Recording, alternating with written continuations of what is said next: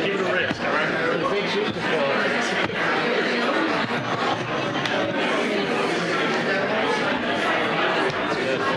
You know the gay house? Those kids are from there. It's good.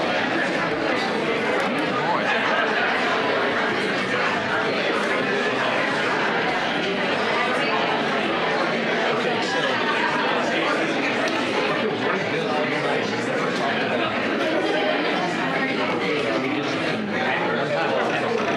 so does that change once we go in?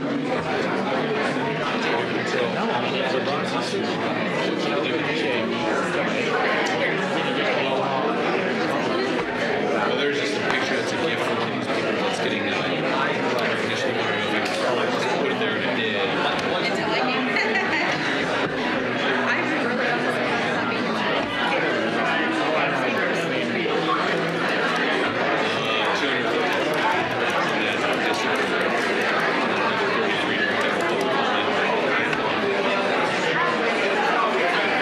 What does this day look like? How much time does that take? Oh my gosh. 1 minute for every speaker in the district. Short straw. Ultimately, it's going to depend on how many people show up. Actually, even if it's half, that's pretty good. Indeed it is. There were considerable amount of people who were physically here. So, Yeah, the parking doesn't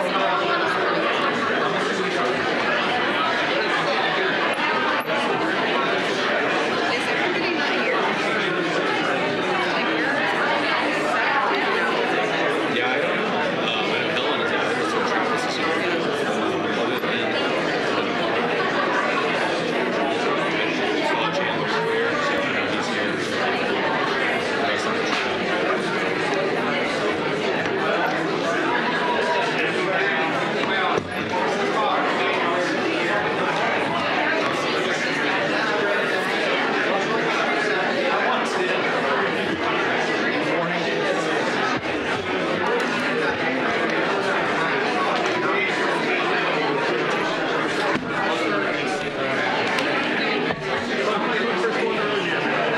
What I did about the computer classes. Oh, thank you. I'll write these things. It's okay? All right, thank you. Hawaiian topic. 4 SPF.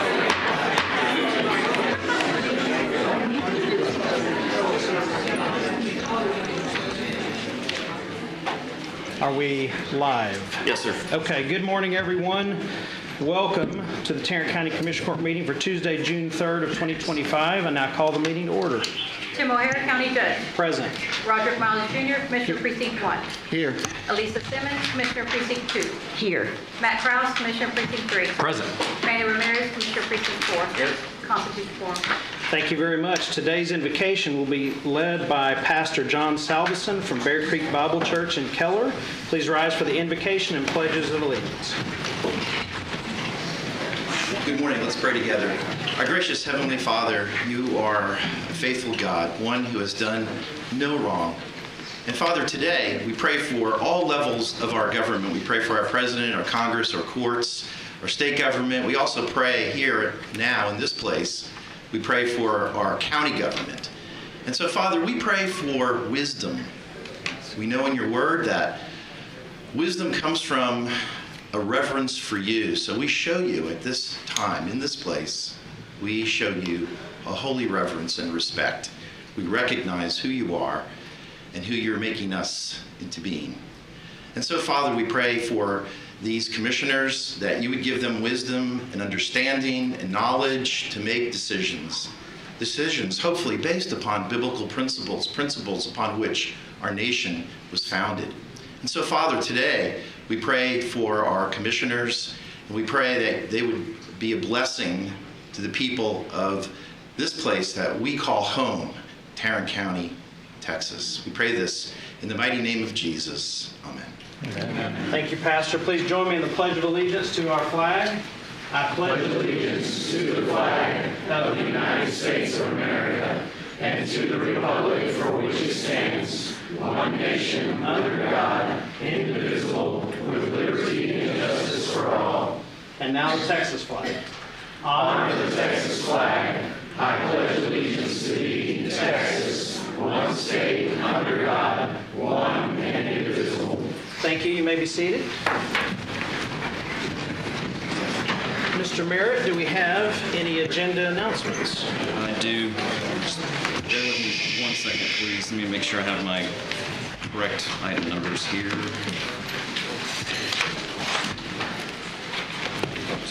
Okay, so court, we have 3 items that we are going to not ask the court to take action on today.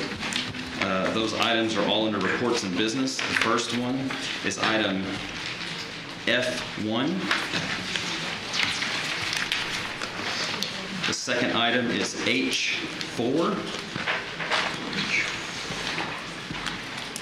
And the third item is K2. Are all of those consent? No, the first item F1 was not consent. Okay. H4 and K2 were consent. Okay. Thank you. All right, thank you. Okay, do we have any Commissioners Court announcements? Yes, Judge. You are going to do employee recognition this morning, but I wanted to steal some of your thunder. Give a huge congratulations to Precinct 1's very own Joe Trammell. He's our Director of Field Operations.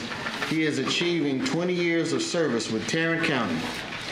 Thank you, Joe, for being such a valuable part of our team. Also, I want to congratulate the great Lake Como Neighborhood Association on their recent national recognition at the Neighborhoods USA Conference. Como earned first place in the physical revitalization and beautification category. And for the second year in a row, they've been named the overall Neighborhood of the Year for the entire United States. A well-deserved honor. Let's give it up for Como.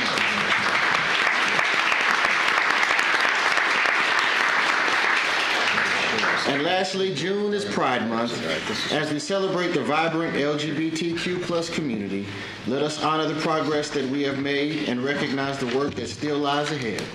May we all be inspired to continue our journey towards justice and inclusivity. Thank you, Judge. All right, anybody else? I have one. We are very excited. The folks up in Northwest Tarrant County understand this. The Vista Ranch neighborhood in deep Northwest Tarrant County has been blocked. It's what we call a lollipop neighborhood. They built one road in and one road out whenever they built this neighborhood. And it always gets, I say always because it happens dang near always, it gets blocked by a train, the entrance to their neighborhood, for sometimes hours at a time. And so it's been an issue for them for the last 10 to 15 years. And so we took action about 1.5 years ago to plan to get them another road. We purchased the right-of-way and the property to do it, and we actually just started construction on the Tinsley Lane extension to give those neighbors a new route for safety's sake, for convenience sake, in the event that there's ever a train blockage of the neighborhood again. So that's 1.25 miles that our crews are out there working on today. And so we're very excited for that neighborhood that's happened. That's so, fantastic. That's awesome. That's awesome. All right. Anybody else have anything? All right, now we go to the proclamations, resolutions, and presentations section. The first item up is employee recognition. We always want to honor our employees, all of them, but especially those who have been with us for 5 years or longer. And we do this usually at the beginning of each month. So for those who are here today, I'm going to ask you to stand when I call your name so we can recognize you. For our 5-year employees, we have Julian Barajas, Rotisha Beeman, Paula Bell, Sharon Cassidy, Hannah Currier, Samuel Hernandez, Joshua Kirshner, Jody Clan, Stephen Miller, Stuart Neal, Ian Patterson, and Andrew Vandekop II. Thank you all very much for 5 years. We appreciate you.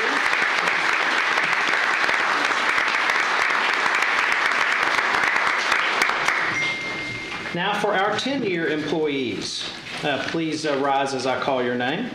Darla Dowell, Clint Depew, Michael Grundy, Taquana Hearns, Jose Hernandez, Ryan Hill, Judge Ryan Hill, Joshua Horn, Jasmine Howard, Ayman Atani, Tracy Johnston, well, our very own Roderick Miles Jr. So, You might just go somewhere.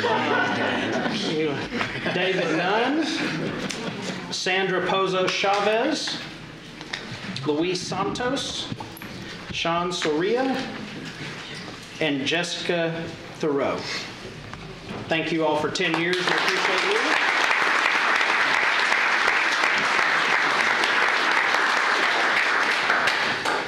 15-year employees, please rise as I call your name.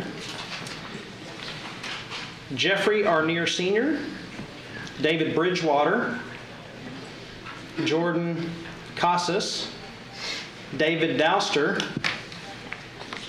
Marcia Haro, Chanel McLucas, Eduardo Paragallegos, Kelly Reyna, Peggy Rodriguez Montanez, and Sabrina Van Zant.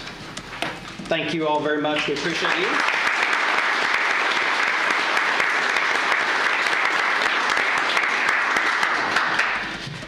Now for our 20-year employees, 2 decades with Tarrant County. Anil Balongi. I get that right? No, I didn't. Thank you. Randy Dillard, Frank Espinosa, Zena Levine, Claudia Luna, Jason Murphy, Meredith Tierina, Joe Trammell, and Stephen Trujillo. Thank you guys for 20 years.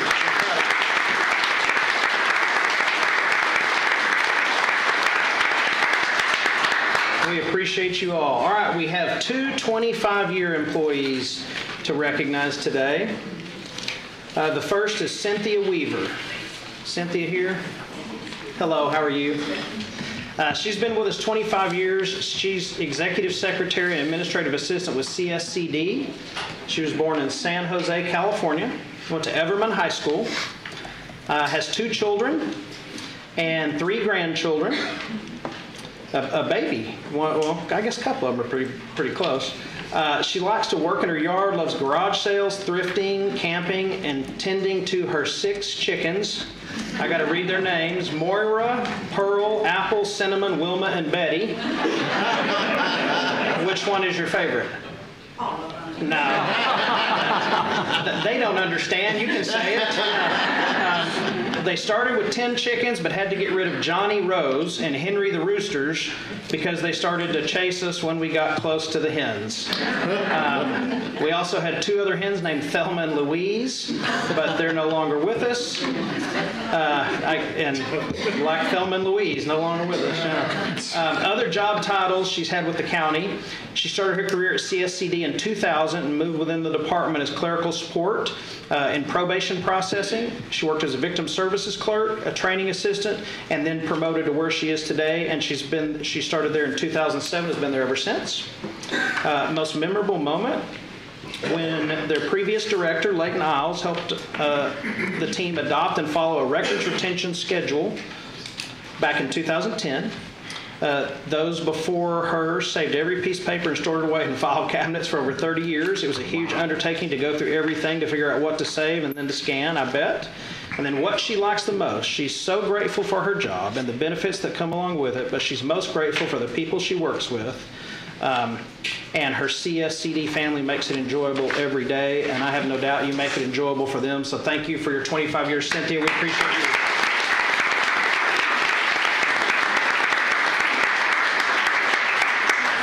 Next, we have Carrie Maldonado. Hi, Carrie. How are you? 25 years with us. Child Support Officer 2. Born in York, Nebraska. Make sure I have my NE right. Yeah, York, Nebraska. Went to a Lincoln Southeast High School. Went to college at the University of Nebraska. And so I went and watched the Texas game in Lincoln one year. And we won last-minute field goal. I walked into a restaurant after it was over, and it was literally nothing but a sea of red, and they were the nicest, most gracious people. It was unbelievable how nice they were. Amazing, that crowd and that fan base up there. You have 2 sons and a bonus daughter. In fact, no one knows about you. You were a few credits short of becoming an elementary teacher. What she likes to do for fun, spend time with her kids and grandkids and travel. And other job titles she has had with the county, she doesn't remember them all, but one of them was GOC something or another. Her most memorable moment was working a case where we went as far as criminal non-support and then watched this father turn his life around and become a positive part of his children's lives again. And you know what? We can do a better job of telling the story about how many lives in Tarrant County folks like you helped turn around. What she likes the most, the impact that her department has on the lives of families that they serve. So Carrie, thank you for 25 years. We appreciate you very much.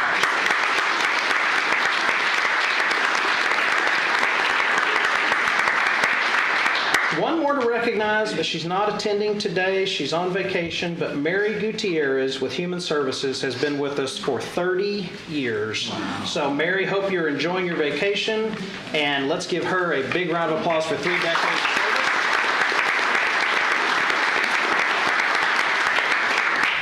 All right, I'll make a motion to receive and file employee recognition. Second. We have a motion and a second. Any discussion? All right, please cast your votes. All right, that passes unanimously. Now for all of our employees who are here to be recognized, either in this room or somewhere else, you are now welcome to leave. You certainly don't have to, but you're welcome to leave if you would like to go to the reception on the 4th floor. Again, thank you. Let's give all them a big round of applause.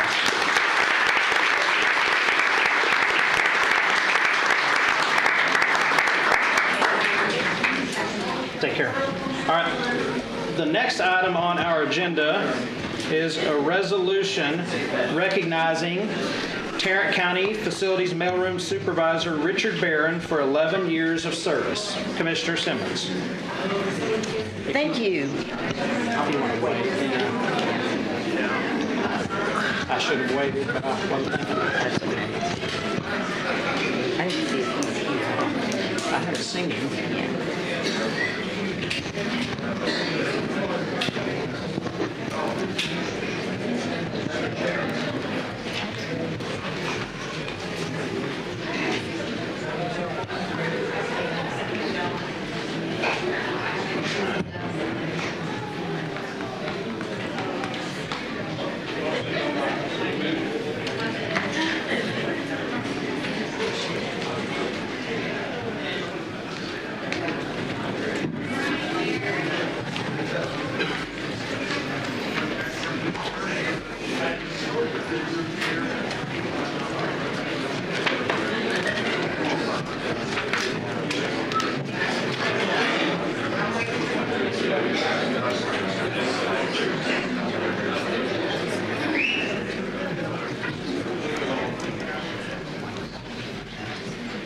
Did she leave too? Yeah. Go ahead. Well, did she say she was going to find him? I think she was going to find him. Is he here? No. Do you want me to move to the next item? So you can show them that you do yours last or what? Yeah. Okay. All right, right now we're going to skip the next item on the agenda and see if Richard makes it. So we will move to item C, which is a proclamation for the Gatehouse and their 10th anniversary. Commissioner Kraus. Thank you, Judge. This is actually my first proclamation as a county commissioner, so I'm excited, and to get to do it for an organization like the Gatehouse is even more special. And so if you're not aware of the Gatehouse, they're an incredible organization dedicated to improving the lives of single mothers and single women who found themselves in unfortunate circumstances. And my wife and I had an opportunity to go tour the Gatehouse several years ago, and what struck Jenny and I as we were touring it is you can could tell the ladies who came in at the beginning of the program and the ladies who were going about to complete the program, just because the countenance of the ladies had changed. When those initial ladies were coming in, you know, they were scared, they were hurt. A lot of times they were hopeless. They didn't know what was going on.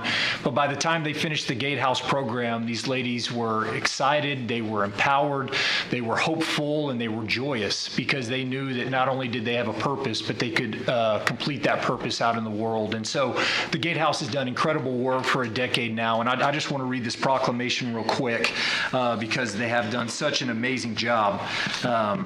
Whereas the Gatehouse, based in Grapevine, marks its 10th anniversary, this remarkable nonprofit, founded by esteemed philanthropist Lisa Rose, has made a transformative impact on the lives of nearly 800 single women, single mothers, and their children. Whereas through its innovative career, education, and vocation tracks, the Gatehouse has empowered determined women across the Tarrant County area who are navigating temporary challenges, providing them with the tools and opportunities needed to build stable, self-sustaining futures for themselves and their families. Whereas the Gatehouse stands apart from other nonprofits in North Texas by addressing and removing key obstacles such as housing instability, legal hurdles, and lack of reliable child care, barriers that often hinder single women and mothers from pursuing education or advancing in their careers. Whereas through an all-encompassing network of care and guidance, the Gatehouse fosters self-worth, confidence, and the promise of a new beginning for every woman it serves.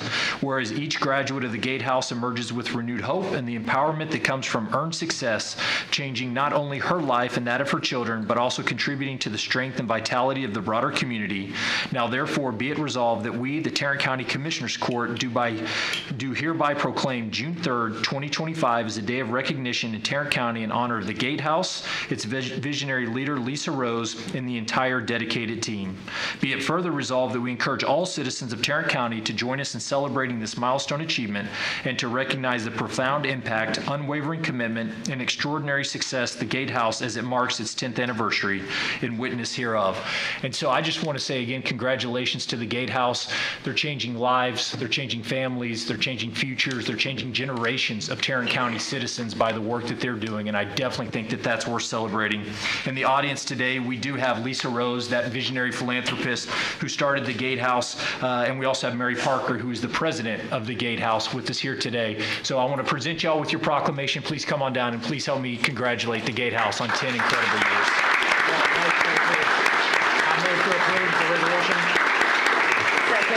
We have a motion and a second to approve this proclamation. Any discussion? All right, please cast your vote. All right, passes unanimously.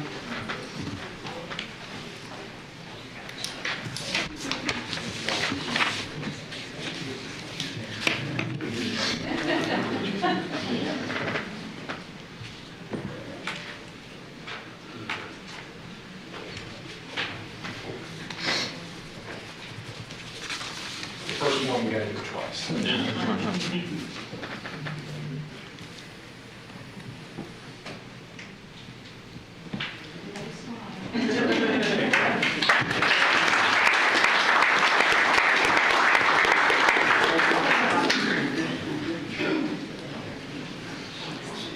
Do they not want to say a few words? You're welcome Whatever to. you don't want. have to, but you're welcome You're to. busy. Yeah. No, I was just going to thank you. And do you want me to get the microphone? Sure, yeah. Don't need to at all, but only to thank you and Commissioner House for supporting all through the last 10 years. And so, can't believe it's 10 years and over 800 people, that's women and kids, who've really gone on to experience hope. And that's the belief that your future can be better than your past, and you play the major role in making it happen. They've experienced opportunity to set goals and to remove all the barriers that keep them from being stuck. And then through all of that, they worked very hard to experience the dignity of earned success. So that's what we do. The program works, and we're here to say spread the word to people who need us. And thank you very much. Well done. Thank you.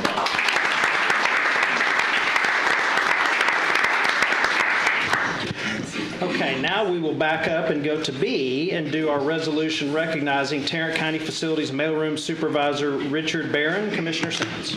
Thank you. Rick is retiring after 11 years with Tarrant County. And I don't know about the other court members, but, you know, our staff, when we come over to this building, they check the mail, right? And so I started going to check the mail. And I like going to check the mail because of Rick. Rick puts a big smile on my face every time I go to see what we've got over here from Precinct 2. We have conversation, he watches court meeting, and he's just an encouraging, delightful individual. And so you told me you were retiring, and I went, okay, all right, good for you. And I think I was traveling, and I went, Rick's retiring. I want to give him a proclamation resolution. And so my staff said, he's getting out of here. He's going, they're traveling. And I said, oh, dang it, I'll just present it to him anyway. So glad to see that you and your wife are here today. His last day was Friday. He will begin traveling immediately. This week, he and Julie and his grandson will travel to Eugene, Oregon to visit her family. Then they'll go to Seattle and then to Vancouver. So Richard says retirement will allow him to spend time with his mother and family members in Austin. I was born and raised in Austin. Yeah. What high school? Oh, we'll talk later. Richard, I'm honored to present this to you for your outstanding contributions and service to Tarrant County. And the resolution reads, whereas Richard Rick Barron began his employment with Tarrant County on November 13, 2013, and continuously worked until he retired on May 30th, 2025. And whereas as mailroom supervisor, Rick Barron oversaw significant increases in the volume and variety of mail and packages sent into and out of Tarrant County during his tenure. And whereas Rick Barron was largely responsible for upgrading and automating Tarrant County's mail services and for leading mailroom employees in using software and tracking systems that support accountability and security. And whereas Rick also was responsible for implementing systems that now allow all Tarrant County departments to access the 3 major shipping carriers, USPS, FedEx, and GPS, from their desktops and at government rates. And whereas Rick's use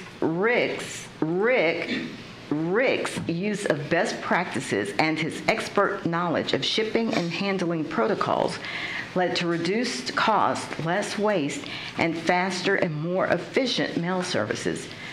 Now, therefore, be it resolved that we, the Commissioners Court of Tarrant County, do hereby extend our formal appreciation to Richard Barron for 11 years and 6 months of outstanding service to Tarrant County, and we extend our best wishes upon his departure into retirement from work as our mailroom supervisor. In witness whereof, we have hereunto set our hands and caused the seal of Tarrant County to be affixed this 3rd day of June, 2025. I move approval. Second. All right, we have a motion and a second to approve, to adopt this resolution. Any discussion?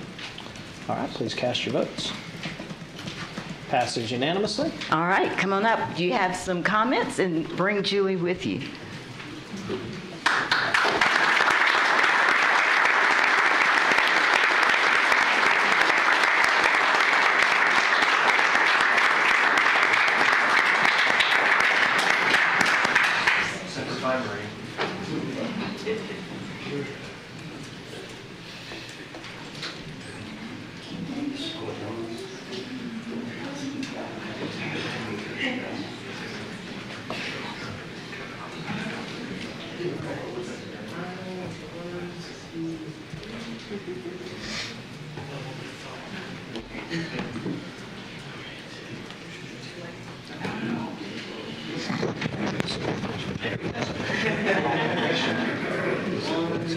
Why is there a difference?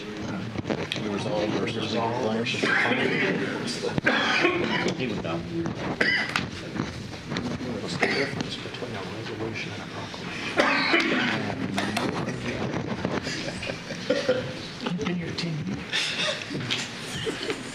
trying to follow up after all those wonderful people who have worked here for years, with their dedication and everything. Being a civil servant is my honor. Thank you so much, Commissioners Court. Commissioner Simmons, thank you so much.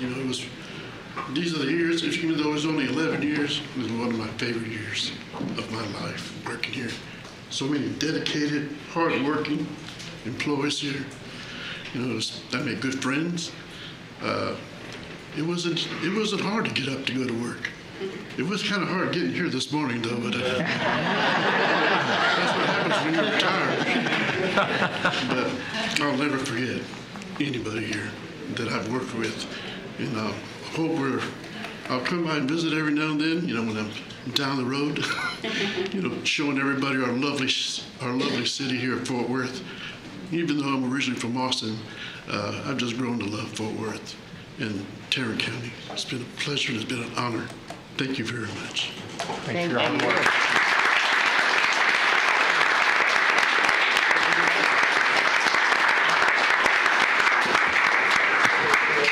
Hey, don't forget to call me. I'll get you 2 tickets, okay?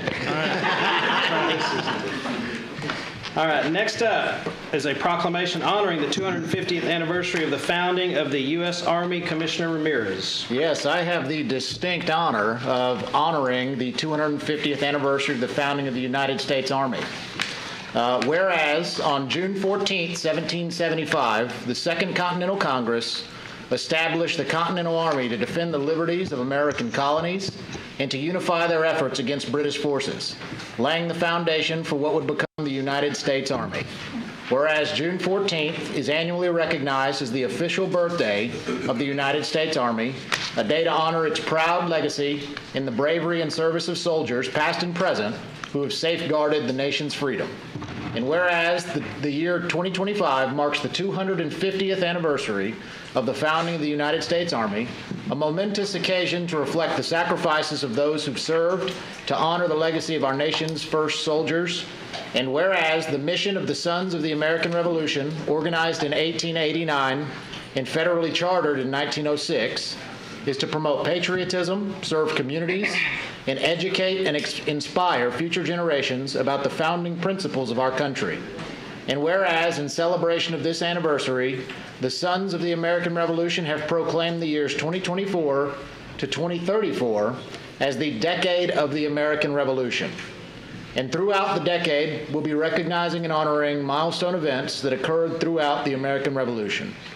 And now, therefore, the Tarrant County Commissioners Court recognizes June 14, 2025 as the semi-quincentennial of the United States Army and encourages all citizens to join with the Sons of the American Revolution and other patriotic community and veteran organizations to commemorate this momentous birthday in the history of our great country. In witness whereof we have hereunto set our hands and caused the great seal of Tarrant County to be affixed this 3rd day of June 2025, and I would move for approval of this proclamation. Second. All right, we have a motion and a second. Any discussion? All right, please cast your votes. Passes unanimously. Fantastic. And joining us today to accept this proclamation, 5 members from the Sons of the American Revolution Texas Society, from the Major K.M. Van Zant chapter, Ralph Smith, U.S. Army Captain, Mike Connolly, U.S. Army Lieutenant, James Alderman, U.S. Army Command Sergeant Major, Ron Turner, U.S. Navy, and Steve Hawley, Chapter Vice President. And also joining us are 4 members from the Daughters of the American Revolution, from the Six Flags Chapter, Judy Pastusek, Chapter Regent, Susie Mackey, Chapter Historian, and Eloise Medlin, Chapter Corresponding Secretary. Please come up.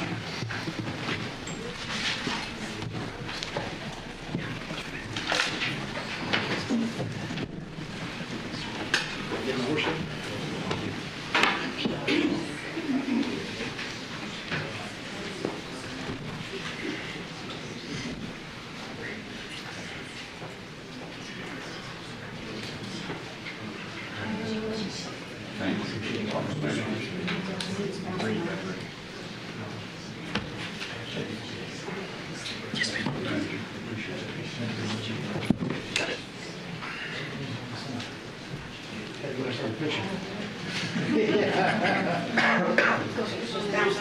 The roses between the thorns. Come on. All right, perfect. Excellent. Thank you very much.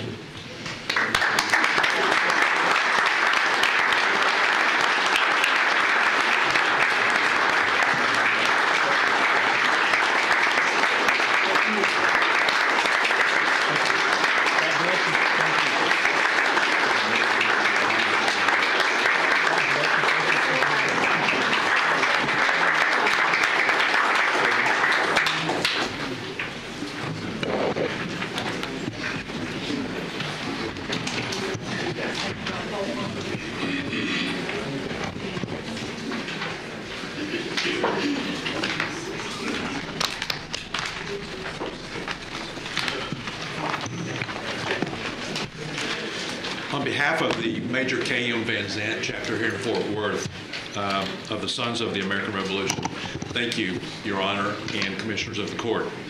Since its official establishment on June 14, 1775, more than a year before the Declaration of Independence, the U.S. Army has played a vital role in the growth and development of the American nation, drawing on both long-standing militia traditions and recently introduced professional standards. It won the new republic's independence in an arduous 8-year struggle against Great Britain. At times, the Army provided the lone symbol of nationhood around which patriots rallied. The primary requirement for a male to join the Sons of the American Revolution is he must be able to trace his bloodline back to an individual who supported the American Revolution. For most of us, our patriot ancestors served either in a state militia or in a regiment of the Continental Army, or both. As we approach the 250th birthday celebration for the U.S. Army this month, we have also entered an 8-year celebration of the birth of the United States, beginning with the 250th anniversary of Paul Revere's ride in the battles of Lexington and Concord back on April the 19th. To the heroes in green and to all veterans, regardless of your service organization, past, present, and future, your dedication keeps America strong and free. Again, thank you for recognizing this important date in our nation's history. Thanks, sir. Yeah. Thank you.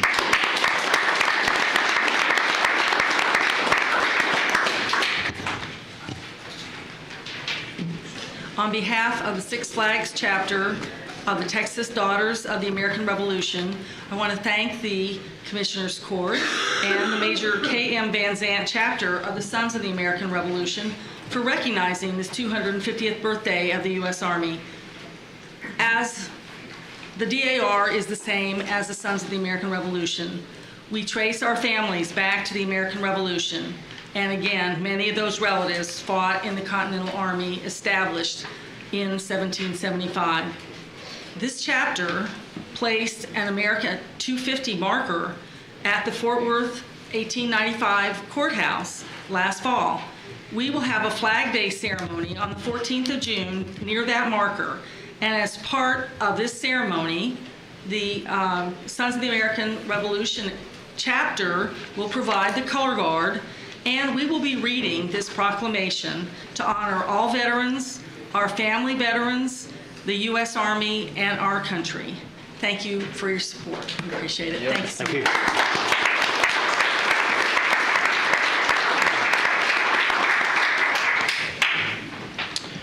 Okay, we now move to the consent agenda as amended.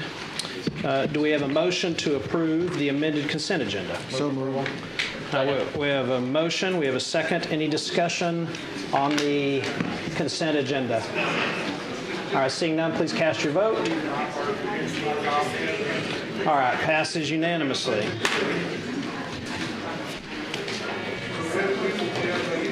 All right, now we move to the regular part of the meeting, which doesn't seem all that different than the previous part of the meeting, but 9A, public hearing. A public hearing to consider establishing a speed limit in the Deerwood Forest Subdivision in Precinct 1. This is a public hearing, so the public hearing is now open. I don't have anyone signed up to speak to this item, Is there anyone on the court that wishes to speak to this item? All right, public hearing is open. With no speakers, I will entertain a motion to close the public hearing. Second. All right, we have a motion and a second to close the public hearing. Any discussion from the court? Seeing none, please cast your vote. All right, passes unanimously. Brings us to item B, another public hearing to consideration of fiscal year 2025 Tarrant County Housing Assistance Office 5-year and fiscal year 2025 annual agency plan. I don't have anyone signed up to speak to that item, but the public hearing is now open. Do any court members wish to address anything related to item 9B? All right, seeing none, I'll entertain a motion to close this public hearing. Move approval. Second. You're moving to close the public hearing, right? Yes. Yeah, okay. And we have second. Any discussion on this? All right, seeing none, please cast your vote. Yeah, you're good. Yeah. All right, passes unanimously.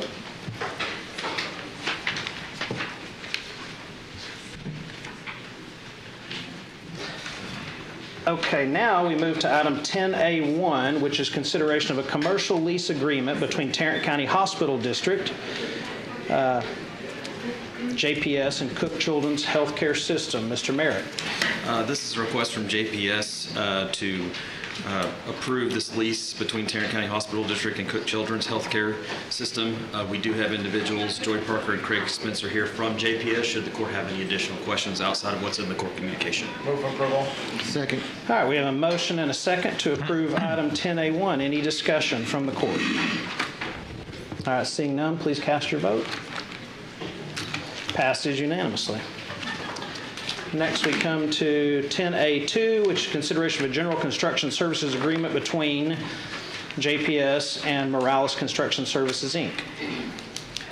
As stated in the court communication, as you just said, this is for mobile modular MRI units to be placed at the Viola Pitts Clinic. Again, outside of the court communication, we do have Joy Parker and Craig Spencer here to answer any additional questions that the court may have. Move approval. Second. All right, we have a motion and a second on this item. Any discussion there? All right, seeing none, please cast your vote. Passes unanimously. Next, we come to out-of-state travel requests. Do we have a motion on this item? Move approval. Second. Somebody made a motion. Okay. Second. Any discussion before I call on speakers? Okay, so with no discussion for speakers, the first person signed up, I can't imagine that's a real name, but if you are not aware, we've had some folks out there asking people to sign up with fake names. If your first name is Stain and you signed up to speak to this item, you can make your way to the podium. I'm assuming we still have a spillover room. We do have 2 spillover rooms, sir. Yeah, so if there is a stain in one of those rooms, I'm not going to fall for that one. All right, and then I will call now Lon Burnham. Is Lon Burnham present? That's not a real name either. So based on the whole spillover room, Mr. Merritt, here's probably what we need to do. Yes, sir. We probably need to have communications set up where instead of we just call a name and then we wait here for 3 minutes to see if that person walks up, probably need to have some people on the staff sitting in that room that can text you or something immediately and say, no one is raising their hand by that name. So I'm going to skip Stain at this point. Is Mr. Burnham present? He's here and they're bringing him in now. Okay.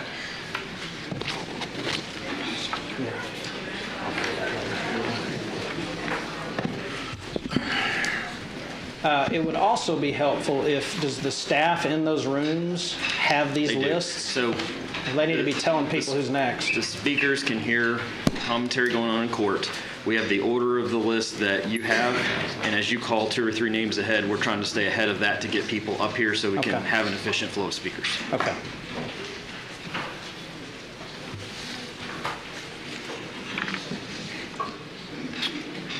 Where are these spillover rooms? Fourth floor and where else? 504C, second floor of tax, and then if we need it, outside in front. But I don't think we needed that one. We just have those two at the moment. Correct. Okay.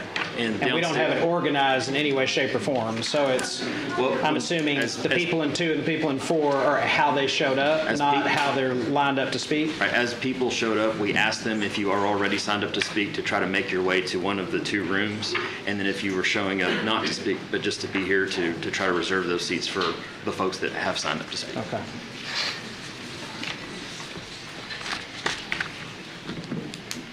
I think Candace said he was here and on his way. Yes. I mean, he's either right there or he's on the second floor. Is that right? He should be on this floor. I was told to go out to the lobby. Okay. We'll bring him in, or it's time to move on.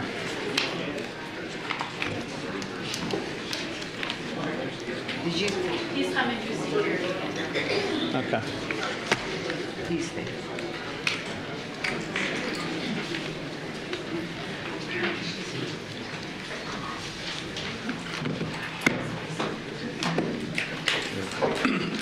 Good morning, everybody, particularly Matt, who's a former colleague of mine. I'm Lon Burnham, and I want to thank you for the opportunity to speak to you today. After my 6-month banishment, which was an obvious violation of my First Amendment rights, the new commissioners may not be aware that I have spoken on this agenda item concerning county-funded junkets on numerous occasions. Mr. Burnham, one moment. Hey, gentlemen, will y'all please tell the people outside to keep it down? We can't, every time that door is open, we can't hear speakers, we can't hear each other. Proceed. Thank you. A particular concern to me is the many times the county has funded junkets for the sheriff to attend events that are, in essence, Christian nationalist pep rallies full of racist messaging and content. I can't speak to the agenda item today whether or not it includes such an opportunity for junket, but I just want to call to everybody's attention that by and large, that concern was ignored, and it needs to be addressed. The sheriff needs to address not junkets. Okay, there is nothing on this agenda related to sheriff travel. This is... It says out-of-state travel Precinct request. 1 commissioner, Precinct 2 commissioner, and CDA's office. Okay, so if you thought want I was called to the... If you want to reserve comments about sheriff travel, you can do that in public comments. No. That's not on this agenda. 10A3, consideration of out-of-state travel requests. Yes, That's and what there's I'm 3 items on there. None of them are the sheriff. Well, I wasn't speaking specifically to the sheriff. I was speaking Well, I think you have to speak to specific agenda items, and that's not a specific agenda item. That's agenda a public item comment item. 10A3. Okay. I'm not going to argue with you. Either you can talk about these 3, or you can hold it till public comment. Don't care which, but you're not going to sit here and talk about the sheriff 3 minutes. Okay, since I didn't hear what agenda item you're on, are you on agenda 10? Yeah. Okay. Your time is up. Thank you. Well, you can do nothing's new it. You here. can come back to public comments if you want. All right. We have a motion and a second on this item. Do we have any other discussion from the commissioners? Okay. Seeing none, please cast your vote. All right, passes unanimously. All right, now we get to the one that obviously most people are here for. I'm going to read some things or make some statements here. So this is consideration of an order to establish new precinct boundaries for the Tarrant County Commissioners Court. We obviously have high emotions, strong emotions on this issue. We want everyone to have the opportunity to speak. It is my responsibility to maintain decorum in this room. It is also my responsibility, along with all of those in law enforcement you see here, to ensure the public safety for everyone, regardless of what you believe or how you're commenting. So I'm going to ask all of you to conduct yourselves by what you swore to do when you signed this statement and the decorum policy. Another thing that I'm going to tell you now in advance, if you go to the microphone and you are speaking and I deem you're doing something out of order, I'm going to say it. I don't want to argue with you. We're not going to have a debate. I'm going to say it. And if it's something like you're being incredibly loud, I'm going to ask you to lower your voice. I'm going to do it respectfully. I ask you to do the same thing. Let's be an example of how we can conduct ourselves civilly, even though we may strongly disagree on policies and actions. So I'm calling on everyone to do that. But if I speak up, stop talking, listen to what I'm saying, comply, we'll be good to go. I want you to have your full time to be able to talk. Okay, with that, do we have any motions? Do Judge, we have any discussion? I move that we adopt proposed map 7 off of the Tarrant County redistricting website. Second. Okay. All right, we have a motion from Commissioner Kraus to adopt map 7 off of the Tarrant County website. We have a second from Commissioner Ramirez. I will make this announcement now to all of the court members. A lawyer, I don't know, maybe 2, 3 lawyers, I don't know, from Public Interest Legal Foundation are here. If anyone on this court wishes to convene into executive session for the purposes of receiving legal advice or asking legal questions, you may do so. Anyone requests it, we will go. You may do it now. You may do it in 10 minutes. You may do it in 20 minutes. You may do it when you choose, if anyone wishes to do that. At this point, does anyone wish to do that? Not at this point. Okay. So we have a motion and a second. Now, we're going to begin to call up the speakers. So the first person I'm going to call is Rain Brady. The second person is Allison Campolo. And all speakers have 1 minute. What I'm going to ask is that you come up here and speak, obviously, and if you're the second person called, be standing in the aisleway so we can move people along. Thank you, Ms. Campolo. Depending on how it goes and how long the delay is waiting for someone, I may skip a person, keep them here, bring somebody up, so we're not just sitting here waiting for 2 minutes for everybody to show up because they're in another room. So, Rain Brady will go first, if Rain Brady is here. All right, I'm gonna set this here. I'm gonna ask Ms. Campolo to come now. Next will be Mayor Michael Evans. Commissioners, you've already directly and repeatedly stated that your goal is to cheat Tarrant County taxpayers out of fair representation by stacking this court. You're already aware that these maps are legally or irreconcilable with the Voting Rights Act and will cost us taxpayers millions in court costs. You know that your results as the party that has governed this county and state for decades were better, more people would vote for you, and you wouldn't have to cheat to try to maintain power. I'm here today to tell you that me and my 200 friends will keep you here in this meeting so you can hear in detail how much your constituents do not want this. I'm here to tell you overplayed your hand. This will be a 4-1 court in 2027, but not the way you wanted. My parting message to all of you and to those of you watching this meeting who have forgotten that this country was literally founded on fair representation and our American willingness to fight any fight to protect that right, is that we outnumber you. And I hope you enjoy your Pyrrhic victory today. Okay, no Rain Brady. Okay, Mayor Evans.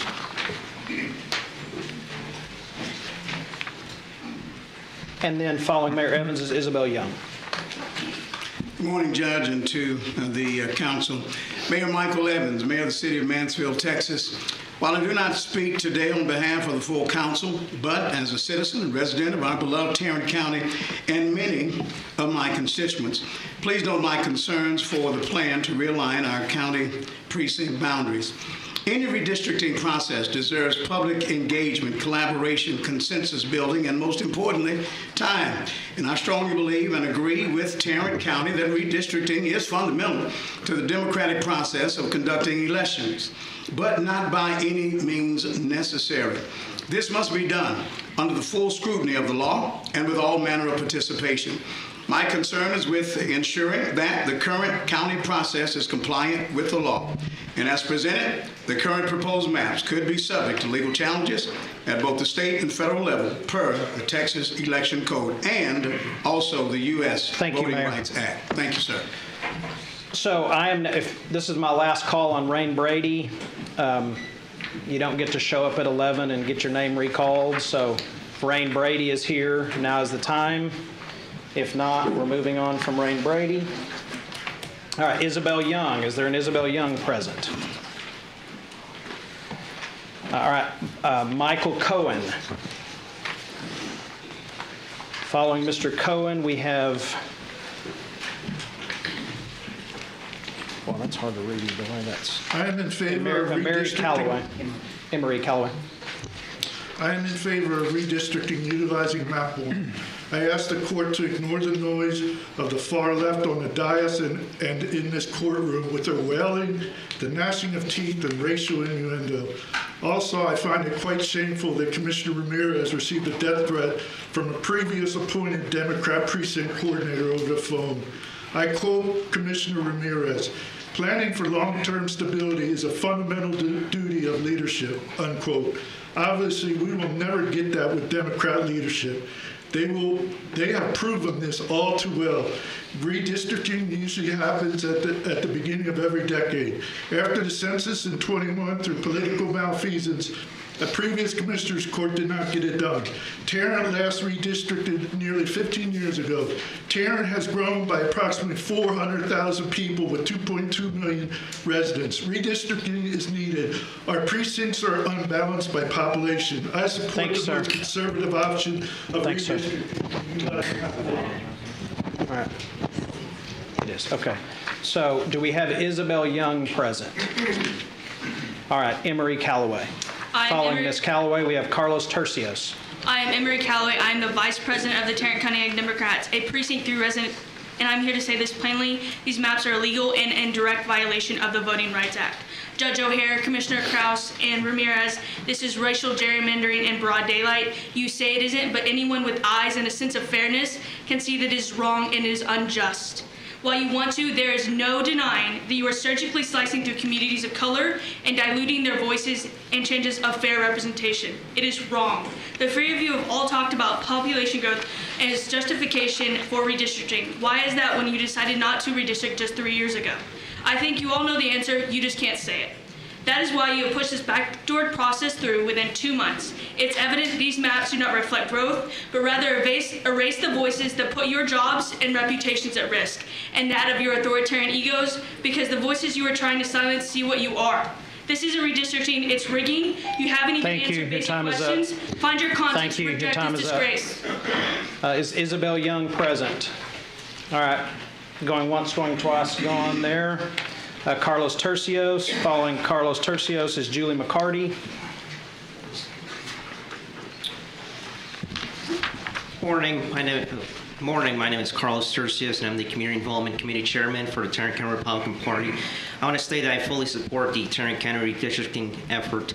These lines have been updated since 2010 and no longer reflect our county's growth. I agree with Commissioner Mayor Ramirez's op-ed. This is preserving the conservative leadership that reflects the will of our voters. Democrats didn't protest when Dallas and Harris counties redrew their maps, so their outrage here rings hollow. Claims of racial gerrymandering are completely false.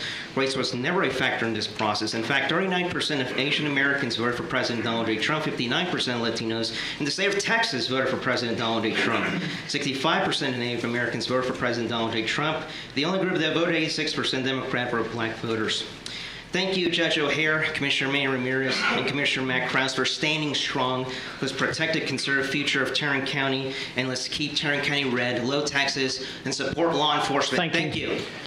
Is Julie McCarty present? Okay, so next we have Lee Wamsgans and Carol Widman.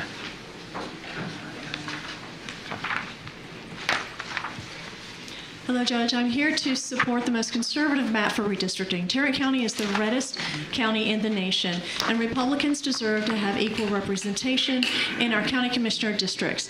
We hold 100% of the countywide offices, and we hold over 86% of all other offices in Tarrant County. The redistricting based on partisan lines has been affirmed and approved at the Supreme Court level. There is nothing illegal about it.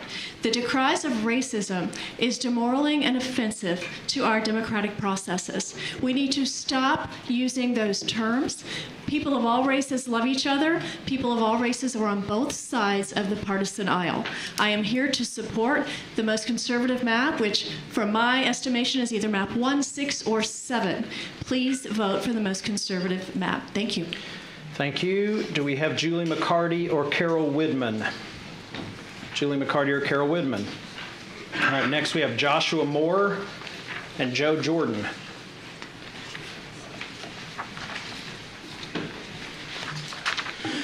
On behalf of Representative Nate Schatzline, I want to express our strong support for the Tarrant County Commissioners' redistricting process. This process has been both transparent, fair, giving the public an open opportunity to participate in shaping the future of our county. For over a decade, the county commissioner precinct lines have not been updated since 2010 consensus, despite rapid population growth and changing demographics. Unlike other major Texas counties that redrew their maps after the 2020 consensus, Tarrant County did not, leaving us with boundaries that no longer serve residents effectively. Tarrant County is the largest Republican county in the United States and strongly supported by President Trump. It is only right that our county representation reflects that conservative majority. We must ensure our voices are accurately represented. We urge the commissioners to continue supporting this fair and transparent redistricting effort and encourage all conservatives to stay engaged and help secure strong, accurate representation for our future. Thank you. Joe Jordan, Carol Widman, or Julie McCarty? Going once, going twice. Gone. Ms. McCarty. I think we'll say the same for Carol Widman. Joe, we'll give him another couple of minutes here. Next, we have Lisa Ventura. She's headed up now. Okay. Following Lisa Ventura is Mayor Ross. Mayor Ross, feel free. Oh, wait a minute. There she is right there. Come on up, Ms. Ventura. Following Ms. Ventura will be Mayor Ross.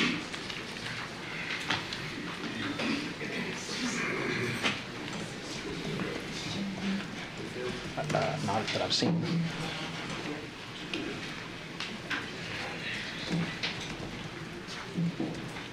Good morning. My name is Lisa Ventura. I am a precinct chair from the heart of County District 2's Festive Christmas neighborhood. And as a constituent of Commissioner Simmons, I am eager to see a new map take shape, which will bring my street into a thriving community that celebrates diversity and inclusivity. With our county's impressive growth and development over the last 15 years, I believe it's time to forge a brighter future that gives every voice and every voter a chance to shine as bright as our Christmas lights. Thank you. Mr. Jordan is actually next, and then Mayor Ross.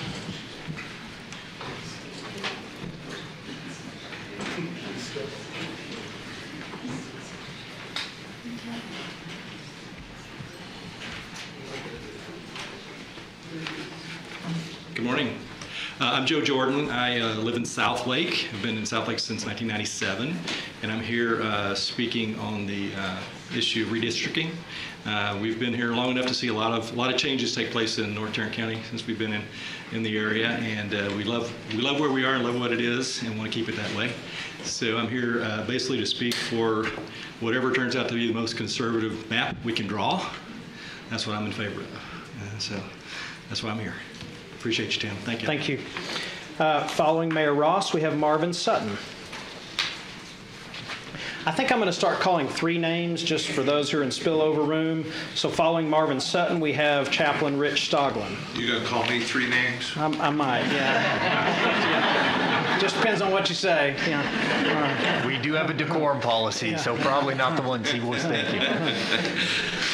Good morning, y'all. I'm Jim Ross, Mayor of the City of Arlington. I'm joined here with Mayor Boardingham, Mayor of the City of Forest Hills, Texas. On May 23rd, I and the mayors of Fort Worth, Grand Prairie, Mansfield, Everman, Haltom City, Forest Hill, and Edgecliff Village provided this court with a letter detailing our opposition to the current redistricting process.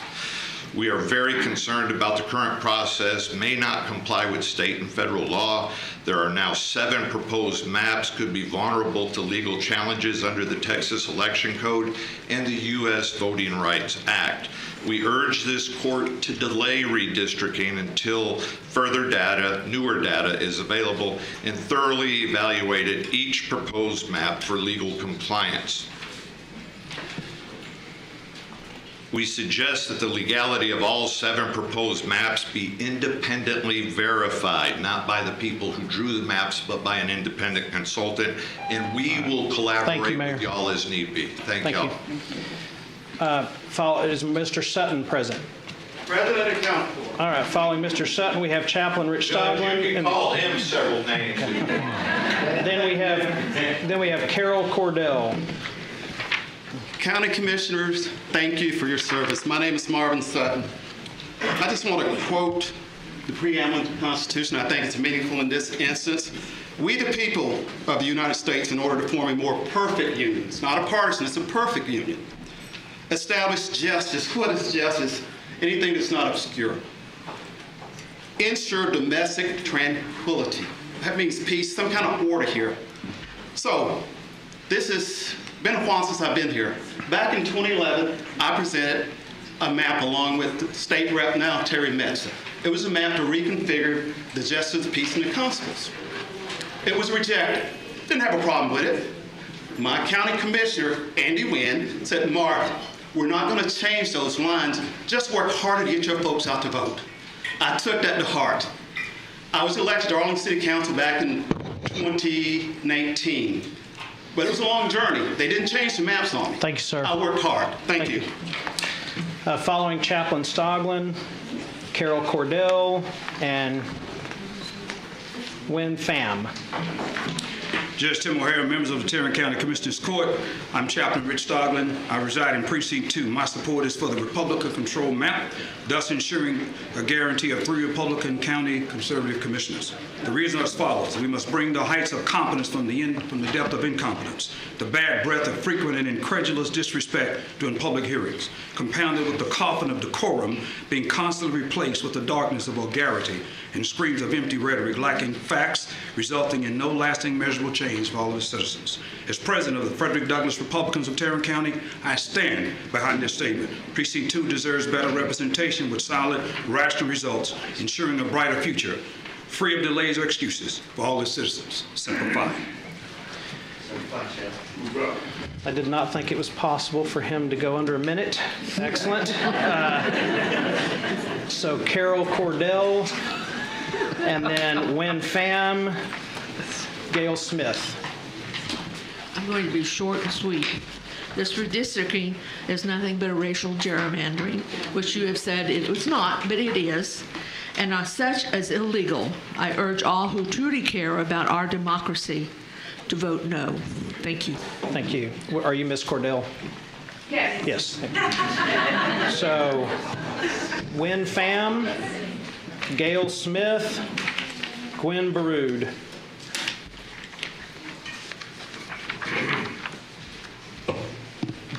Good morning, everyone. I came to support the redistricting of Tarrant County, and I want to clear the air of all the racist accusations made over the issue. What does race have to do with your political persuasion? Who said that because people of color live in a region, they must be supported by a Democrat? I'd like to submit to you that the American way is to have people represented by people who represent their values. So the notion that someone should be taught or told that they're a Democrat because of the color of their skin is, in fact, the most racist violation perpetrated on the American people. I birthed and raised 3 black men, and they all know that the color of their skin does not put them in a box, but rather they can do all things through Christ. And so I would just like to say that the idea of you have to be represented by a Democrat because you're a person of color is nonsense. Thank you. Are you Miss Smith? Yes. Okay. All right. Win Pham, going once, going twice. Gwen Baroud. Tammy Lehman.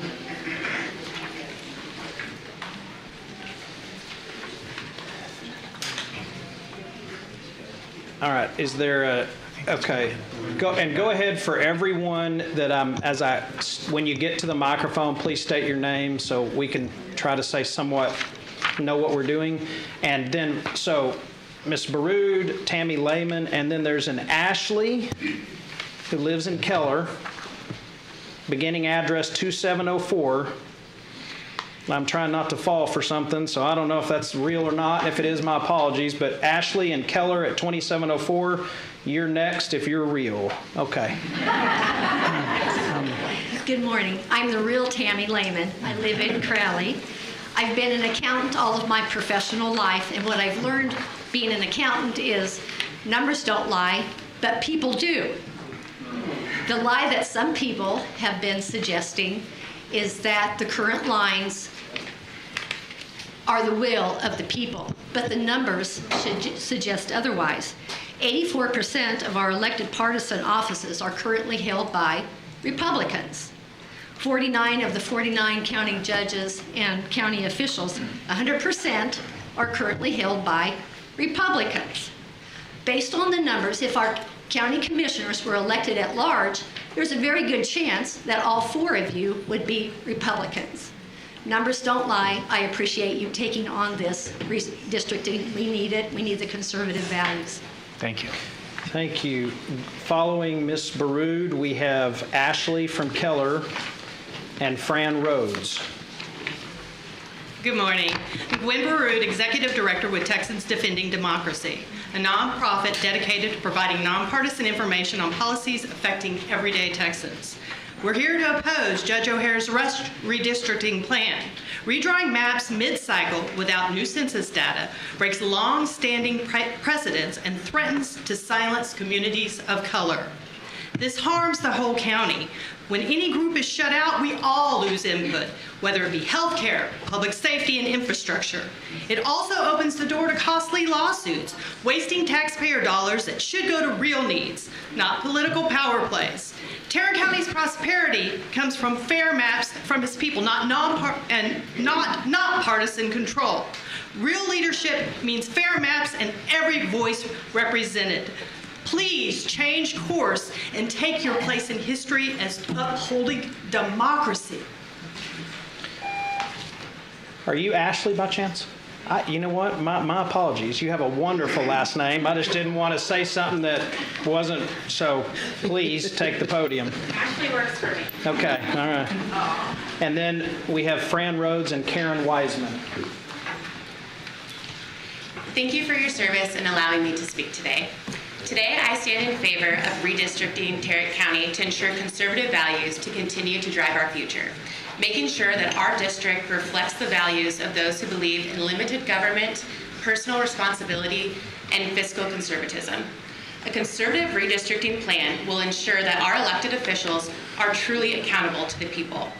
By aligning district boundaries with our community's natural lines, we create more effective representation. This isn't just about party politics. It's about ensuring that our priorities, lower taxes, better schools, and have safe communities, remain at the forefront of our decision making. Tarrant County's growth is an opportunity to preserve what we stand for to ensure that our values continue to guide us as we move forward. Redistricting in favor of a conservative plan is not just necessary, it's vital for protecting the principles that have made our county, Tarrant County, and our nation strong. Thank you. Thank you. Following Ms. Rhodes, Karen Wiseman, and then Candace Swanson. Good morning, I'm Fran Rhodes. I live in Precinct 3, and I'm president of True Texas Project. I'm here to support Commissioner Krause's second for Map 7 redistricting. As I've said before, I think it's good governance, and I would like to see it continue. I'm supposed to be on vacation this week, but I'm here today because this is important. So thank you very much. Thank you. Thank you, Fran. Next, we have Karen Wiseman, then Candace Swanson, then B.C. Cornish. Hi, my name is Karen Wiseman. I live in Colonial Hills at the top of the very gerrymandered Precinct 1. The neighbors behind me and several houses down are Precinct 4. My neighborhood is full of recent transplants from California who moved to Tarrant County to escape the liberal policies on the West Coast. They chose Tarrant County because it is a majority conservative county. And I vote conservative because I value all life. I want limited government, low taxes, and I want a safe and secure community. I'm in full support of redistricting because I would like to be represented by Manny Ramirez, a commissioner who shares my conservative values. Thank you. Thank you. And I just want to commend everyone so far for being respectful to the speakers, regardless of what they say or how they say it, and being respectful of this process and decorum. Please keep it up. Are you Ms. Swanson? I am. Okay, following Ms. Swanson, B.C. Cornish and Zane Cupper. Okay, my voice just gave out. As a somewhat privileged white lady who lives in District 3, I am unaffected by the new maps, but distorting the districts for one-party domination feels autocratic to me, so I'm a hard no. When parties run out of fresh ideas, they fall back on gerrymandering, manipulating the map to cherry-pick voters for predetermined election results. And when one side attains total control of the system, what are the incentives to work for all of us? If the system is rigged for your side, you can do anything you want. No consequences. No thought of how it affects an independent voter like me, because you'll never need my vote. The mid-cycle change is aggressive and totally unnecessary. I support a map that uses I-35 and 30 as boundaries because that would be more equitable and would make y'all work harder for my vote. Thank you. Thank you. All right, we have B.C. Cornish, Zane Cupper, and Darrell Easton. Is B.C. Cornish present? How about Zane Cupper? Okay, Mr. Easton. My name is Darrell Easton, a Euless resident since 1992, and been involved in politics for the last 15 years. I monitor voter rolls just about 4 times a year. I ask for the voter rolls. And in these commissioner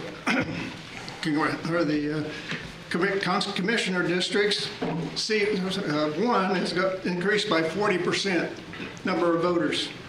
And Commissioner 2 is 28% increase. Commissioner 3 is 24%. And Commissioner 4 is 55% increase in the number of voters registered in those locations. And therefore, there's a good reason to redistrict because of the number of increased voters in each of those areas. Thank you. Thank you. B.C. Cornish, Zane Cupper. Next would be Joanna Cardoza and Monica Bardwaji. All right, Cornish or Cupper? Ms. Cardoza?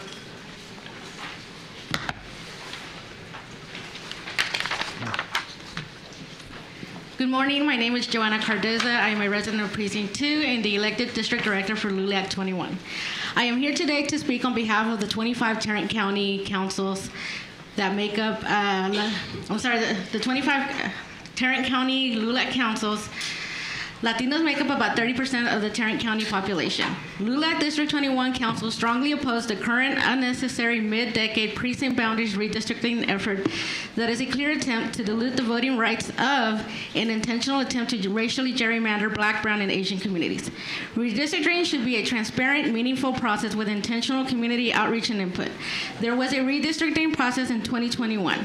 Intentionally spreading misinformation about the 2021 process erodes public trust for the court.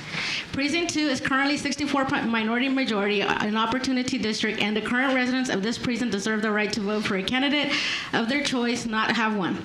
Para el señor Manny, por favor, haga lo que es correcto para las futuras generaciones.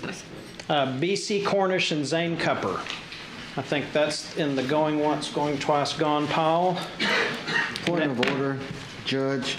I'd like to make an amendment to Commissioner Krause's motion, and that is, I move that Tarrant County Commissioners Court retain the current precinct boundaries and decline to adopt any new redistricting maps at this time. Do you wish to accept that amendment? No. Okay. All right, so I don't believe you vote on an amendment unless it's accepted. Is that right? I would recommend doing a vote on that. Just, you recall the last time that we had an amendment, there was a motion to amend and then a second, and then there was a vote on whether to amend. So just keep a running tally of any more that come, and we'll get to them when we're done with comments. Okay, next we go to, that was Ms. Cardoza, I believe. Monica Bardwaj, Patricia Yeager, and James Ashby. So that was yes. Good morning. My name is Monica Bardwaj. I am a mom, a TCU grad, and a registered nurse. I live in Manny Ramirez's district, and I've never voted a straight partisan ticket in my life. Tarrant County being purple is a great strength. It combats partisan extremism on both sides, and it necessitates that our elected officials earn the votes of moderates and those against the aisle, across the aisle, and in doing so, ensures that there's accountability on our court. When I think of the leaders who have truly made America great, they have done so by casting bold, inclusive visions that galvanize communities. I imagine you all aspire to follow in those footsteps when you first went into public service. But Judge O'Hare and Commissioners Kraus and Ramirez, you have lost your way. In direct contrast to this legacy, you are protecting power through gerrymandering that will silence the voices of constituents who you were elected to represent. This tells me that you lack an inspiring vision that could earn votes through democratic means. Thank you. Thank you. Ms. Yeager, is she present? There we go. James Ashby, Lori Siegel, and Teresa Campbell. Good morning, Commissioners. My name is Patricia Yeager, and I'm Precinct Chair 3558, and I urge you to vote for the most conservative redistricting map. I escaped Chicago's infamous Cook County 12 years ago and know what a gerrymandered district really feels like, and this is not. By doing this, it is essential that our districts are updated to align with the population growth, ensuring that every resident is counted and every voice. Our county commissioner precinct should reflect the reality. So thank you for your consideration, and please go with the most conservative map. Thanks. Thank you. James Ashby, Lori Siegel, Teresa Campbell. Good morning, James Ashby. Enthusiastically support overdue redistricting to the county commission. Over 86% of the partisan offices in Tarrant County are elected Republicans. 100% of the countywide are elected Republicans. And as mentioned earlier, if I believe the county commission was elected at large, it would be 100%. So let's do this. And the most conservative map appears to be map 7. Thank you. Following Ms. Siegel, Teresa Campbell, Nicholas Terziak. Thank you. I'm Lori Siegel, and I live in Precinct 3, and I encourage you to vote for the most conservative map that represents what Tarrant County is, primarily Republicans. I'm one of those transplants that voted with my feet and left California, and it was not easy to do. And I did it because of the values, the low taxes, all of the things that you all represent, you've held true for the 5 years that we've been here. And I thank you for that. And I strongly encourage you to please, please vote on the most conservative map. I believe that it did not happen before because whoever was the judge didn't want to take on that task that you all are doing right now with the public outreach. Thank you. Thank you. Teresa Campbell, Nicholas Terziak, Tyler Peshka. Good morning, Commissioners. Judge O'Hare. I'm T.K. Campbell, and I'm a constituent of Commissioner Ramirez, District 4. So I'm here in favor of the most conservative redistricting map as well, and I echo the previous speaker. I'm in support of conservative actions and conservative behavior on the court. These values are good for everyone. They're for limited government, lower taxes, law and order to keep people safe, women's spaces and safety, and biblical values. If these values are not important to some of these people, I'd suggest try Dallas. Don't Dallas my town. Thank you. Following Mr. Terziak, Tyler Peshka, and then Ken Shimamoto.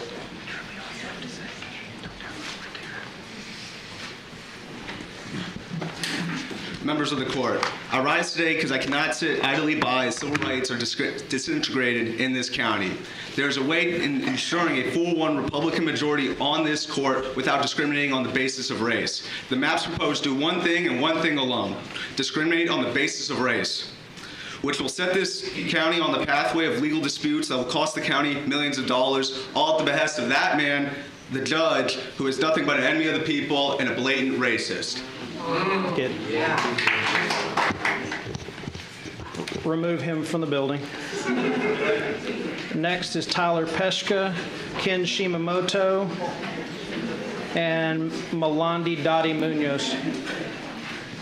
Hi everyone, I'm Tyler. As a resident of Precinct 2, I'm against the proposed redistricting plan. Specifically, this process has been rushed with little input from the community. There were only 4 public hearings to get community input across 2 months when redistricting typically takes 6 months to a year. Additionally, there has been no transparency in the data used to create the maps, although our current map went through an extensive process in 2021 and was deemed constitutional. Further, these proposed maps violate the Voting Rights Act, as Precinct 2, an over 50% minority population, will be packed into Precinct 1, leaving only one clear majority-minority precinct when Tarrant County has a 58% minority population. This redistricting process has wasted taxpayer money and aiding in voter suppression.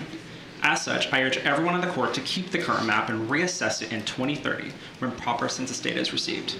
Thank you. Next, we have Ken Shimamoto, Malandi Dottie Munoz, and Francis Charlie. Ken Shimamoto.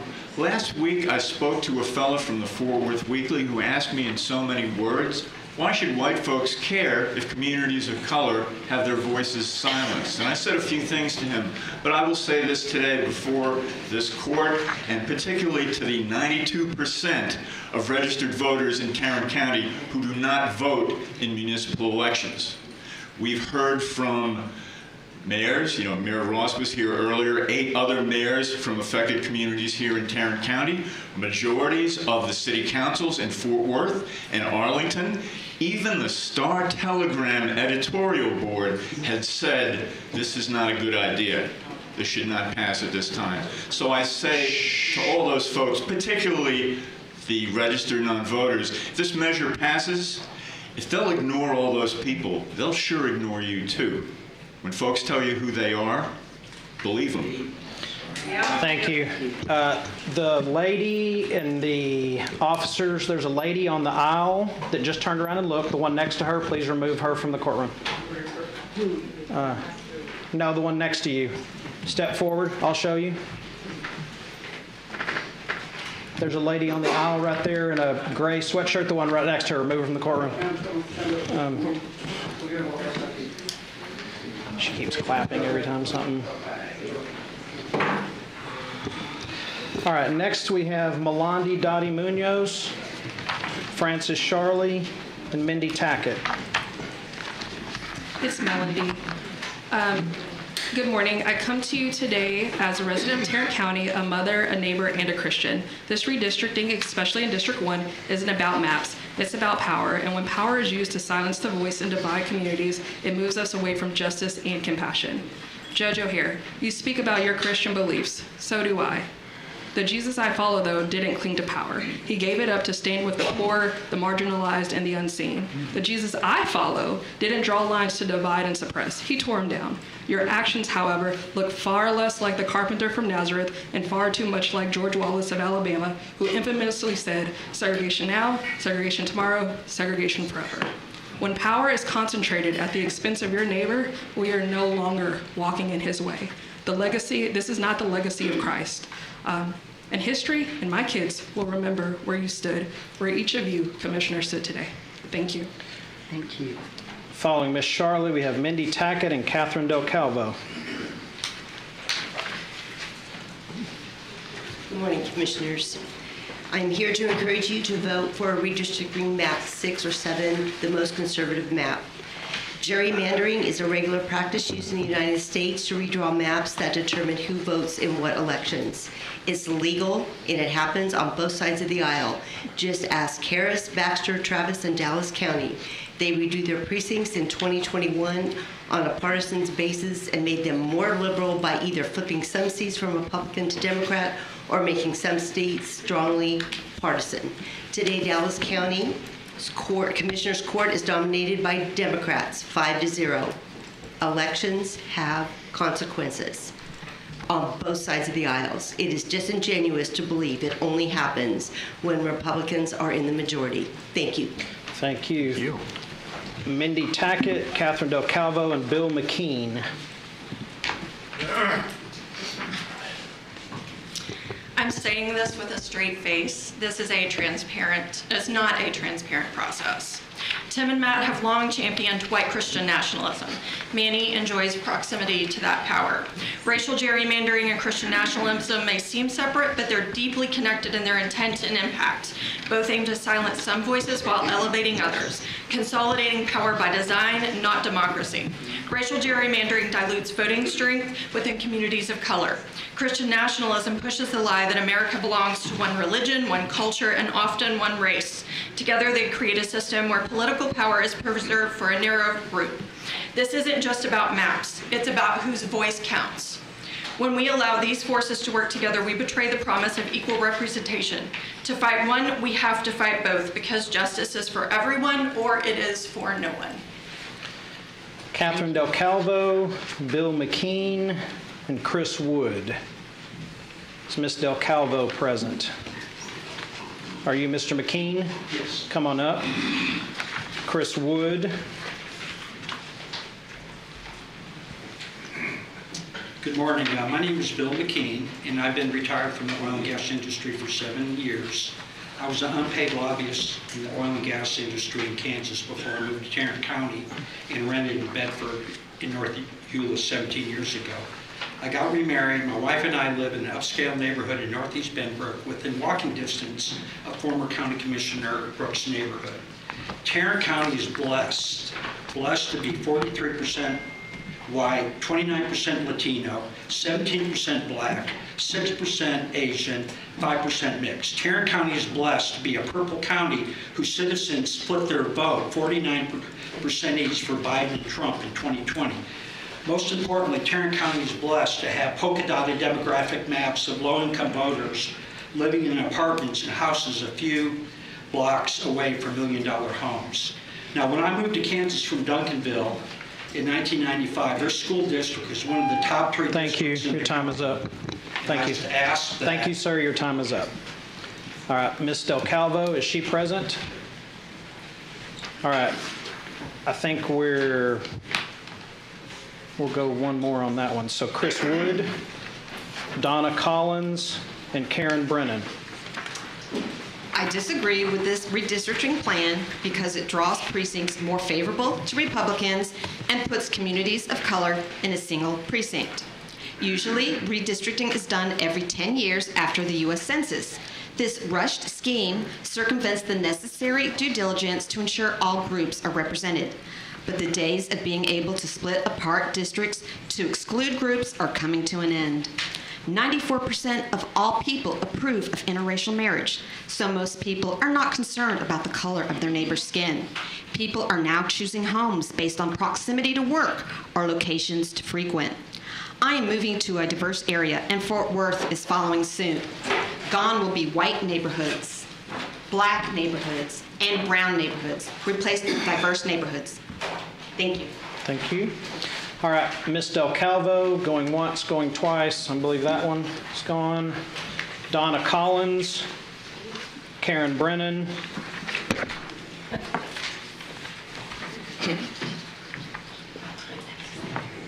What? Donna Collins, am Yes, here to yeah. support redistricting because I support the Constitution. Liberty and freedom are foundational principles of this country. We must protect them, and it begins at the local level. The Republican Party prioritizes American interests, lower taxes, closed borders, and biblical values. I don't want to see Tarrant County run into the ground in the future by those that don't protect our sovereignty as a nation, don't protect women, children, unborn, and the elderly. As Christians, we must stand together for the principles of freedom and liberty. I'm talking about the Judeo-Christian principles that our country was founded upon. We must stop with the hate and the victimhood and stand together against the absolute evil forces that want to take over our country and world. Starting right here, starting today, don't Dallas my Tarrant. Father, lead us not into temptation, but deliver us from all evil. Thank you. That was Ms. Collins. Next, we have Karen Brennan, and I can't imagine that one is a real name. If there is somebody named Grifty, A, you can speak next, and B, change your name. Make that the next stop. Karen Brennan, Grifty, and Mary Finette Welton. All right. So, good morning, Honorable O'Hare and Commissioners. My name is Karen Brennan. I'm a long-term resident of Keller, Texas, a precinct chair, and also on a Keller City Council. I strongly urge you all to vote for redistricting, preferably maps 6 or 7, to better represent and realign our boundaries to the current demographics of Tarrant County. I think that's been said a lot here so far. The map has not been updated since 2010, 15 years ago. Unlike Dallas and Harris and Travis counties, where their maps were updated just 5 years ago. This update will reflect how the community has grown since that time, and by choosing either map 6 or 7, citizens in these communities will reinforce their faith in our local government and show that their voices matter. So thank you for allowing me to speak. Have a good day. Thank you. All right, I don't think blank Grifty blank is real, so we're putting that one away. Mary Finette Welton.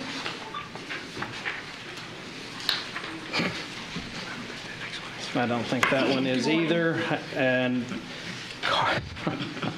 we got a nice run of them. All right. Who are you? Tell us. My name is Mary Finette Okay, Welton. all right. I'm a tax-paying resident of Bedford. I am here today to speak against the proposed redistricting plan. Given that the 2021 Commissioners Court deliberated and unanimously voted to retain the current districts, to redistrict now, 5 years after that vote, means we will be using outdated data to make an extremely costly measure that accomplishes nothing other than to pack the districts. It is clearly racial gerrymandering and violates the Voting Rights Act. Again, I am opposed to the suggested maps and would request you consider a process that is not rushed and takes into consideration the desires of the community. Thank you. Thank you. The next one I'm not reading out loud, but A for effort. Cartographer. Your comments are amusing, so you've achieved that one. You get your name called. Next we have, I believe this one is real, Kanae Turner, Jennifer Gallagher, and Sabrina Ball.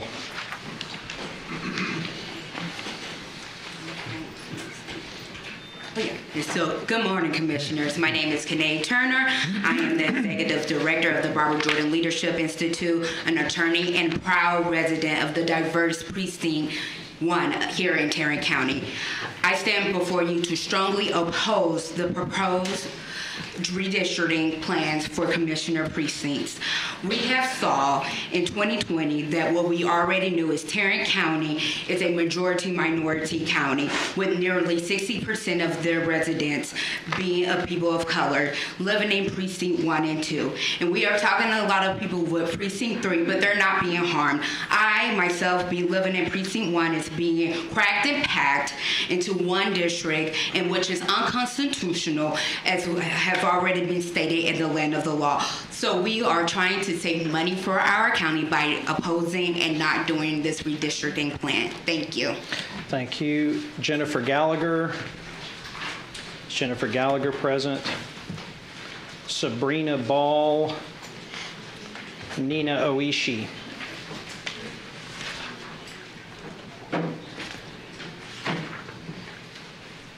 Greenwald. While it's clear you're drawing lines based on race, which would cost us millions, I thought I'd bring you a different perspective. Today, at the start of Pride Month, I'd like to share a fact that you cannot change. Mr. Krause, Mr. O'Hare, I bring this up because based on your words and your actions, I know this is important to you. This fact you cannot change. No matter how you draw these lines, no matter what fascist policies you pass, there are queer people in every one of these precincts, across every map, across the entire county. There will always be queer people, Republican and Democrat, white or black or whatever. We have existed for all time and will continue to exist in spite of you for all time. And come 2026, we will vote. Jennifer Gallagher, Nina Oishi, and Jandel Crutchfield. Thank you. Judge O'Hare and County Commissioners, my name is Nina Oishi, and I'm an attorney with the Texas Civil Rights Project, a nonpartisan organization. I'm here to oppose this plan. As we wrote in a letter to this court, the mid-cycle redistricting process appears rushed without the procedural safeguards from 2021. There have been no publicly posted map criteria and no public drawing sessions. Based on our expertise litigating voting rights issues, these changes support a conclusion that the redistricting is motivated by discriminatory intent in violation of the 14th and 15th Amendments of the Constitution. Consequences could be dire, trapping the county in costly litigation. Galveston County has spent over $4 million in ongoing litigation after enacting a 2021 redistricting plan that dismantled a majority-minority commissioner's district, much like here. And again, that is ongoing. Looking out for your constituents would mean taking the time to wait and to adopt a fair and transparent process. Thank you. Thank you. Jennifer Gallagher, going once, going twice. If that one's gone, Ms. Crutchfield, Deborah Kratke, and Janine Vaughn. All right, Commissioners Simmons and Miles, thank you for showing true leadership while colleagues on your court are pushing a redistricting plan intended to silence voters. Leaders all over the county have already spoken out against this plan. As an elected official myself, I believe it is the worst kind of leadership that tries to protect its own power by ignoring its constituents. It is our duty as elected officials to consider what serves everyone, not just the folks who are in our political party. Just last month, we saw school board and city council candidates act like they only cared about certain voters. They showed contempt for the very people they were running to serve, and that caused them to lose their races. Because more and more people in Tarrant County want leaders to serve everyone, not just a chosen few. I've heard a lot about protecting Republican priorities and values. We should protect all of our priorities and values. We are all Tarrant County. All of us belong here and deserve fair representation. Please uphold your oath of office by listening to all of your constituents and reject this redistricting plan. Thank you. Deborah Kratke, Janine Vaughn, and Toby Tajo Mavwo. Hello, I'm Deborah Kratke, and I live in District 1. I'm here to say no to your power grab. My dad was a city councilman and then a mayor in my hometown, and he believed that he served all the residents, not just the ones who voted for him. My granddaddy was a yellow dog Democrat, and we would debate about that, but it would always end the same. I'm your granddaddy, which was code for we're done here. This redistricting robs me personally of my vote and puts me in another district without any vote in the community. You're doing that for power, and you've been brazen in admitting it.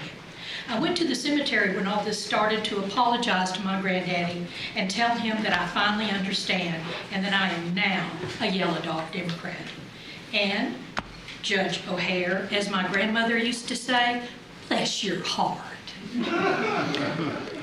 Janine Vaughn, Toby Tajo Mavwo, and Ryan Price.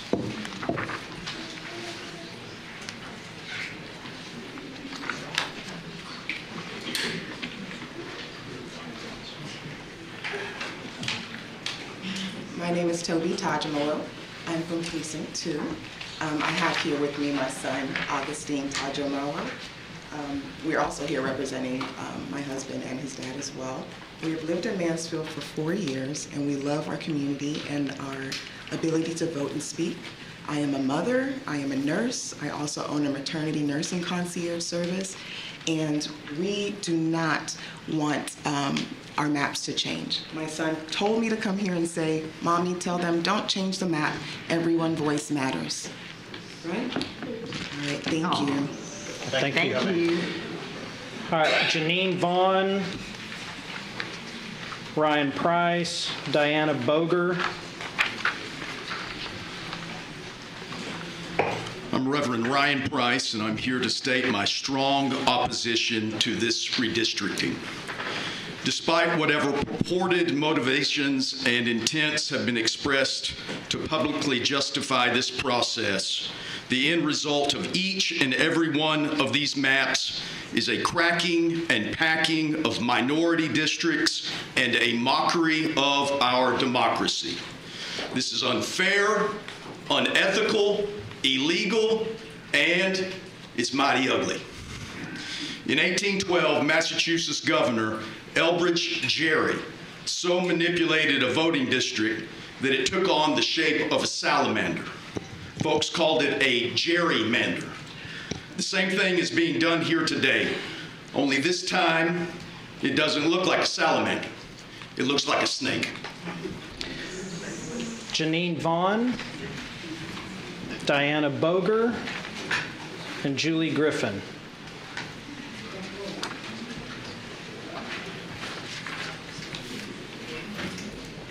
Hello, I am Diana Boger. I was born in Texas, I grew up in Texas, and I went to high school here in Fort Worth at O.D. Wyatt High School. Go Chefs. I got a great education here in Texas. I'm in Matt Krause's Precinct 3. I'm a Republican precinct chair in Hearst, also an election judge. I support redistricting, and I would like for you to use the most conservative map that gives us conservative commissioners, excuse me.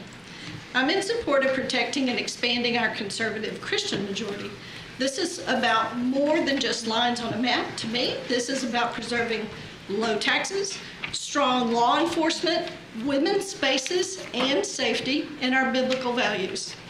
I appreciate all of your work. Thank you. Following Ms. Griffin, we have Ebony Turner, and then we're going to take a 10-minute recess.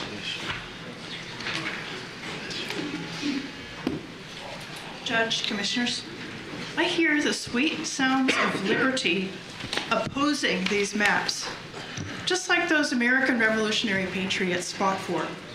Here's the thing. You three know these maps commit racial cracking and packing and divide communities of interest. You know this. So you know they are unlawful. You know it is a waste of taxpayers' money to launch a litigation war, and you know that they are wrong. To deny it is an insult to everyone's intelligence. Not only are they unlawful and wasteful and wrong, these racial gerrymandering maps amount to violence. You are shoving this down the collective community's throat. You are doing violence to Republican government. How? These maps eliminate fair representation and silence Black and brown communities and are being imposed without data, analysis, and meaningful participation by the public. Thank you. Thank you. Ms. Turner. After Ms. Turner, we're having a 10-minute recess.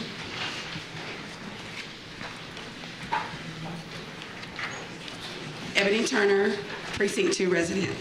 As an attorney, I can say, game recognized game. It's not what you say to try and convince these people that these maps are political.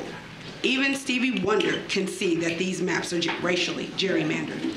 If Democrats don't have a monopoly on non-white voters, why did you remove so many of them to achieve your alleged goal of political gerrymandering? Clearly, Republicans don't have a monopoly on white voters either. I mean, did you see how badly y'all lost in Mansfield and across the county in this last local election? Objective experts believe this is racial gerrymandering in violation of the Voting Rights Act and the 14th Amendment to the Constitution, and I agree. Additionally, any voters that get moved from Precinct 2 into Precinct 1 will be disenfranchised in 2026. I oppose any new maps. Keep the current map. Thank you. Thank you. All right, the time is now 11:49, so we will recess until exactly noon. We are now in recess till 12.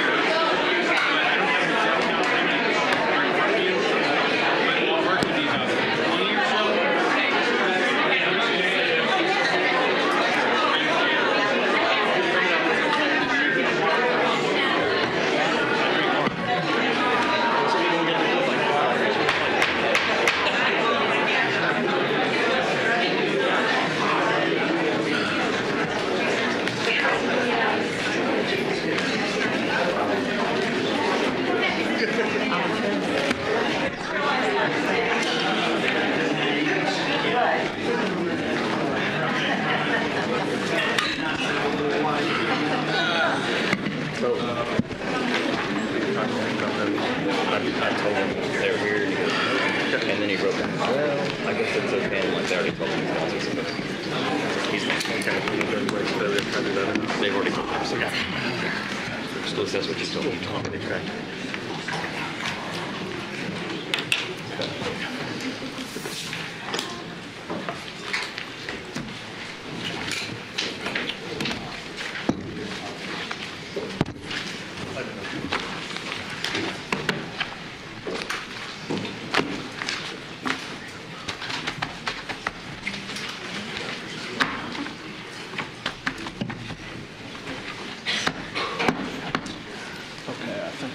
All right, we live? Okay.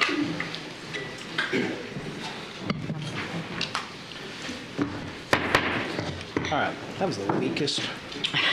We are back on the record here. And first speaker is Levon Cockrell. Next is Sheila James, then Kathleen Turner.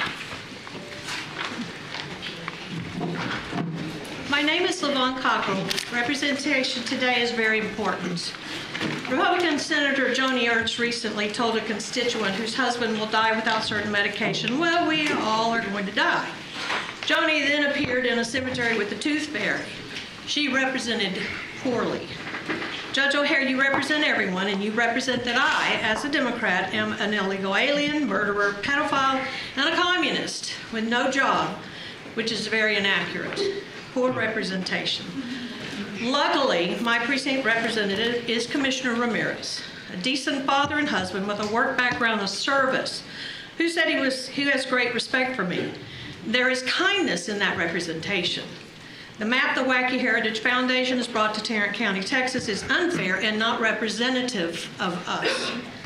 We all stand for anything. We must stand for fair representation. Represent us all and leave the map alone. Thank you. Thank you. Sheila James, Kathleen Turner, and Hunter Griffin.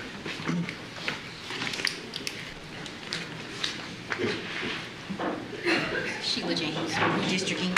While intending to ensure fair representation often becomes a tool for political manipulation that harms communities when done with partisan intent, a practice known as gerrymandering, it can fracture neighborhoods, dilute minority voices, and prioritize political advantages over public interest. This leads to oddly shaped districts that group or divide communities not by shared interests but by voting patterns, weakening their ability to advocate effectively for local needs. As a result, elected officials may become less accountable, knowing their re-election depends more on district lines than on serving their constituents.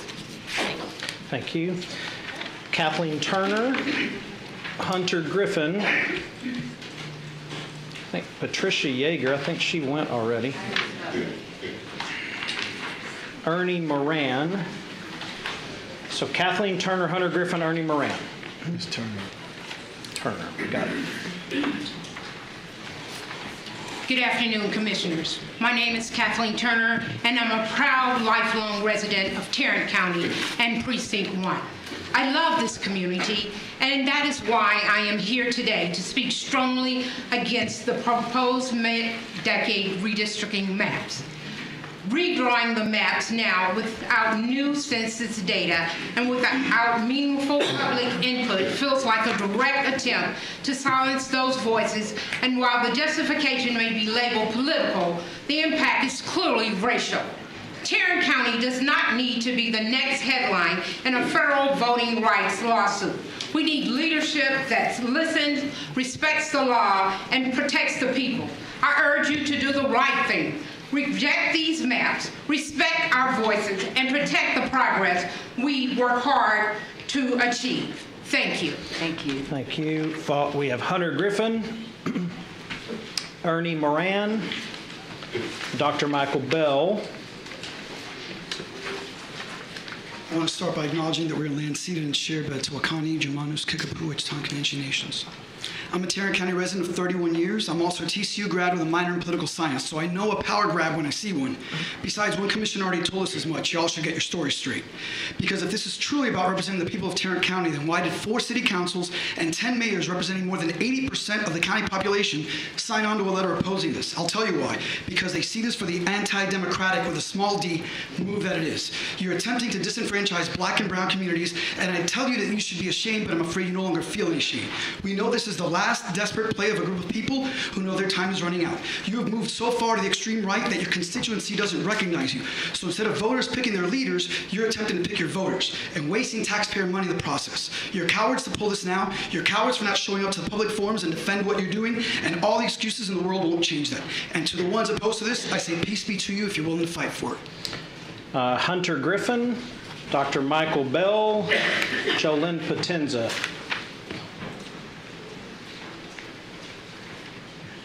What's your name? Sandra Cooley.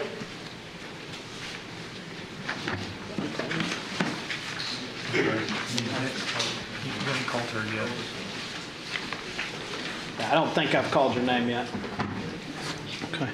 All right, Hunter Griffin, I think I called that one. I think I've called that a couple of times. Dr. Bell, and then Jolynn Potenza. Michael Bell, 2025, and we're still dealing with yesterday's hate, bigotry, and toxic attitudes, which, by the way, today apparently masquerades as conservative values. I'm here today as a concerned resident of Tarrant County who believes in fair representation for all people. I'm speaking out against racial gerrymandering of our Tarrant County precincts, a practice that undermines the principles of democracy and depreciates the value of every citizen's voice. When district lines are drawn to subvert the voting power of communities of color, it's unconstitutional and it's wrong. Tarrant County is one of the most diverse communities in Texas. Our precincts should reflect that diversity, not suppress it. When maps are drawn to divide neighborhoods and silence communities, especially black and Latino voters. Thank you, sir. I don't believe Hunter Griffin is here, so I'm going to put that one away. Jolynn Potenza, is she present? Shirley Steves and Taylor Trevino. Jolynn Potenza, Shirley Steves, Taylor Trevino. Now, Sandra Cooley.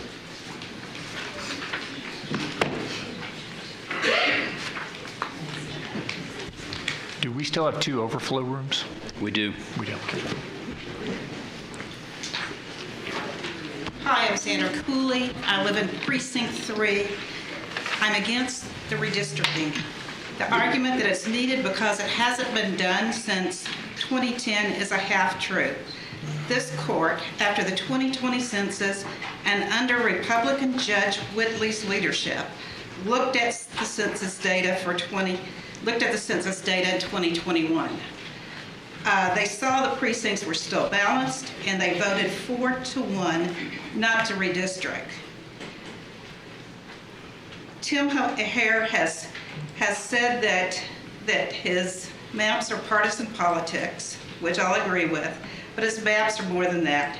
They are racial gerrymandering by packing people of color from Precinct 2 into Precinct 1, and by removing the color majority in Precinct 2, it will likely open up for another Republican.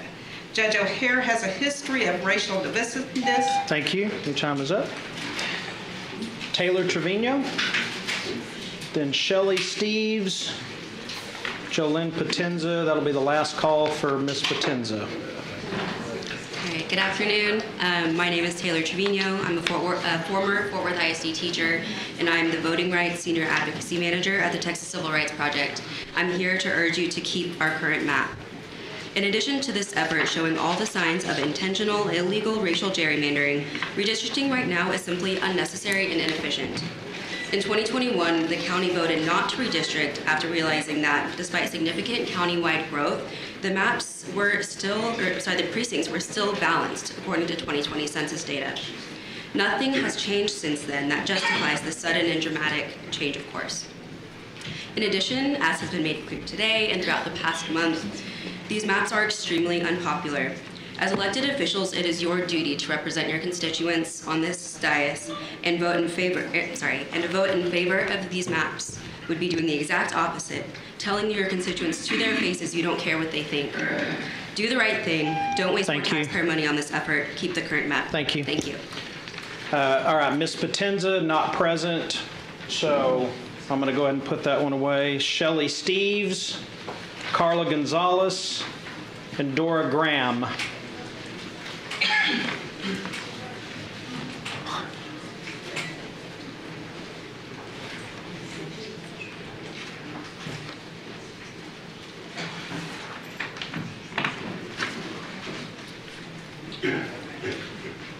Judge O'Hara and Commissioners, my name is Dora Graham and I live in Arlington, Texas.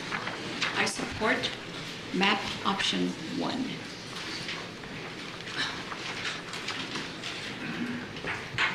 Commissioner Simmons, you call the Public Interest Legal Foundation minions. That is a very derogatory term, meaning subordinate, lower class, meaning inferior. This company is not such. It was founded in 2012.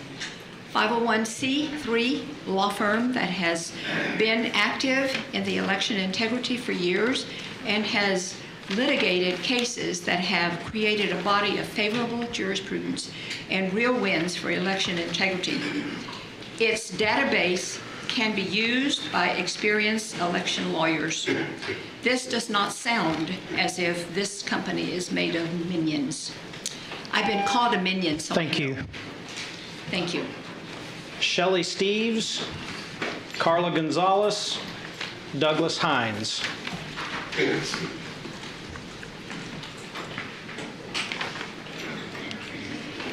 Good afternoon. My name is Carla Gonzalez. I am a Tarrant County Republican Precinct Chair 3214 and Area Leader for House District 91. I support redistricting with the most conservative map that gives us 3 Republican county commissioners. I thank all of you for providing open meetings and even adding other map options. My favorable is map 7.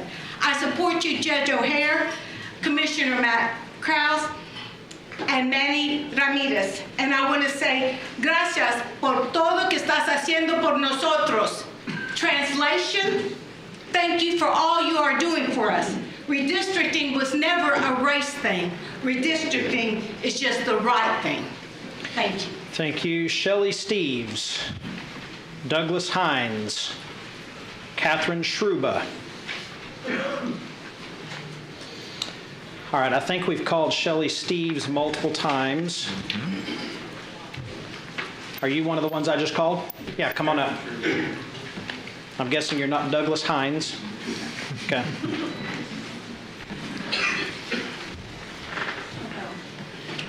My name is Catherine Schruba and I live in Hearst. I am thankful to be an American. And I am thankful to each one of you for your service to our great county. I'm here to ask if you will vote for the most conservative option on the map. Thank you. Thank you. Shelley Steves, going once, going twice, gone.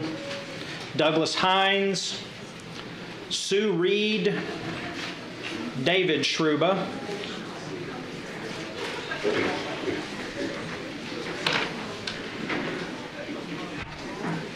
Good afternoon. My name is Sue Reed of Colleyville, Texas. Many of you on this court subscribe to Trump's The Art of the Deal, but this isn't artful deal making. It's about those in power deciding democracy is too messy when voters dare to color outside their ballot box lines. Now the court is trying the art of gerrymandering, not by winning hearts and minds, but by redrawing lines. Lines so jagged, so artfully engineered, so cracked and packed that you'd think Picasso himself had taken up map making. Even Mr. Abbott is paying attention to your attention of your artistic techniques, intent on furthering the state's political picture. Your handiwork is so bad that mayors representing over 70% of Tarrant County's population have opposed it.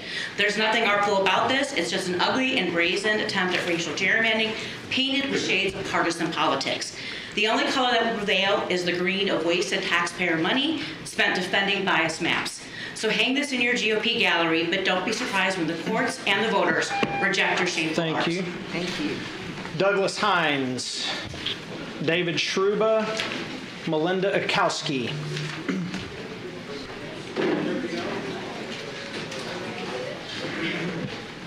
Good afternoon. I'm David Shruba, a lifelong conservative, and I urge the court to vote for the most conservative map that is being considered. Thank you. Thank you. Douglas Hines, going once, going twice. That one's away. Melinda Akowski, Karen Horgan, and John Hinojosa.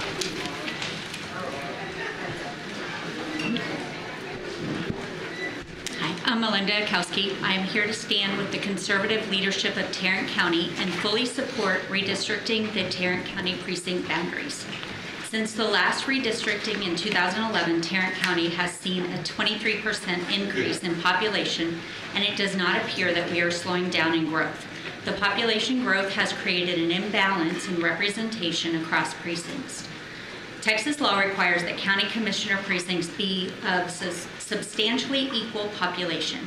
It is within reason to assume that the recent and ongoing increase in population has created an imbalance between the precincts. We must adopt a new map that better reflects the county's growth, particularly in rapidly expanding areas. A vote in support of redistricting is in no way tied to race or discrimination, as many would have you believe. It is simply correcting the imbalance of the population distribution and providing a path to restore fair representation.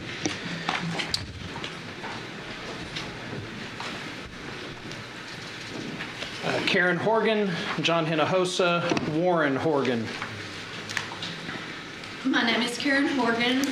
I oppose this racially motivated redistricting plan.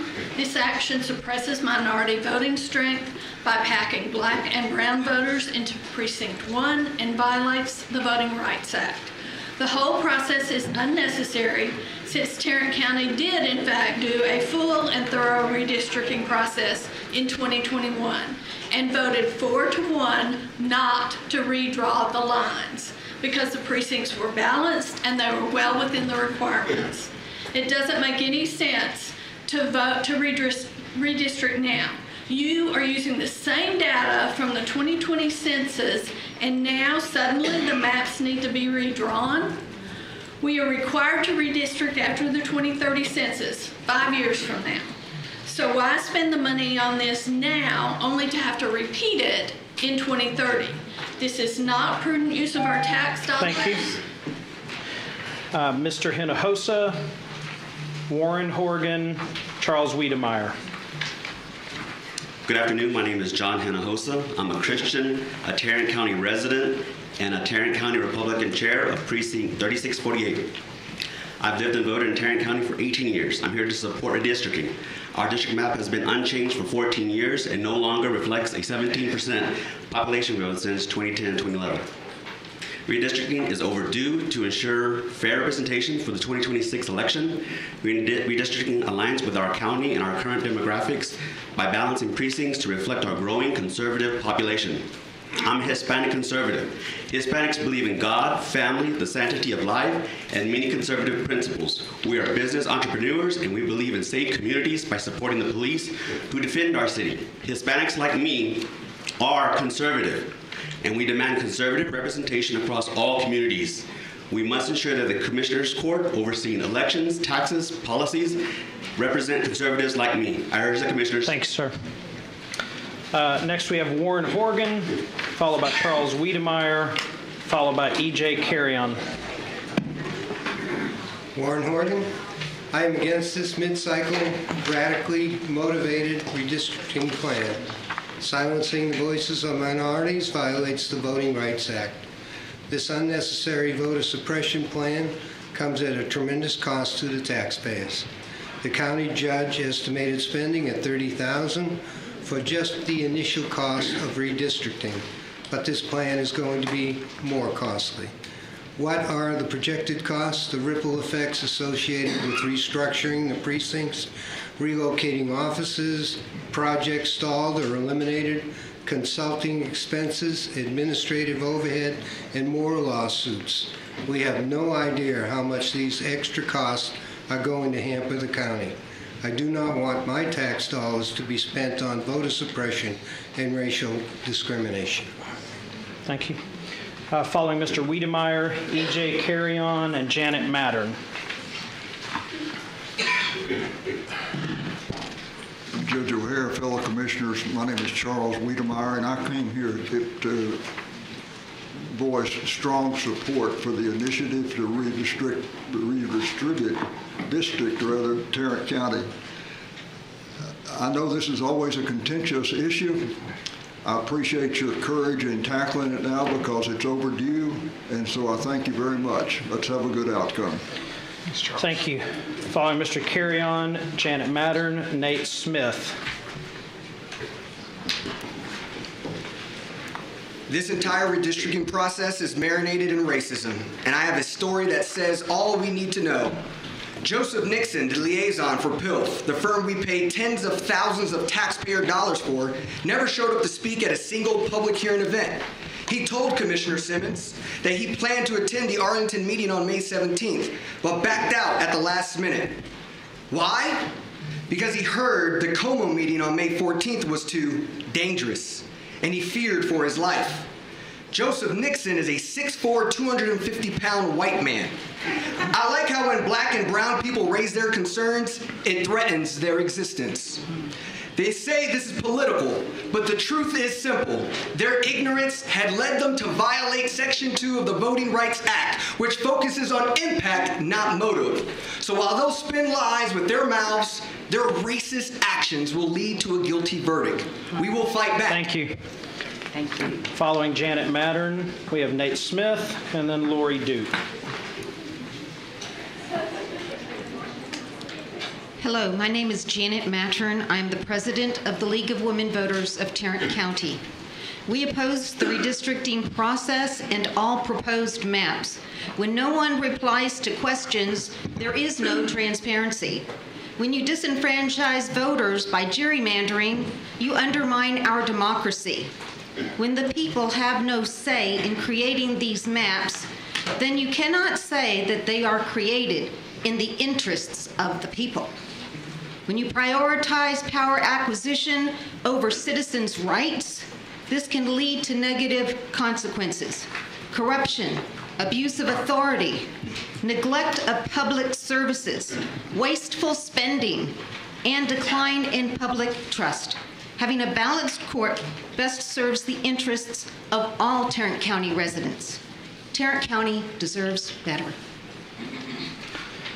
Next we have Nate Smith, Lori Duke, and Deborah Spell. Hello, I'm Nate Smith from Mansfield. Commissioner Ramirez read a proclamation at the beginning of this meeting honoring the U.S. Army's 250th birthday. As a former Army officer, it was nice to see that. But I can't help but note the irony of that proclamation coming today from you, Commissioner Ramirez. In my view, you have recently gone on record penning an op-ed that is antithetical to the values of the U.S. Army. You said in that op-ed that it is your intent to support an unprecedented mid-decade gerrymander because you were concerned with leadership changes occurring, quote, without planning. Without planning. The entire point of the democracy that I once put on a uniform to defend is that power changes hands, quote, without planning, based on the express will of voters. I did not fight to have democracy planned by a gerrymander's pen drawing racialized lines. Commissioner Ramirez, please make your actions during this meeting match the values of the organization that you presume to honor at its beginning. Thank you. Thank you. Lori Duke, Deborah Spell, and Tammy Grantham. Lori Duke, Precinct 4. This court is engaging in a redistricting plan that neither local officials nor a majority of the constituents in the affected districts want. You are doing so in a manner that results in blatant racial discrimination. Your lack of transparency and reckless disregard for the economic impact inevitable litigation is dishonorable. It is disgraceful. It will tarnish your reputation permanently. All that you have is your soul, and I don't know why you would willingly hand over democracy and your soul to this man and not protect the community from people like him. Shame on you, Commissioner Ramirez. Viva la integridad, la justicia para esta comunidad y Anthony Johnson. Deborah Spell, Tammy Grantham, and Daisy Pardo.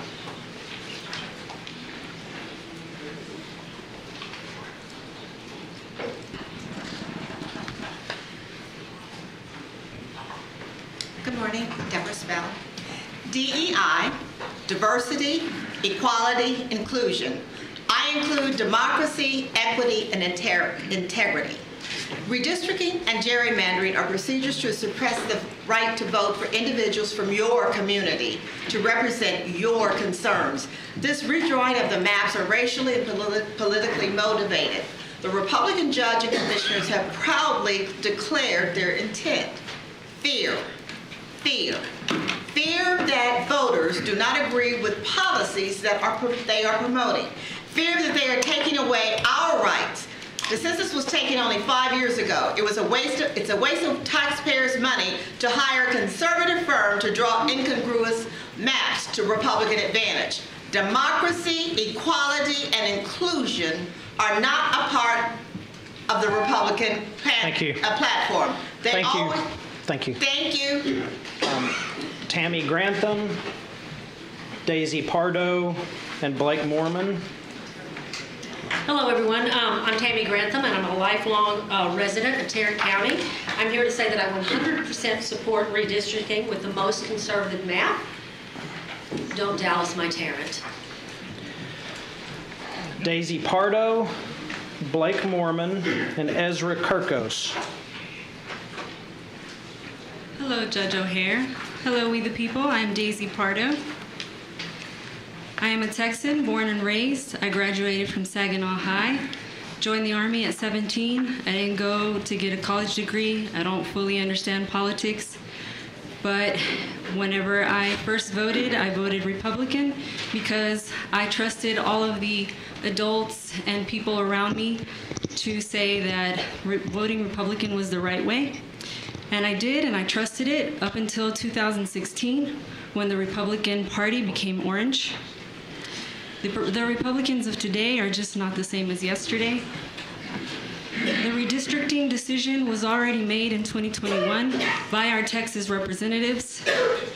I'm not sure why it's being talked about again.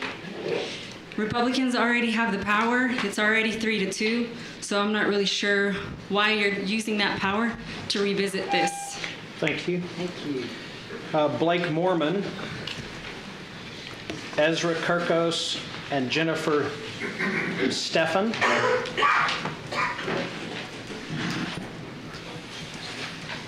My name is Blake Mormon, and I'm the first Vice President of the Fort Worth Tarrant County National Association for the Advancement of Colored People, better known as the NAACP. On behalf of our members, I am here to express our opposition to the current redistricting process in Tarrant County. It is a prime example of illegal racial gerrymandering. For more than a century, the black and brown votes have been relentlessly suppressed in this country. However, our voices have never been and will never be silenced. Minority voters in Tarrant County will maintain their rightful place in the democratic process, ensuring the power to effectively and equitably shape the future of our county. We will not be silent. We will speak with both our vote and our pocketbooks. Blake Mormon. Yes. Sorry. Ezra Kirkos, Jennifer Stefan, and Jennifer Trevino. Hello, my name is Ezra, and I was born and raised in Tarrant County, in Commissioner Precinct 1, and I'm opposed to redistricting. The stated goal of the redistricting is to turn the court red, keep it completely red. And if this is honestly what you believe to be best for the people of Tarrant County, then it is incumbent upon conservatives to convince the people of that. To draw lines in order to achieve this goal is to circumvent the political process in order to achieve your political goals. And when you're circumventing the democratic process, that is when people get disillusioned. That's what destroys nations. I'm opposed to the redistricting. Thank you. Thank you. Jennifer Steffen, okay. Jennifer Trevino, and Joy Newman. Hello. Hi. My name is Jenny Steffen, and I am here today as a citizen in Precinct 2, strongly opposing the redistricting and the racial gerrymandering. I moved to Arlington 20 years ago from Kansas and settled in Arlington purposely for the diversity. I have lived and worked in Arlington for over 20 years and want to remain with my people. You said there are 7 options, but I live in the section of Arlington that you give no options to at all. All of your options are the same for my neighborhood. I want to continue to vote with the people of Arlington. Please leave the lines alone. To take anyone's votes away is not okay. What you are doing is wrong, and I stand with Commissioner Simmons. Thank you. Jennifer Trevino, Joy Newman, and Richard Gonzalez.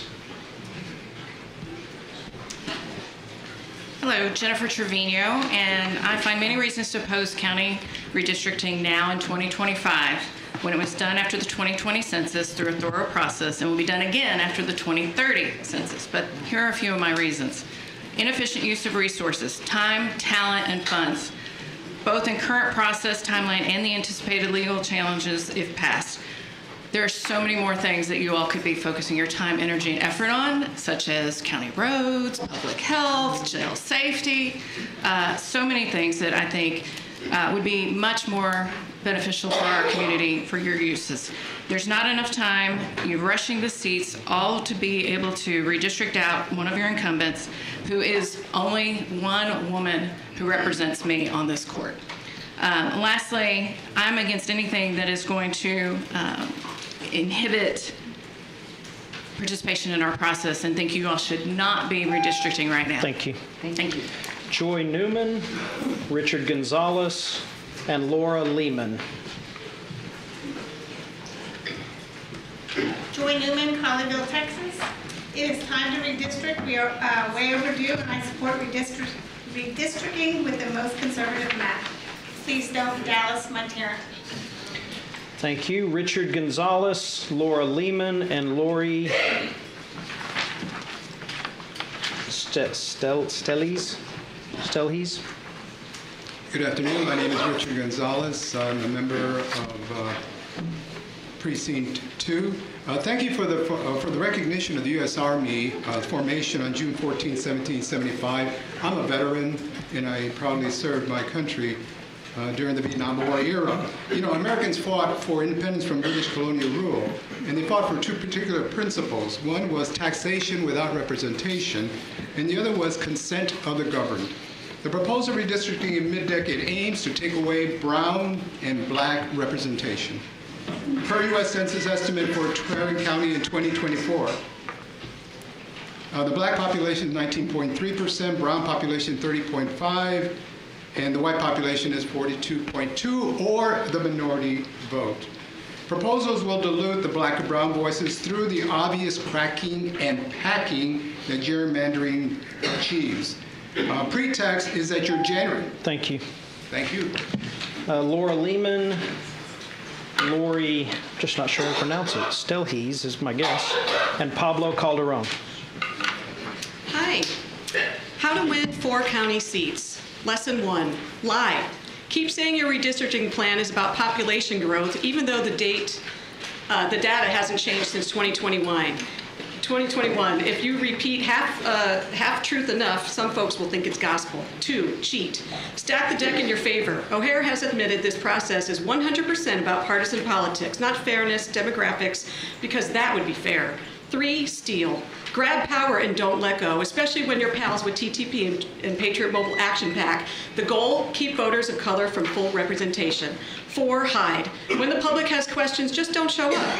Right, Judge and Commissioner Ramirez? Transparency, not in this playbook. The truth is the new maps are unfair to people of color, and that makes this process illegal and immoral. Winning by lying, cheating, and stealing from voters is ungodly. Shame on you. Even AI knows this is wrong. Are you Lori? Are you Lori? Yep, okay. Then Pablo Calderon and Jeannie Barrier. I'm here today to speak out against the redistricting plan. This effort to racially gerrymander Districts 1 and 2 is illegal and wrong. District 1's minority makeup will increase by 12%, while District 2's minority makeup will decrease by 11%.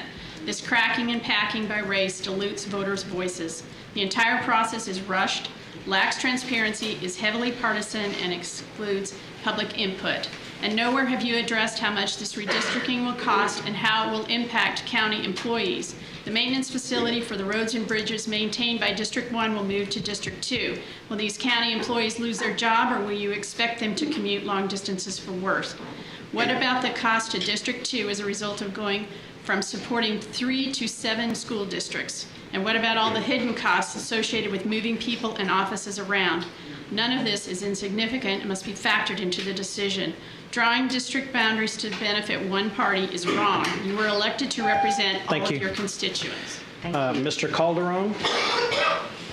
Following Mr. Calderon, Jeannie Barrier and Shanine Scanlon. Pablo Calderon. Keep proportional representation with the current plan. Republicans voted 52% in the presidential election in 24. You're not 75%. The redistricting website has a process for map submissions due yesterday, June 2nd. I and a few other citizens submitted maps. None are posted on the portal, and none of them are on your agenda attachments. Were posted 3 days ago. I drew a map that has Hispanics at over 50% majority. That gives us standing, legal standing under Voting Acts. Thanks, sir. Jeannie Barrier, Shanine Shannon maybe, and Cindy Howard. Good morning. I'm Jeannie Barrier, Precinct 2. I am strongly against redistricting at this time, which is obviously unlawful gerrymandering, racial gerrymandering. I will not support taking away any population's constitutional representation, just as I would fight anyone trying to take mine. Diversity is our strength, and that goes for duly elected county commissioners, too. The next redistricting process is not due until we have the 2030 census data. Your weak attempt to say that redistricting has not occurred since 2010 is a false narrative. It's a lie. Why is that being put out there? Why are you wasting our money? Your attempt at unlawful racial discrimination is not evenly, thinly veiled, which as an American citizen is chilling. Vote no on this unlawful redistricting attempt, which is rooted in racial gerrymandering. Thank you. Thank you so much. Are you Shannon or Shannon? I don't know how to pronounce it. Okay. Cindy Howard and then Carol Peters. I'm here to speak on behalf of Shannon. Well, hang on. No, that's not how this works. Are you signed up to speak? No, I'm standing in her behalf. Okay, yeah, that's not how this works, so I'm sorry, you're not allowed to speak. Okay. All right, next is Cindy Howard. Conservative. Cindy Howard, Carol Peters, and Ann Zeta. Hi, I'm Cindy Howard. Maps are redrawn after a census. The last census we had was before the lockdowns, and we are way overdue for redistricting. And I support the map that fairly reflects the conservative majority of Tarrant County. Thank you. Okay. That was Cindy Howard. All right. CHANIN, if that person before was here to speak on behalf of that person, not allowed. If there is a CHANIN here, they can speak. I'm putting that away now. All right, now Carol Peters, Ann Zeta, and Carol Coy.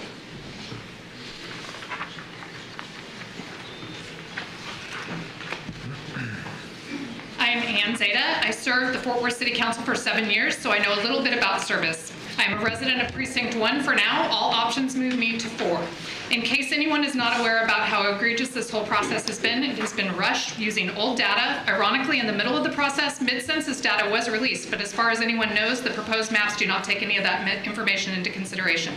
Not to mention that maps 6 and 7 were released just a few days ago. And now we have a motion to adopt map 7 that has been made when none of the public meetings were held since that map was made public. This is a shameful process. All but 4 of the public meetings were not published as meetings at which all council members could attend without breaking quorum, so you all had no intentions of hearing all of the public. It is important that those who choose to serve in public office be willing to actually serve all of the public. Based upon what I have experienced with one of you in a previous role and observed several of you during this process, that is unfortunately not what you choose to do with your service. Thank you. Carol Peters, Carol Coy, and Paula Partridge.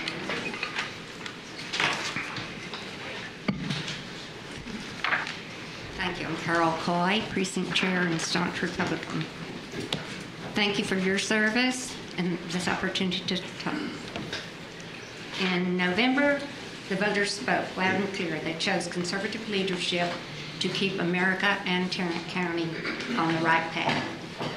Since 2021, when everyone's spoken about, our population has boomed. We now have 2.2 million residents, countless small businesses, and major employers.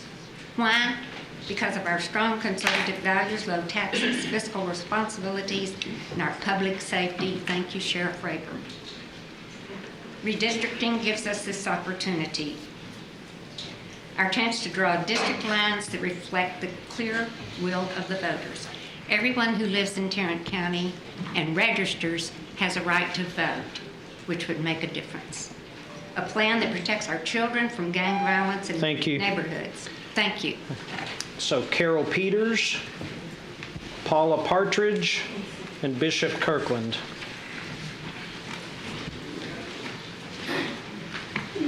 Hello, my name is Paula Partridge. This is not the time to redistrict. I hope I'm wrong, but we all knew on April 2nd how this vote will go today.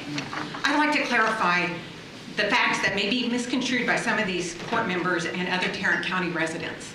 Number one, I'm not a lawyer, but it is almost certain that the new maps are in violation of the Voting Rights Act and will likely cost Tarrant County taxpayers millions of dollars to defend. It's pretty ironic that this initiative is being brought up by the conservative elected officials. Number two, I wanted to let you know that I am incensed by a social media post associated with Judge O'Hare on May 22nd, and I quote, "Democrats have become the party of illegal aliens, pedophiles, and murderers, and communism," end quote. As a longtime member of a Christian church, I was taught to love all people. You cannot call people names, treat them like garbage, and worship God at the same time. The United States Constitution establishes the separate... Thank you, ma'am, you're done. Carol Peters. All right, I've said that one several times. We'll put Carol Peters away. Bishop Kirkland. How do you ignore 80% of the mayors of Tarrant County? How do you do that? This, though it's about gerrymandering, that's not the issue. It is about fracking and packing, but that's not the issue. The real issue is a Malcolm X move. The Malcolm X move says, by any means necessary. Your whole objective is to get rid of her. You don't care how much money it costs. You don't care what we have to go through. Not to mention all the lawsuits that are soon to follow, because this won't be, you win today, but this won't be the end. This is only beginning. We're gonna fight like hell. This is not going to just to be something that we let pass by. If I hear one more lily white person get up here and talk about racism, and you ain't been black a day in your life, I'm gonna throw up. Andrea Barrio, Ian Champon, and Ian Gonzalez. Hi, Andrea Barrera. I have some written material. So Thank you for the opportunity to speak. I'm an associate professor of mathematics at SMU, and one of my research interests is redistricting. In brief, I use markup chain Monte Carlo methods to create large ensembles of random, unbiased legal maps that can be used to understand what should be expected of a fair map. The methods that I use are by now fairly well understood and have been used in court cases from North Carolina to Wisconsin. So I generated 100,000 maps of Tarrant County Commissioners' districts to compare with the current and proposed maps. Now, all of the proposed maps are racial gerrymanders that pack non-white voters into District 2 by taking them from District 2, into District 1 by taking them from District 2. That you've heard many times today. What I can say that's new is that that is extremely unusual for an unbiased map. In particular, it is extremely unusual for either District 1 or District 2 to be majority white. In fact, the median value of the non-white voting age population for both districts should be 60%. In contrast, the current plan is typical. Thank you. And it's, thank you. And I have more Ian Champon, Ian Gonzalez, and Aaron Hornkey.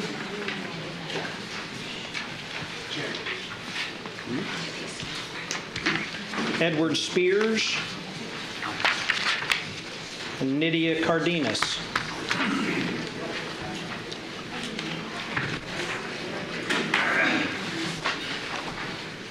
believe my time started before I started speaking. Can we start that, please? Very well. Good. Thank you, commissioners, for your time. I want to be very clear. We are against this redistricting. As our Bible teaches in 1 Corinthians 12, 23, and 24, Paul teaches, all things are lawful for me, but all things are not expedient. All things are lawful, but all things edify not. Let no man seek his own, but every man another's wealth. You may have the legal ability to do this, but how do your actions edify Christ that you claim? How do your actions today show non-believers that they should consider accepting the God you serve? How do your actions today show that you are witnesses of Christ to a world that needs to see him through grace and loving kindness? I ask you today to make sure that you don't do what Paul cautions us of in Romans 2 and 24. For the Gentiles blaspheme the name of God because of you. I'll leave the rest of my comments as my time was cut short in writing, but we are against this, and it is not Christ-like, and those that claim Christ should do that. Ian Champon, Ian Gonzalez, and Aaron Hornkey. Okay, I think two of those we've gone through several times. Ian Champon, Ian Gonzalez. All right, I'm putting those away. Then we have Aaron Hornkey, Nydia Cardenas, and Joshua YPYA.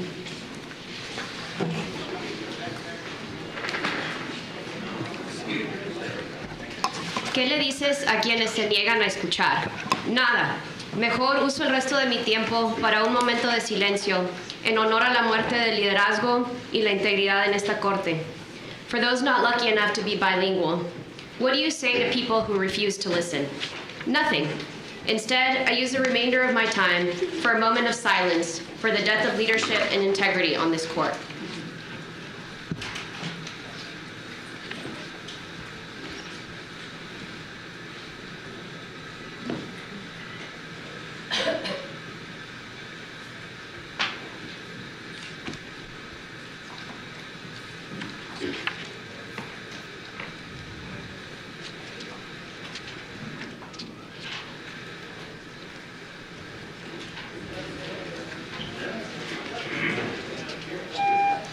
All right, next we have Aaron Hornkey. Joshua, are you Joshua? No. No. What's that?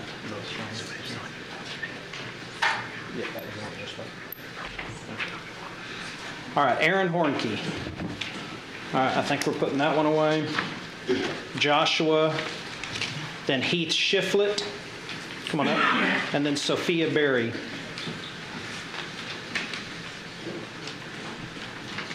My name's Heath. I'm a junior at Keller High School, and I lead the Keller Student Activism Organization. The reasoning behind all of this is what happened on May 3rd. In elections across Tarrant County, Republicans got absolutely obliterated. Tarrant County is slowly turning bluer and bluer, and I understand your fear. I understand it. The power that you have is slowly being sapped away, but you cannot act in fear. You cannot let that vile, wretched emotion control you. I understand that you are scared. I understand that you are losing. That does not give you the right to just run straight through national law. Like, God, like it's a board game. Just because you're losing doesn't mean you get to flip the table. And even if you did, you're turning the people playing the game, your constituents against you. I'd like to remind you, elections for this position has maybe 5% voter turnout. People are going to come out. People are going to vote you out. You're losing the ability to gerrymander your way out of this. Thank you. Joshua YPYA. Joshua in the building. Sophia Berry. I think Marvin Sutton already went. Natalie Weimer. Come on up.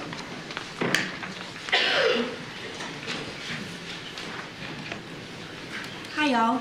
My name is Natalie Weimer, and I am a voter in Commissioner Ramirez's precinct, Precinct 3. I am opposed to the redistricting effort. I am mortified at how the nation is going to view Tarrant County after your vote today. One of the odd justifications that I keep hearing is that Democrats have changed voting maps in other Texas counties. Whether or not that's true, the real concern is that this reasoning, as a parent, makes me want to say to y'all, if your friends jumped off a bridge, would you do that also? But the reason I'm mortified is not only that Republicans are using that justification for redistricting, they're using Democrats. So the question is, if your enemies jumped off a bridge, would you do that also? I would hope that our Commissioners Court would not justify their bad choices by invoking another county's bad choice. We are all adults and know better. Thank you. Okay, it was this one. Okay, Joshua is going. Sophia Berry, Gordon Jones, David Spradlin. Good afternoon. My name is Gordon Jones of Denton County.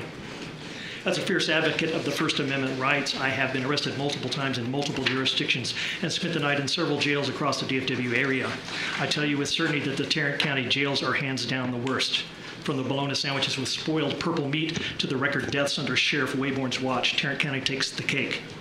Certain members of this Commissioner's Court have openly admitted that the reason they support redrawing districts is to keep Tarrant County under Republican control, not to represent the people, but to keep it under Republican control. They've even gone so far as to compare themselves to Dallas County and Harris County, implying that our standards would somehow fall to their levels if we don't redraw. If your jails are any indication of your standards, I would recommend re-examining them. Their current Republican standards are forcing my daughter to carry her rapist's baby, restricting her voting rights and my wife's voting rights, and persecuting my LGBTQIA plus friends. A mouthful. This snap vote is nothing more than a response to the recent election in which all of the Patriot Front members... Thank you, sir. We have Sophia Berry, again, David Spradlin, and Nellie Giamfi. Good afternoon. My name is David Spradlin. I'm a resident of Tarrant County Precinct 4. I'm here today to voice my strong opposition to this order to establish new precinct boundaries. This is racial gerrymandering. It's a deliberate attempt to dilute the voting power of the communities of color under the false banner of partisanship. It is morally wrong, it is unjust, and it is unacceptable. As a Christian, I believe we are called to love our neighbor, not manipulate them into boundaries. This plan silences voices that have already fought too hard and too long to be heard. We deserve fair maps that reflect the diversity and dignity of this county, not boundaries that serve political ambition at the expense of justice.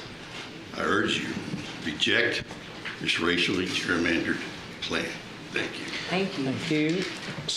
Sophia Berry, called that one out a few times. That one will go. Nellie Giamfi, Caduce, last name starts with an A, and Forrest Bradley. Hello, Hello, my name is Nellie Jumpy from Precinct 1. I am here to speak against the blatant illegal racial gerrymandering of the districts in an effort to suppress minority voices in hopes of flipping a precinct for Republicans. The people of Precinct 2 made their choice on who they wanted to represent them, and because they do not represent the party of your liking, you call it unfair and push for change mid-census cycle. This level of rigging would not be condoned by Democrats, so why should we accept this from Republicans? Instead of focusing on delivering for the people of your precincts, you're concerned with securing Republican rule in every level of government. Frankly, the advocacy for the most conservative maps are frightening because they are unconsciously synonymizing suppression for conservatism. They want the most suppressive map. Thank you. Thank you.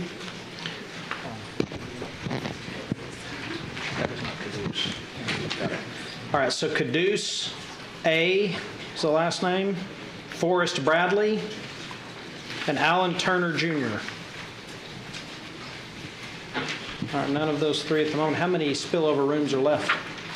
Still two? I think both of them are still in action. Let's move people from one to the other if there's room. We're doing that as we can, okay, sir. Got it.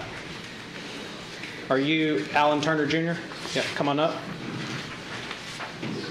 So Caduce, Forrest Bradley, and Peter Ervin.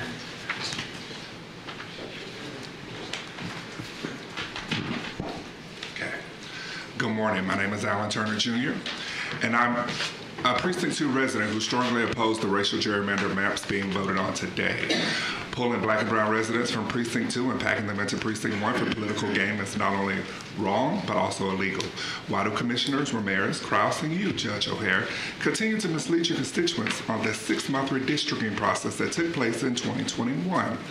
Why disenfranchise Republican, Democrat, and independent voters by taking their voices away and not allowing them to say who they want for their commissioner in 2028? Remember,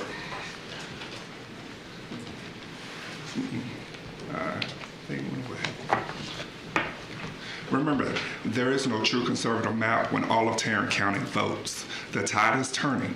Local races throughout all of Tarrant County continue to prove this factual reality every day. Thank you. Caduce, Forrest Bradley, Peter Ervin. As he comes forward, I have a question.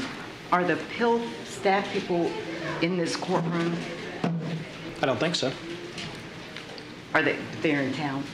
They're here? I think I said that at the very beginning of this, Okay. that they're Where? available for you to ask legal questions if you choose to. Are they in executive session? Okay, but are they paying attention, listening? Are they?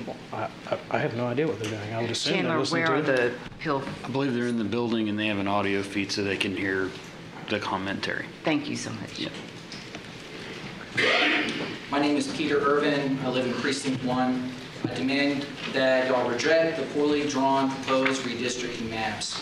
They are non-competitive, racist, Jim Crow style gerrymandering. In short, the new maps are bad design and bad government. Again, I demand that the court reject all of the proposed district maps. Thank you. Forrest Bradley, Caduce, I think we're putting Caduce away. Forrest Bradley, Gabrielle Gordon, James Tanner Trask. Any of those? Linda Ford, come on up. Gabrielle. What? Gabrielle Gordon. You are Gabrielle Gordon? Yeah, come on up.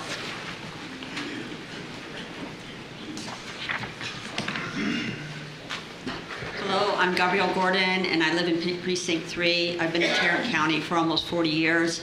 I am very much opposed to the redistricting plan and the waste of county money, which could be used on other programs like maternal health, child care, our jail system, roads, bridges, and other things that our county desperately needs to be addressed. I was at some of the planning meetings in 2001 when they reviewed redistricting. So many people are saying it's been 14 years, and this is terrible. Well, where were you 4 years ago? Because at the Precinct 3 meeting, there were only 2 of us who came to the information meeting. If you were so upset, where were you 4 years ago? Also, if you want limited government, that means once a decade, not wasting money to do it all over again mid-census. Thank you. All right, Forrest Bradley. All right, that's the last one for Forrest Bradley. James Tanner Trask, come on up. Linda Ford and Lisa, last name E, from Keller, with an address that begins with 717. Good afternoon. My name is James Tanner Trask. I'm the student minister at Westside Unitarian Universalist Church in South Fort Worth. You've heard from other speakers opposing these maps already. You've heard that this redistricting is unnecessary, expensive, and guaranteed to be challenged in court. You've also heard that the firm you hired to draw these maps has very little prior experience in redistricting. You've heard of the SMU study that claimed these maps pack black voters into one district, which will diminish the voting power of that population. So you've heard all of that from others, but I want to let you know that even if you voted for this last time, you can vote against it this time. Think about all of the late nights you'll be up here working on defending this redistricting in court. That's time and money you can vote to not spend right now. And I don't know of anyone that, when they're old and looking back on their life, wish that they spent more time defending illegal redistricting in court. You can vote right now to spend more time working for the good of the people of Tarrant County, not on poorly and unprofessionally drawn maps. Thank you. Thank you. All right, we have Linda Ford. I believe Darrell Easton already went. Am I right? Is that right? Linda Ford, then Lisa E. from Keller, and then Kate F. from Arlington. Hi, good day. I had good morning in my notes, but obviously that's gone. Good morning to Judge O'Hare and all the commissioners. I'm Linda Ford from Precinct 1, and I'm Precinct Chair for the Republican Party for 1423. In response to the comments that were made to us during the Como redistricting meeting, I wanted to say Romans 12:19, judgment is mine, saith the Lord. And people who are there know what I'm talking about. I support the redistricting of our county. I live in Southwest Fort Worth, and we have experienced an overwhelming growth that has been occurring since 2020. All you have to do is drive down the Chisholm Trail Parkway to see what is going on. We need Tarrant County to be redistricted because we need to remain conservative. If the roles were reversed, would the Democrats be in favor of redistricting? I tend to think yes. Thank you for your time. Thank you. All right, last call on Lisa E. from Keller, address of 717. Are you Kate? I'm Lisa. You are Lisa E? Yes. Oh, okay. And then Kate F. from Arlington, and then Suzanne Mabe. Yes. My name is Lisa F. Thimew, and I'm a resident of Tarrant County. I oppose this redistricting process because it is not an authentic, legitimate redistricting process. Rather, it is an attempt at racial gerrymandering designed to deny racial minorities their right to representation.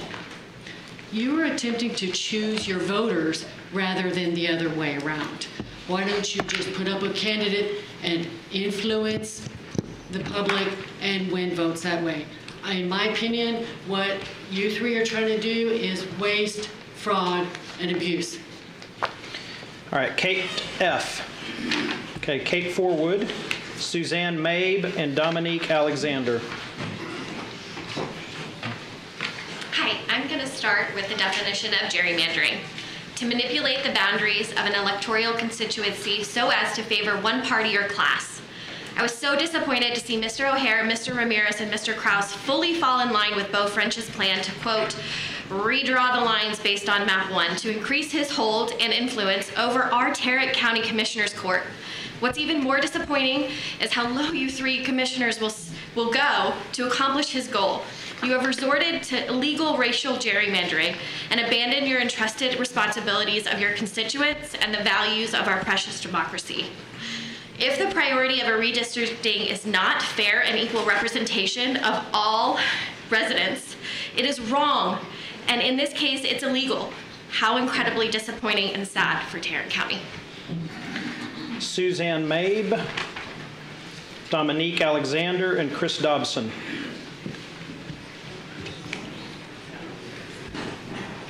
Good afternoon. I'm here to speak in opposition to this agenda item, establishing new lines. I live in Precinct 4, and I've looked at these maps, and I believe them to be racially gerrymandered. And I think you all know this, but continue to say it's political. You don't provide any statistics or numbers to back this up. Why should we take your word on this when we can look at the map ourselves and see what the people you hired have done to the lines? It's like they researched where minority districts are concentrated and drew circles around them and then drew another link to them, and you're going to use that map. And I urge, as a resident of District 4, I urge Commissioner Ramirez to vote no on this agenda item and wait until the 2030 census and until we get legitimate numbers. Thank you. Dominique Alexander, Chris Dobson, and Sue Allen. Which one are you? I'm Sue. Okay, well, why don't we let Mr. Dobson go first? Oh. Mr. Dobson.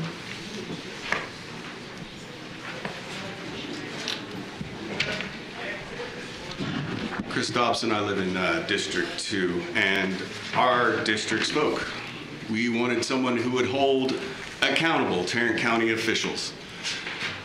Out of the European American members of this board, I have not heard a single word to hold Bill Wayborn accountable. I have not seen y'all at town halls. I don't see y'all representing anything but your own conservative, personal need for power, your will to power. I'd like to apologize to everyone that had to sit through here and listen to some white people read a script. It seems that their own words might give away the racist nature of this endeavor. You are packing and cracking the good people of Arlington and South Tarrant County for no reason but your own will. Thank you. Dominique Alexander, I think that's the last call for Dominique Alexander. Sue Allen, come on up. Lydia Bean and Angela Rainey.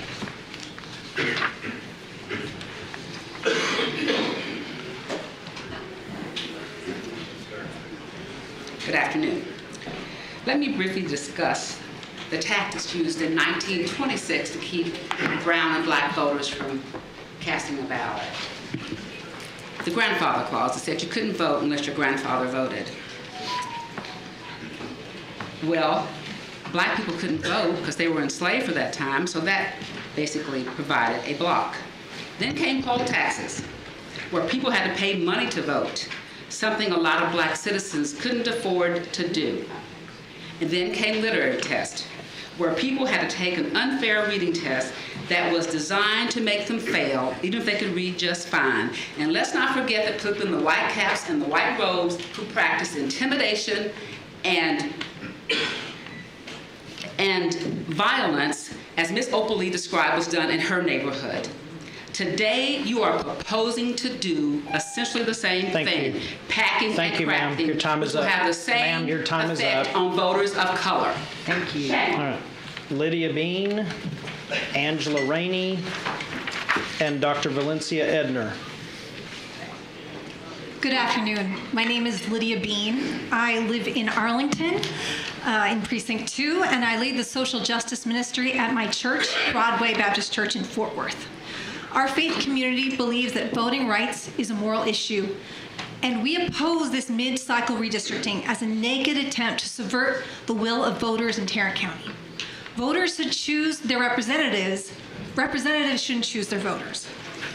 I live in Arlington, Texas, the most diverse city in Texas, and we call ourselves the American Dream City for a reason. We are a community of interest defined by our racial and cultural diversity, UT Arlington, our beautiful public parks, and our entertainment district, and our unionized General Motors assembly plant. Arlington is the second biggest city in Tarrant County, home to almost 400,000 people, and this is why Arlington has always had our own precinct on the court. But all 7 of these maps tear up the American Dream City. Thank you. Thank you. Thank you. Angela Rainey, Dr. Edner, and Eddie Delgado.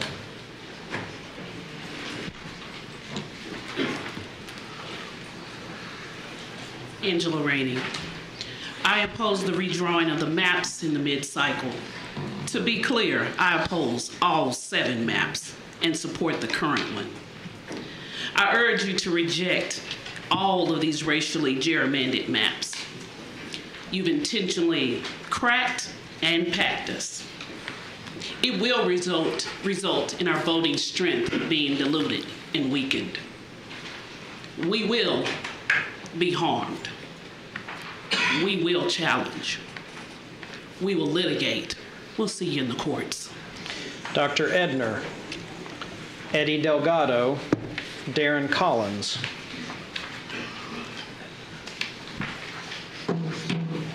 Can you smell it? Big Daddy and Cat on a Hot Tin Roof said there ain't nothing more powerful than the odor of mendacity. You can smell it. It smells like death.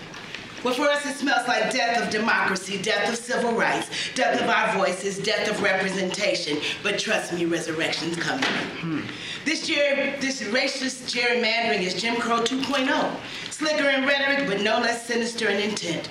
Most conservative is merely a euphemism for racism. But let me remind you, this is 2025, not 1955. There's a righteous resistance to this racist agenda. There was a process in 2021, you didn't like it, so again, mendacity. This is more than injustice, it's malicious malfeasance. Retain map 1, only weak leadership bullies. And history has a message for you. What is built on lies will fall by truth. Eddie Delgado, Darren Collins, Catherine Godby. Good afternoon, Commissioner Miles, Commissioner Simmons, everybody else. The folks pushing this redistricting are like those sovereign citizens yelling, "I'm not driving, I'm traveling," as if the thesaurus can outvote the Constitution. You say it's partisan, but clearly it's racial. This is segregation by spreadsheet. The segregation era of Ridgely Wall is back. It's giving Elon Musk Roman salute excuse. We know what we saw then, and just like we know what this is now, an attempt to silence communities of color. Instead of earning votes, you're airbrushing voters out of the map because some of you apparently can't win without moving the goalposts. This isn't redistricting, it's cracking and packing, it's dilution, and the county and Fort Worth will not let it slide. We see you, we'll remember you, and we'll make this county inhospitable to racist tyrants. Thank you. Darren Collins, Catherine Godby, and Mark Fulmer.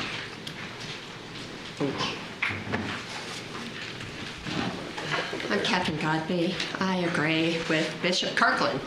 Beneath all the rhetoric, the real reason must be that this court has not been able to silence Commissioner Simmons.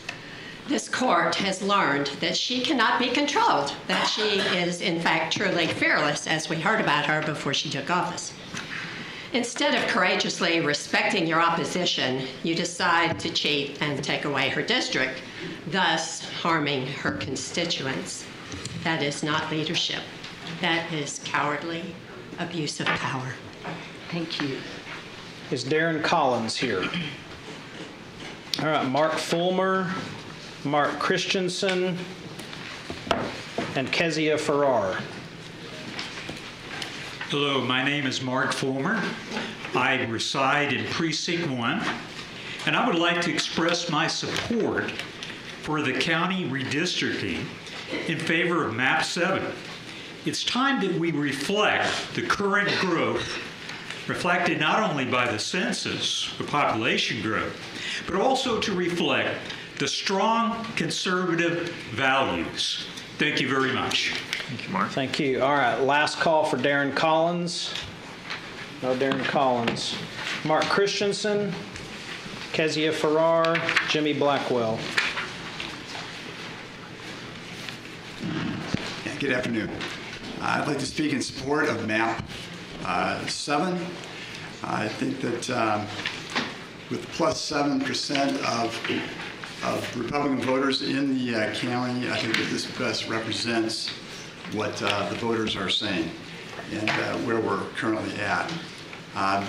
Last meeting, we had a map that had a half arch of what I would call minority voting. I live in that half arch, and my neighbors in the HOA tend to be from India, Nepal, and also Saudi Arabia. Those would be the highest demographics. I'm not sure how that fits into the narrative that was trying to be presented, that this is a racially biased map, this redistricting. So I support map 7, and thank you for your time. Thank you. That's good. Following Ms. Farrar, Jimmy Blackwell, and Max Potenza.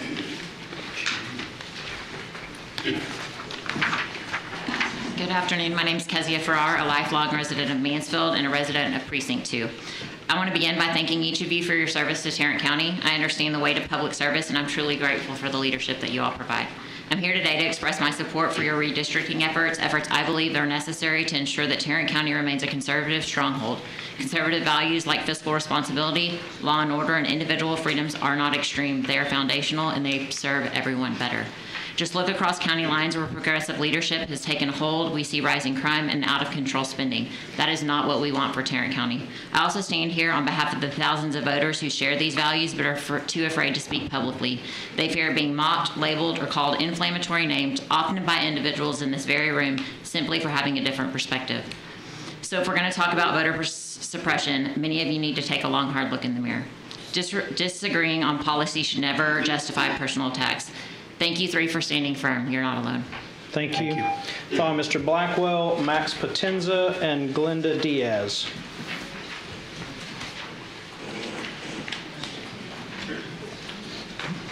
Mr. Blackwell,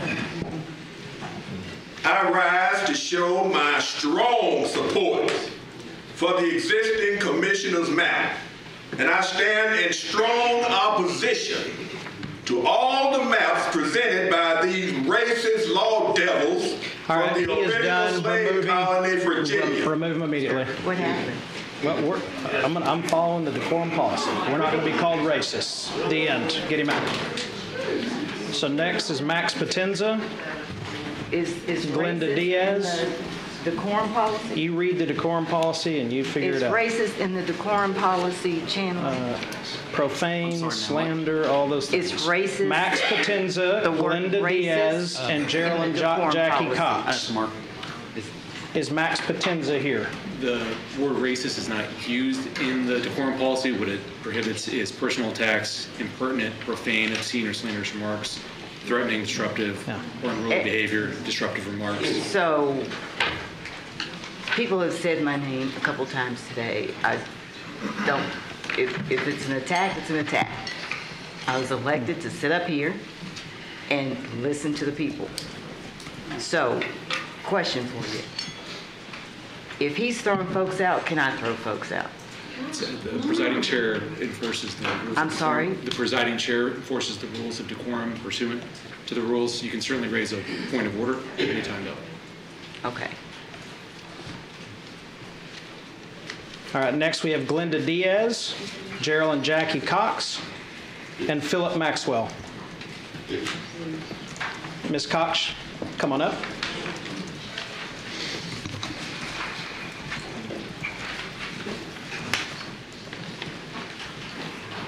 My name is Geraldine Jackie Cox.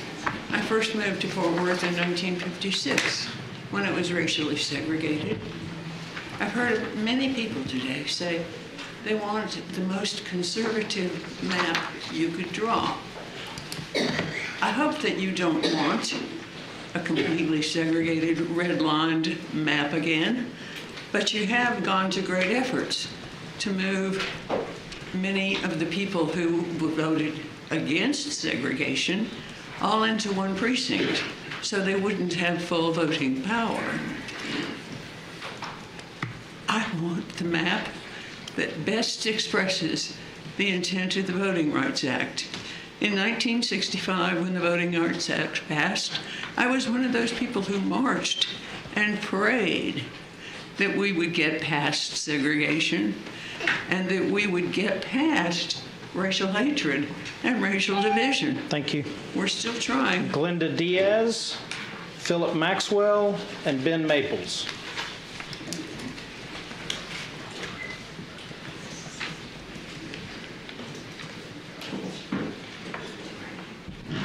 My name is Philip Maxwell. I'm a resident of Tarrant County, and I oppose this redistricting process. What's being suggested with these new district maps is not just or fair, and it's not democratic. It aims to silence the voices of Black and brown communities, making it extremely difficult for them to have an impact on the decisions that shape their lives. Communities whose perspectives are essential to an equitable and thriving future for Tarrant County. When elected officials carve up districts to grasp for power rather than earn it by just means, we lose trust and we lose the heartbeat of democracy. Please, act with integrity. Do not divide us further. Listen to the moral compass that brought you into public service in the first place. You can be leaders who protect democracy, or you can be remembered as those who tried to dismantle it. Do the right thing. Oppose this unfair redistricting process. Thank you for your time. Thank you. All right, this will be the last call for Glenda Diaz. That one looks like that's not going. All right, then Ben Maples, August Schilling, and Catherine Lynch.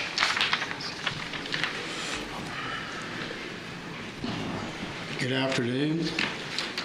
Judge O'Hare said on the news that more Republican leadership is needed in Tarrant County. Republican leadership? Trying to keep people from voting is not what I consider leadership. That's what I consider cheating. How many deaths in the jail under Republican leadership?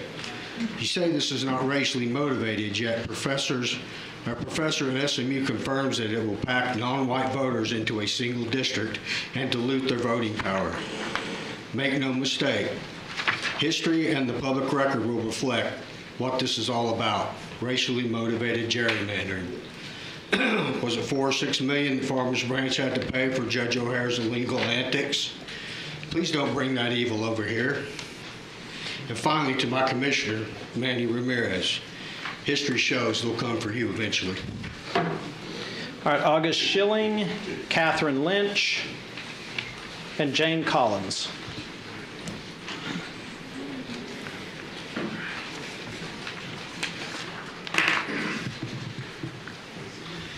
August Schilling. I'm a 40-year Tarrant County resident, TCU alum, and living in South Lake. This court does not have current census data to accurately redistrict. This county marginally votes Republican. It is patently unfair to gerrymander it to try to make this court 80% red. These maps overwhelmingly pack and crack the Hispanic, Black, and Asian residents by placing them at over 75% into Precinct 1 and significantly reducing their counts in Precinct 2 in violation of the Voting Rights Act. I believe in fair and proportional representative opportunity, which this redistricting endeavor will destroy. This redistricting plan must be stopped. Catherine Lynch, Jane Collins, and Carol Rayburn.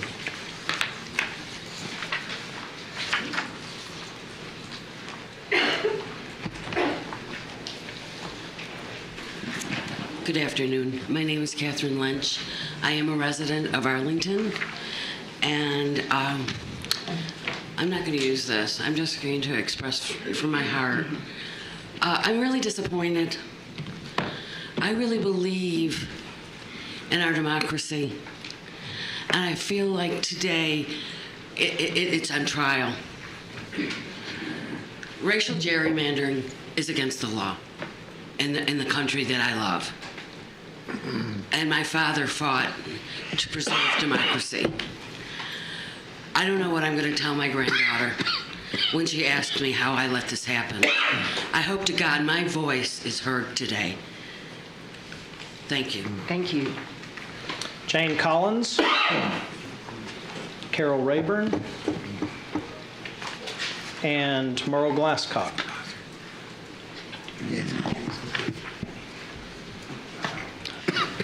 My name is Jane Collins, and Alyssa Simmons represents me, and I'm really grateful for the way she represents everyone. I believe she does believe in diversity, equity, and inclusion, and so do I, because that is the opposite of white supremacy, and that is what I am not for.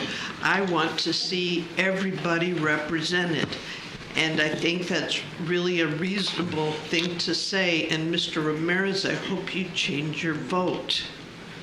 All right, Carol Rayburn, Merle Glasscock, and Doreen Geiger.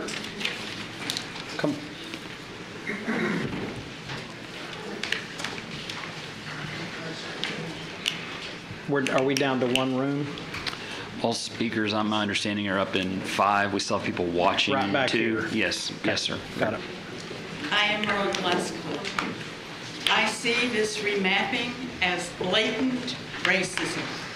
In this courtroom, I have seen and heard Commissioner Alyssa Simmons degraded and demeaned. All this reminds me of the book and movie To Kill a Mockingbird. Thank you. All right, Carol Rayburn. Is Carol Rayburn here? Yes. Okay. Doreen Geiger, and then Joe Palmer. Good afternoon. Thank you for listening to all of us. We all are very concerned about fairness and impartiality, and we expect that from our elected officials.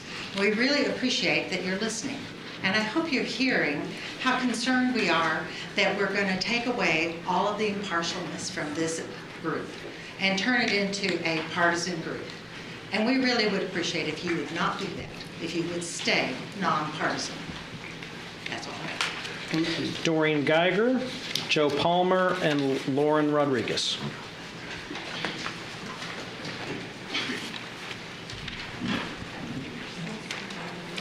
I'm against redistricting because the maps this court presented are racially gerrymandered and illegal. They violate the Voting Rights Act. You are using data that is more than 5 years old. It is best to wait until the 2030 census is complete before doing redistricting. When you started this process, you said members of the public could submit maps. I know 2 people who did submit maps. One has a PhD in mathematics and science. I texted a commissioner and asked if the citizen maps had been shared with her, and she said she was told no citizen maps had been submitted. One was submitted over a month ago. It is not acceptable to tell citizens they can submit maps, and then when they do, the county refuses to give them to all commissioners.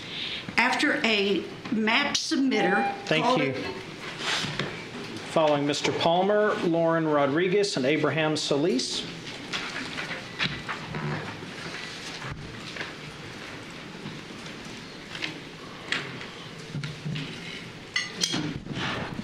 Joe Palmer, Precinct 1, longtime Republican voter, opposed to the maps. Regarding the accusation that the new precinct lines are racist, it doesn't have to be true. It just has to have the appearance. Map 7, I looked on the website Sunday and only saw maps 1 through 4 displayed. Was map 7 added since then? Other reasons opposed. We don't need to. We have a 3-2 majority with C2 being a swing seat. They can't advance anything ideological without Republican agreement. And for those instructed to be here to support conservative ideology, I'm happy to tell you that the scope of the function of county government is narrowly constrained by statute. We need you at school board meetings and city council meetings and in the Capitol. This will hurt the Republican Party in Tarrant County, particularly on state house races and countywide seats. This whole thing looks bad and will look bad to voters to whom we will need to appeal to before the midterm election. The revolution was mentioned. If there is anything more American than dissenting voice, it would be protecting and embracing the dissenting voice of others. Relating to this, the timing is objectionable, mostly because the only voice of concern and advocacy on the court for the tragic jail deaths is Alyssa Simmons. Thank you, sir. Sometimes we have no choice but to take the crumbs that fall from the master's table. Thank you. Lauren Rodriguez, Abraham Solis, and Jessica Ann, looks like Lanes. Hi, my name is Lauren Rodriguez of Precinct 2. I've lived in Tarrant County since the first grade for 24 years, and I'm raising my child in Tarrant County. And We have chosen to stay in Tarrant County because of its diversity. Diversity is what makes Tarrant County beautiful. It is a shame that Judge O'Hare would like to silence diverse populations within this community. The redrawing of district lines is discriminatory. It seems as though it seeks to lessen voting power of Black, brown, and Asian people of Tarrant County. We pay taxes and we deserve to have our voices heard as well. We deserve representation, representation that represents us. Thank you. Thank you. Is Abraham Solis here?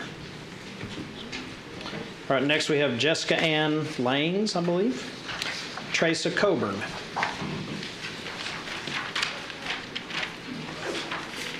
Good morning, commissioners. My name is Jessica Yanis, and I'm a proud Near Southside resident in District 4. And the redistricting plan directly affects me. I'm here today to strongly oppose the plan, not just because it's unnecessary, but because it threatens the deep racial injustice in Tarrant County. The rush process without real public engagement raises serious concerns about silencing the voices of our Black and brown communities who have fought hard for representation. It echoes a long and painful history of maps being drawn to divide and diminish power. In a time of tight budgets, your focus should be on core county services, public health, roads, jail safety, not pushing a divisive plan that threatens to erode public trust. This effort will divide, distract, and disenfranchise.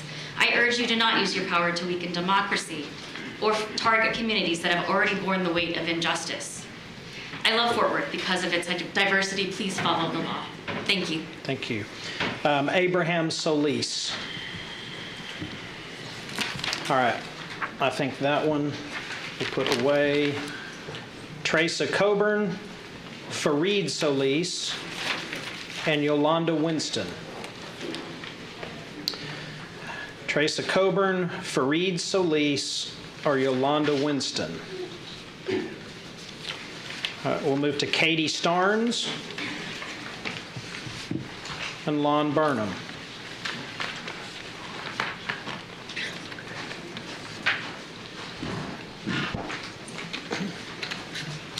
When looking at the proposed maps, one can't help but see that most Black and Hispanic constituents are corralled into one district, almost as if it is to keep them in one zone and to break up their voting power from influencing any other district. These maps have a very strong Jim Crow essence. This is not the first time racial bias has been involved. In 2006, when Tim O'Hare implemented a city ordinance banning undocumented immigrants from renting and penalizing landlords who rent to them. These actions have resulted in nearly $5 million lawsuit, making even undocumented immigrants feeling unwelcome in the city. The lack of concern is telling because we all know the commissioners won't be paying for these lawsuits. The people of Tarrant County will. Thank you. Thank you. Teresa Coburn, Fareed Solis, Yolanda Winston. Are you one of those I just called, or could you hear it? No? Katie Starnes. We just went. Yep. Lon Burnham. Come on up.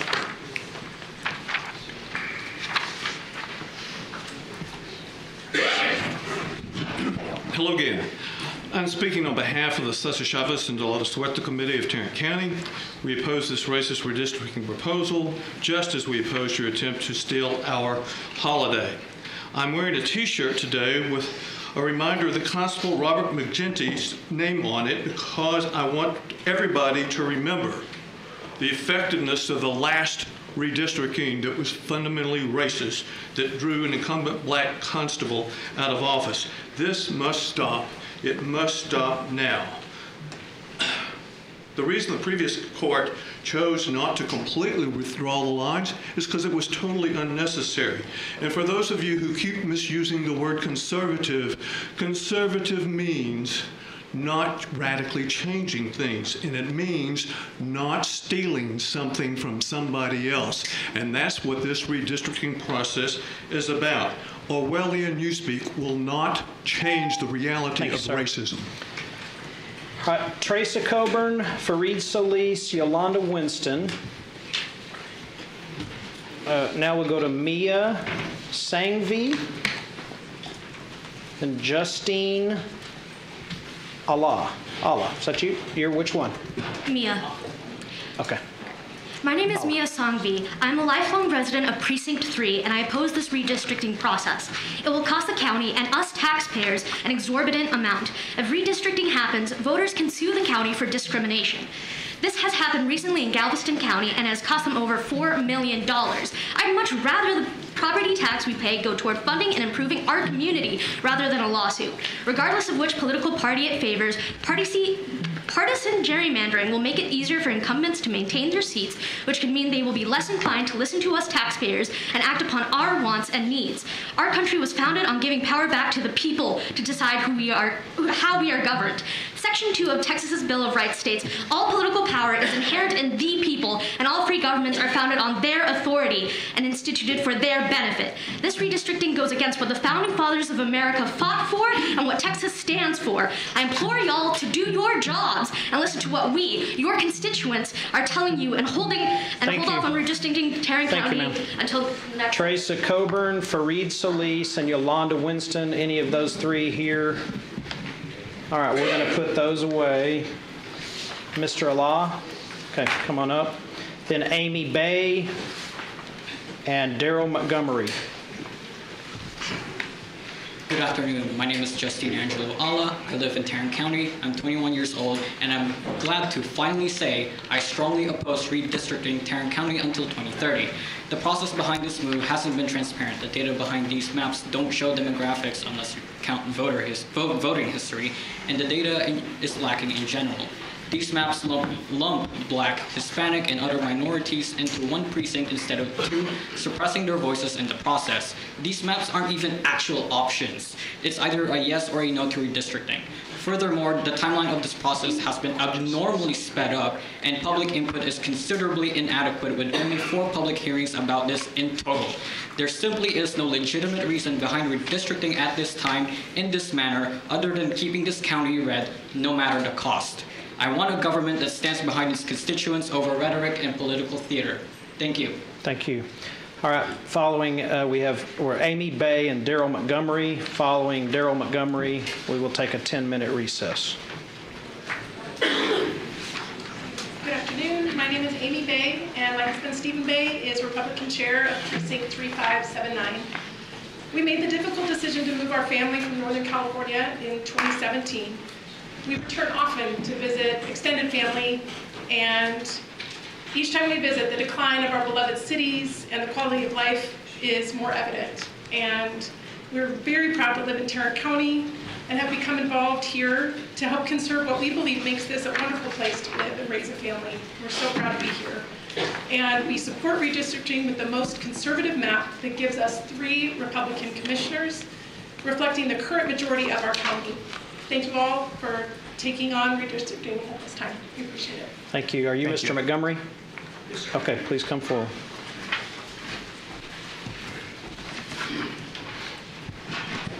Hello, my name is Daryl Montgomery, and I live in Precinct 2. Judge and Commissioners, thank you all for your hard work to establish common sense, time-tested policies for our county. The issue is not, nor has it ever been, about race. Tarrant County is overwhelmingly conservative. Our voting precincts should reflect that. Having gerrymandered precincts that skew votes toward liberals dilute the voice of the majority.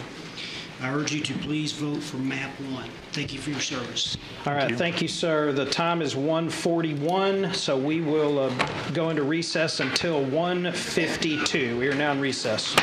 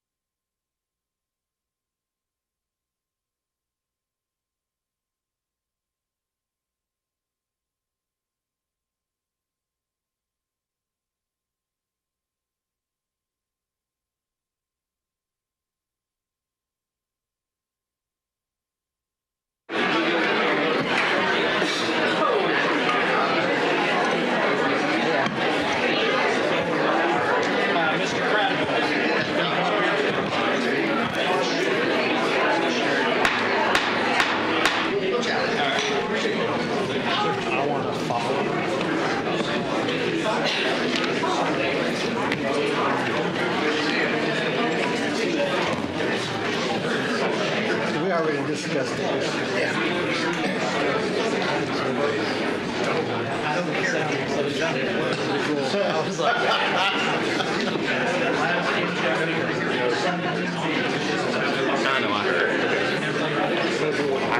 I purposely got an extra big coffee this morning. Pulled me over until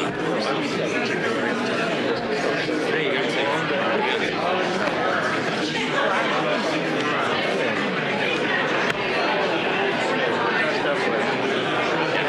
Let's do this. Oh, actually, I told right to it. No, it's not that. All I want to know is what we do at the end when we start the meeting.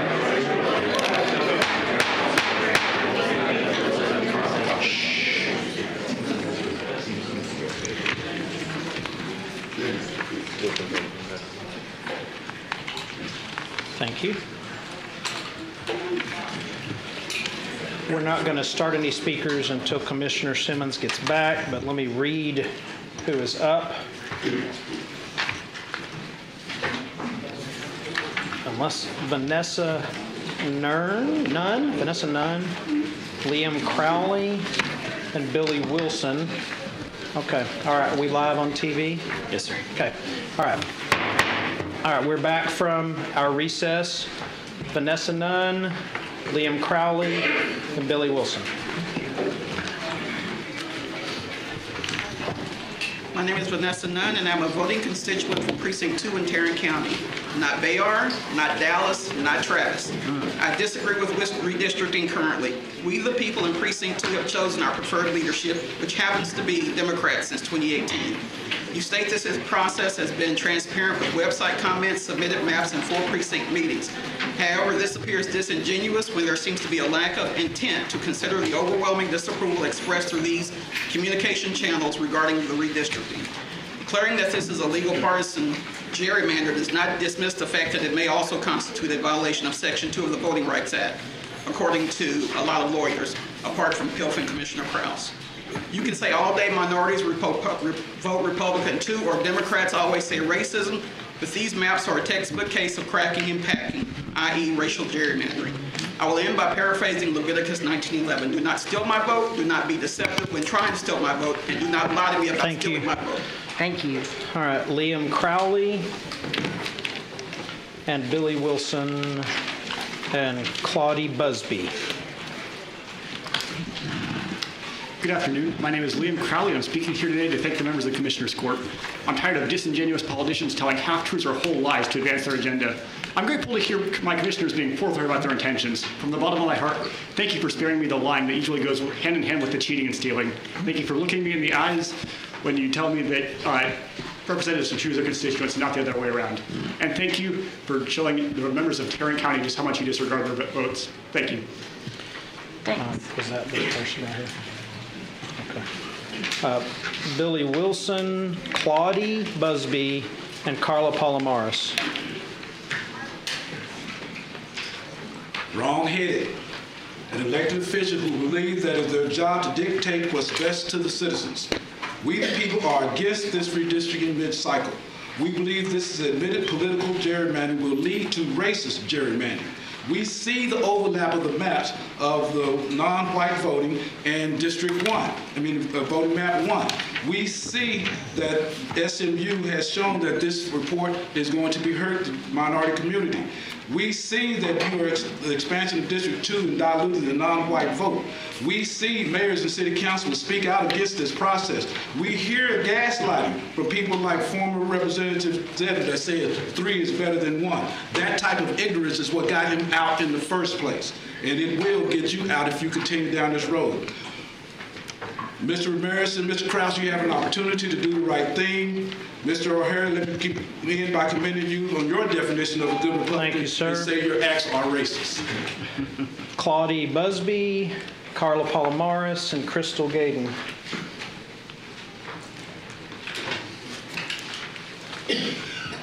Good afternoon. My name is Claudie Busby. I want to speak today against the proposed redistricting. I have more to say, but like I said, I'm going to go down to my 4 sports because everybody has already spoken on the subject of all the things that's wrong with this redistricting. I want to speak of time. I've been in Tarrant County, I've been working the Tarrant County election for the last 15 years, and I've seen many different situations. But there's one story I'd like to share with you. On one general election, our precinct judge, Republican precinct judge, retired school teacher, she refused to give Hispanic kids a future vote sticker, and that stayed with my mind. And I said, but I went over and gave those kids those stickers because I said they're being discriminated against, and they never knew they were discriminated when they walked out that door. But that's what could happen to us. We just say, okay, all political politics on this situation. Ramirez, I ask you to realize that you're being discriminated against. Thank you, sir. Thank you, sir. Following Ms. Paula Maris, we have Crystal Gayden and Jerry McMander. My name is Carla Palomares of Fort Worth and Precinct 4. This vote should not be happening right now. The current map is the only map that we need. If you even tried to listen to the majority of people who showed up over the past month, then you would know that. But you didn't listen and you never will. You didn't even show your face, Tim, at any of the public hearings. That's despicable. Our current map is the only fair option. It's the only one implemented out of a transparent process. All of these other options are the embodiment of racism and white supremacy, and you'll fully know that. Tim, Matt, Manny, this whole process has been insulting to us as community members and taxpayers and voters. The town halls were a waste of our time and resources. The past few meetings have been a waste of time and our resources. There are more important things this court needs to be addressing, like the sheriff running a death camp on our dime. You're violating our voting rights and human rights. Sadly, it's nothing new, and going forward with this vote today will only be writing yet another blank check and bankrupting our county and crippling our services out of your arrogance and self-interest. Move any map forward, and you just affirm your hate for black and brown people. Thank you. So, the kid right here in the green shirt, remove that one from the room. Crystal Gayden, I'm not going to fall for that one again. Jerry McMander. Art Brender, they got me on that one. And Monique Olivo. Crystal Gayden, Art Brender, and Monique Olivo. We still have a spillover room, I'm assuming. All right, Natalie Lopez. Carter Ashton Vance.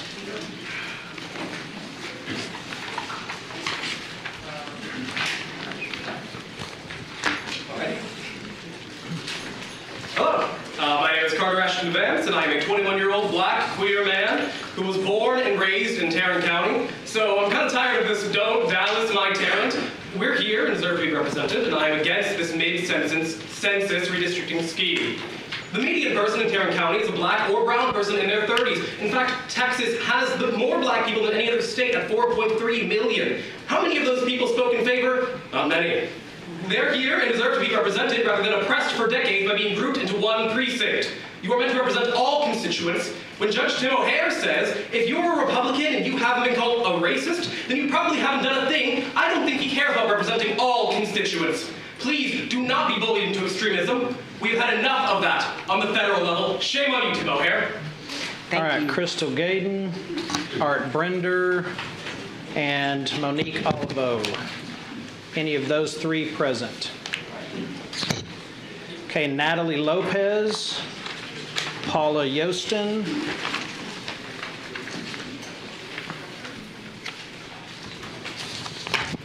Nan Terry, and Reed Bills.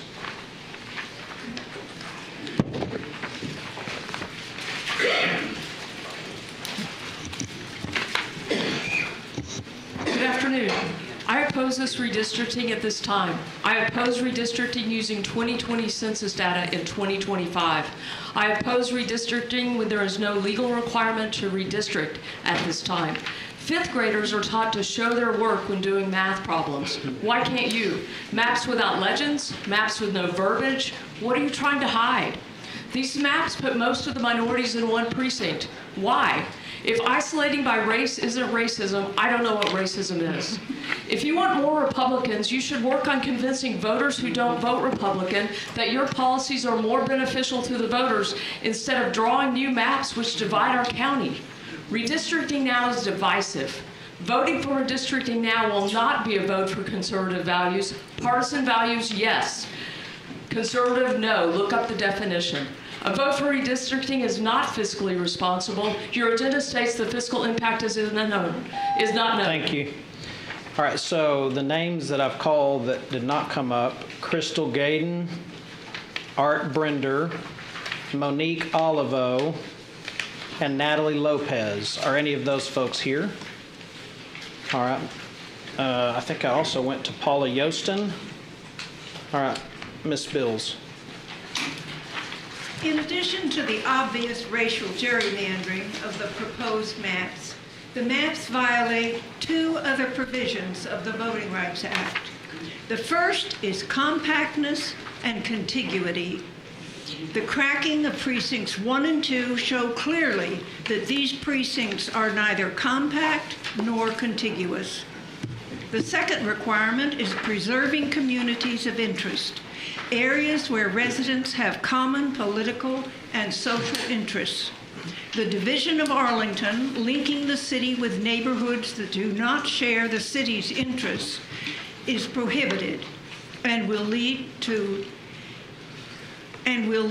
a successful, expensive legal challenge. Thank you. Thank you. All right, so I'll read these 5 again. Crystal Gaden, Art Brender, Monique Olivo, Natalie Lopez, Paula Yostin. All right, I'm going to put those away. There's a Lydia that didn't put a last name, an address, 76053 zip code. Please state your full name when you step there. And there's an Aguilar, same deal. Please state your full name. Hi, and my then name is Lydia. excuse me. Oh. And then Colleen Meehan. Hello, my name is Lydia Faith, and I'm a resident of Tarrant County. Unfortunately, in Matt Krause's district, I oppose this racial gerrymandering. I've been trying to think of what to say, trying to think of facts, stories, even scriptures to change your minds. Tim O'Hare, Matt Krause, and Manny Ramirez. But what do you say to a group of people who have abandoned their humanity? You see, there's a fundamental flaw with y'all. You're trying to push these white conservative policies in Tarrant County and hiding behind these fake Christian ideologies, but you know what? When I read the Bible, I see stories about fighting for justice, for liberation for all. But when y'all read the Bible, you read scriptures you can manipulate to oppress people. You see, this is another mistake on a long list. You're silencing diverse communities, and Carmel will come. Whether it's when y'all's kids grow up embarrassed of y'all, seeing the harm their fathers did to community members, or when we get y'all out of these offices. Tim O'Hare, Matt Krause, and Manny Ramirez, you should be ashamed of yourselves. You're all dishonest, cheaters, and racist men. All right, move her from the building, please. Aguilar. Is there an Aguilar here? Okay, if you're Aguilar, please state your full name. Then Colleen Meehan and Lane Craig. Lupe Aguilar, 76120. I just came here to say that the folks supporting these disgustingly racist redistricting maps are a bunch of sore Confederate losers with no shame and no care for the world around you, grasping at any form of power and manipulation of it just because you can, knowing that you are capable of growth or sustaining your communities and its values without the exploitation of Black and brown communities. I hope you have an awful day. Colleen Meehan, Lane Craig, Gwen Johnson. My name is Colleen Meehan, and I'm a resident of Tarrant County for over 30 years. And I'm here to oppose the redistricting process. I grew up in a third world country, but as you can see, I'm an American white person. And when I walked out the door, my dad said to me every day, due process. You don't have any due process. This process has not been followed properly, transparently, and fairly so that every voice was heard.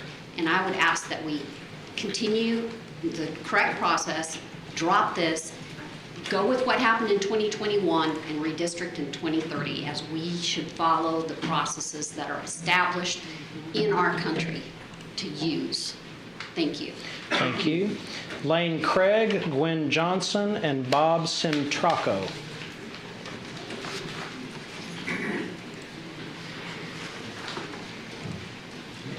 Hi, I'm Lane Craig. I'm a resident of Fort Worth, currently living in Precinct 4 and working in Precinct 1. I oppose the redistricting effort. It is unnecessary and a waste of resources. The county underwent a redistricting process in 2021 and has not shared publicly an updated data set on population level. It is also illegal racial gerrymandering. Many white people here today seem very concerned about who is being called a racist, but the truth is that regardless of if anyone out here or up there is a racist, the proposed maps and the process to create them fit the definition of racial gerrymandering, and they'll result in racial gerrymandering lawsuits. Some commissioners seem to believe that the current courts will be lenient regarding racial gerrymandering. I am not as sure, but even if that is the case, the money, time, and attention spent defending those maps in court will be detrimental to all Tarrant County voters and taxpayers. The current maps reflect the county's population, and they should be used until 2030. Thank you. Gwen Johnson, Bob Centraco, and Mary Ann Weatherred.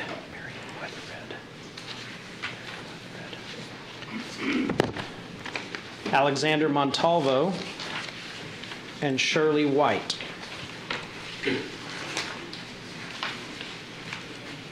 Commissioners, Judge, thank you for this hearing. I'm here to weigh in on the redistricting proposal of Plan 1 or 7, and doing this to promote the aspects of competence, governance, and limited government. 15 years has elapsed since Tarrant County has done the redistricting, and we've had 100 people per day come in with 35% increase in 15 years. And we've had a vote determined conservative majority. Other counties have redistricted several times, and large counties have done so in 2020.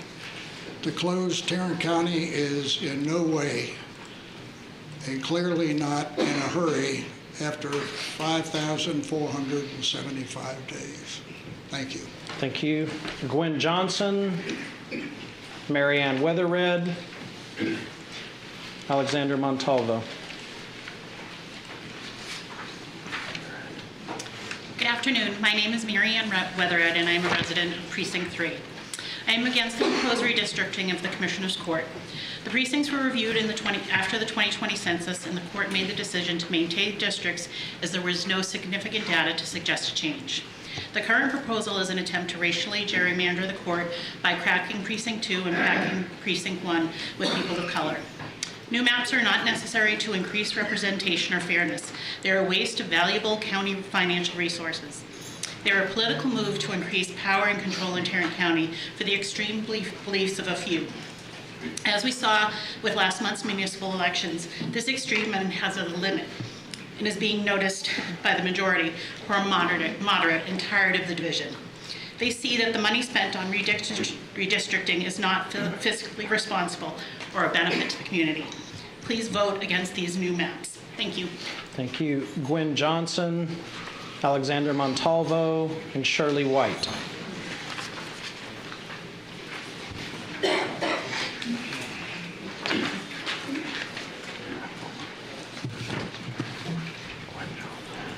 I oppose this redistricting plan because it's racial discrimination under the Voters' Rights Act, where you're trying to pack and crack black and brown communities. I'm also ashamed that the lone Latino community member on this court is willing to vote for something that removes Latino community members from his precinct. So it needs to be known by all that, Manny, you may be a member of the Latino community, but you do not work or fight for our community. And any leader out there, any community member out there needs to stand against your efforts in this county. I do want to thank Commissioner Simmons for showing us the example of what it looks like to fight extremism in Tarrant County, for being up front and center, for being willing to speak up, to work with community, to fight against corruption and extremism. And my call is for Democrats in Tarrant County to get bold, to step up, to do more, and for progressives to lead the way out of this mess. Thanks, sir. All right, is Gwen Johnson present? All right, I think that one we'll put away. Shirley White, Annabelle Cortez, and M.M. Walker.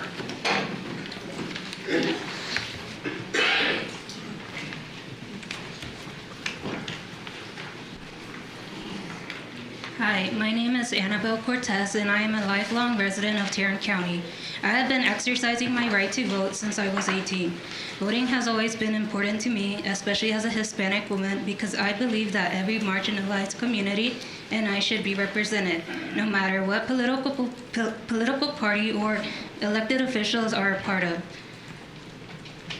We should not be ostracized in an attempt to hold us back from thriving and leading a quality life. Now that very ostracization is happening here today through illegal racial gerrymandering efforts by Tim O'Hare, Matt Krause, and Manny Ramirez. Tim O'Hare has stated as a far-right extremist, we know what a woman is, we know what waste, fraud, and abuse is, and we know how to maintain law and order, and we know all those things better than Democrats do. I would like to ask Mr. O'Hare, if you know of those things better than the Democrats, then why don't you show it? Prove to us constituents that you have integrity. Thank you. All right, Shirley White, M.M. Walker, and Hillary Benedetto.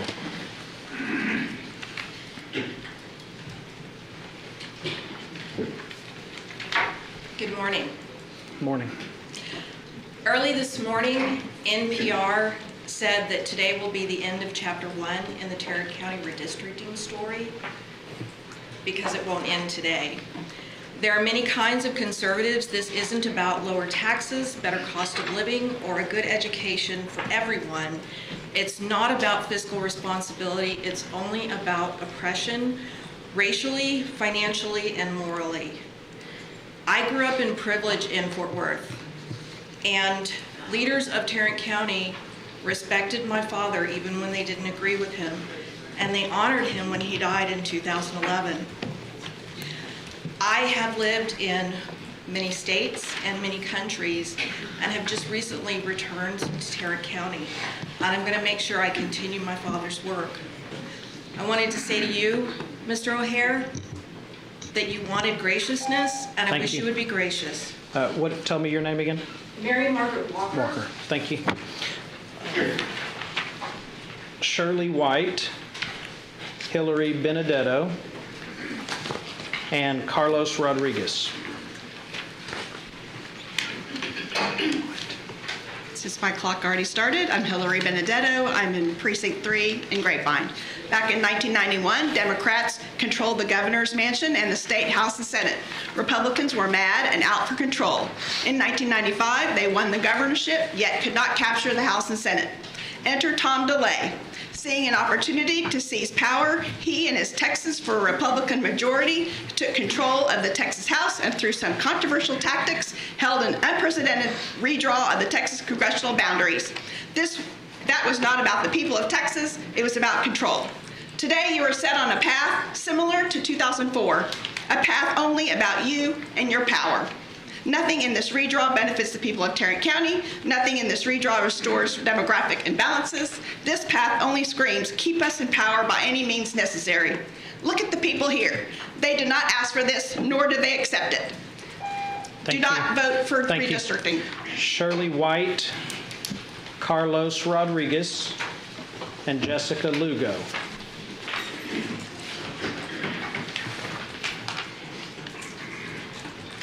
Tarrant County is the reddest county in the nation.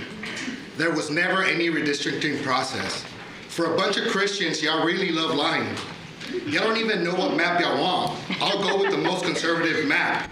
Clueless. Y'all do realize the most conservative map is the current one, since it will save the county millions of dollars. It's not conservative, but repressive.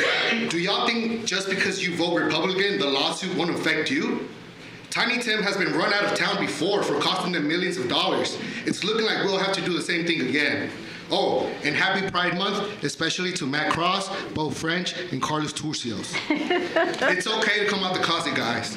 Also, Timothy, do your kids still ask you why they hate you in Farmers Branch so much? Shirley White. Is Shirley White present? All right, we're going to put that one away. Jessica Lugo, Chris Sims, and Cynthia Montgomery. Jessica Lugo, Chris Sims, Cynthia Montgomery, Bridget Davis, Charles Bills.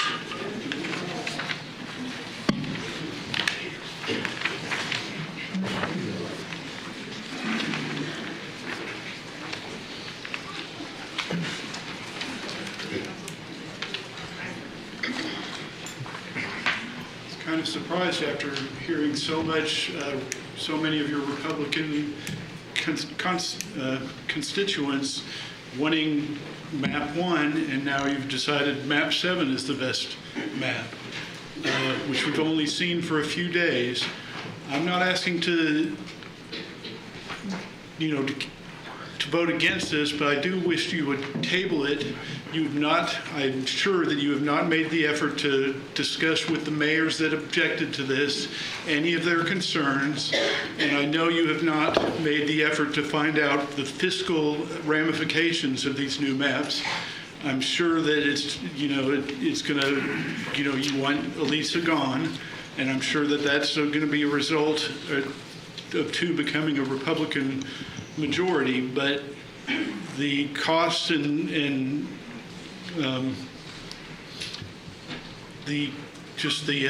what it's going to. Thank you, sir. All right, Jessica Lugo, Chris Sims, Cynthia Montgomery, Bridget Davis, Lauren Fincham, Wesley Kirk, Jennifer White,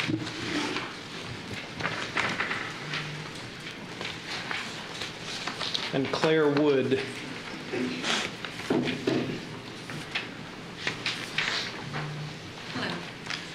I'm a resident of Tarrant County. I'm in Precinct 1.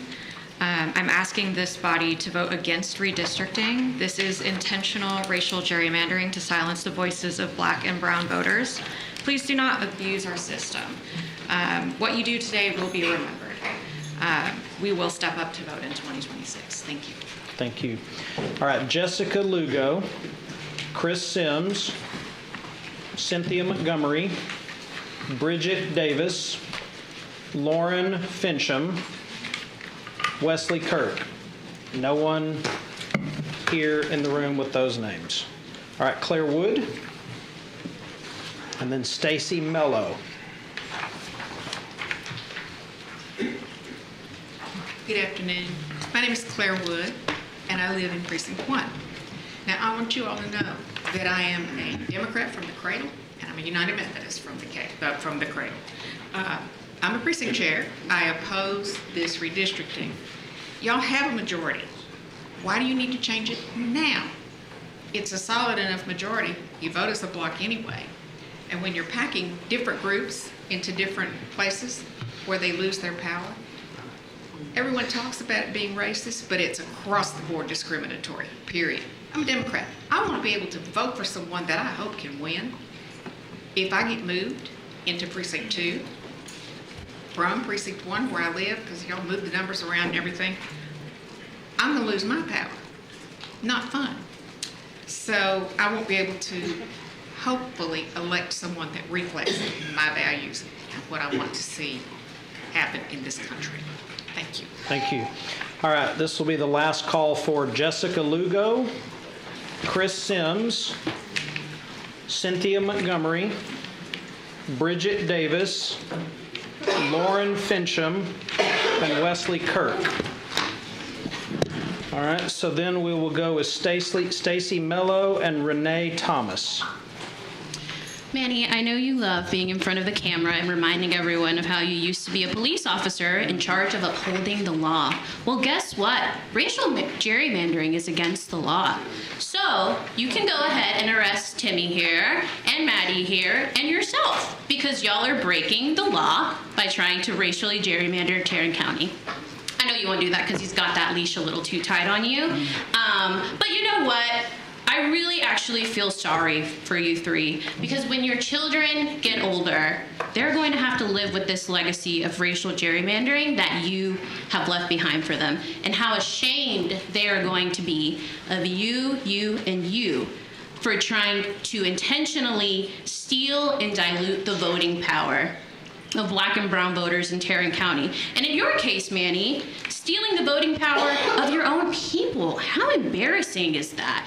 And you know what, Tim? I think you need to sit there and be quiet and actually listen to your constituents. Because your constituents are telling you that they do not want these maps. Get her out of here. When are you going to listen to them? Thank you. Renee Thomas, Christopher Betts, and Cameron Arsenault.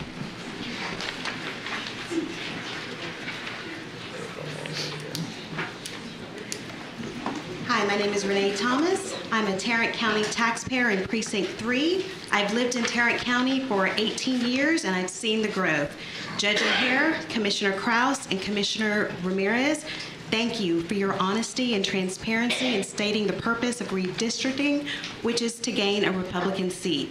This is practiced all the time, and it is constitutional. This is good governance, and I want to keep my taxes down under conservative leadership. I support redistricting to represent our conservative voter base. Redistricting cannot be racist. It is a mathematical and legal process based on population and partisanship, not prejudice or skin color. Our precincts should provide equal representation, as is our right in Tarrant County. Please vote for the most conservative redistricting map. Thank you. Thank you. Christopher Betts, Cameron Arsenault, and Crystal Betts. Any of those present? All right, Alan Lobaugh. Gotcha.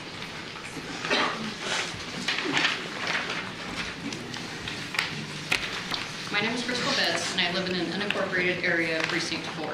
Manny Ramirez, you were elected to represent me, but I oppose this racist redistricting effort. Precinct 2 is not a Democratic stronghold. If you want to get rid of Commissioner Simmons, put in the work and elect a Republican. All of a sudden, you're okay with cheating to win? Stand up, as you have in the past, for voter rights. I understand that you think this is necessary, but these maps aren't the way. Insist on a truly fair and transparent process. And you say race hasn't played a role in your decision, but it should. The communities of color are asking you to factor them in. They matter, their voices matter. Listen to your constituents and vote no today. Maintain the current map. Thank you. Thank you. Christopher Betts, Cameron Arsenault, Alan Lobaugh, Franya Wilhelm.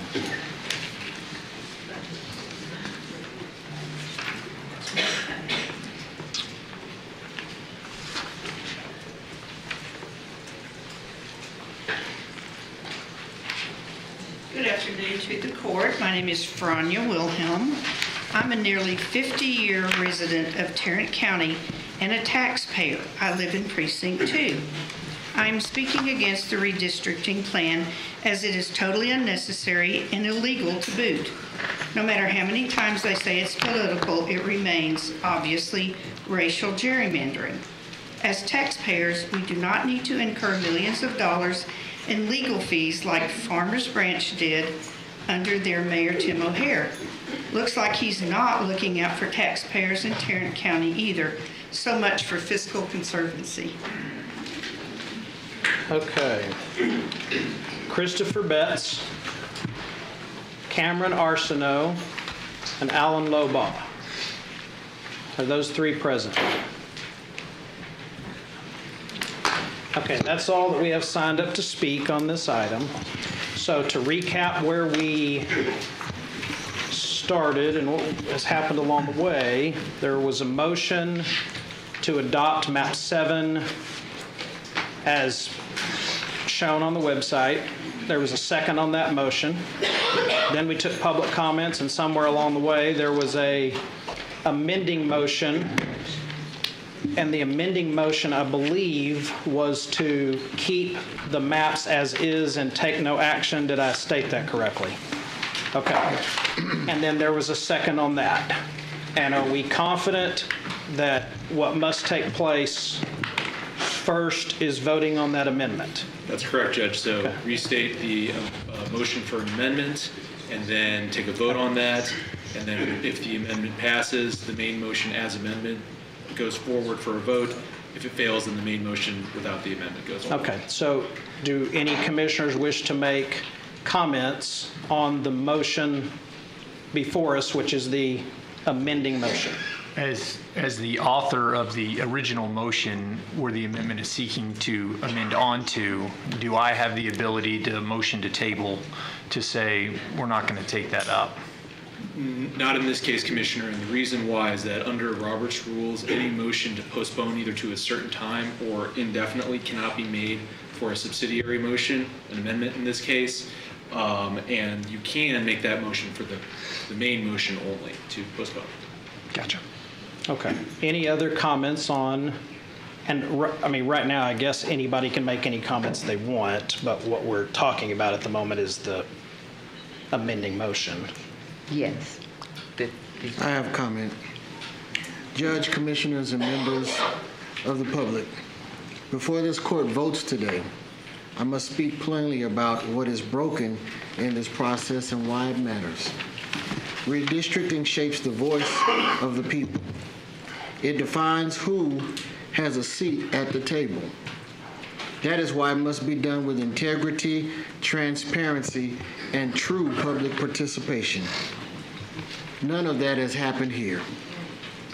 This process was launched without new data. It was done without community demand. It was done without public dialogue. A contract was signed behind closed doors with a national organization known for voter suppression. Maps were drawn in secret by consultants who never came before this court to explain their work. Public hearings were held only after maps were drawn, and no one in this court or on this team ever explained the criteria to make those maps.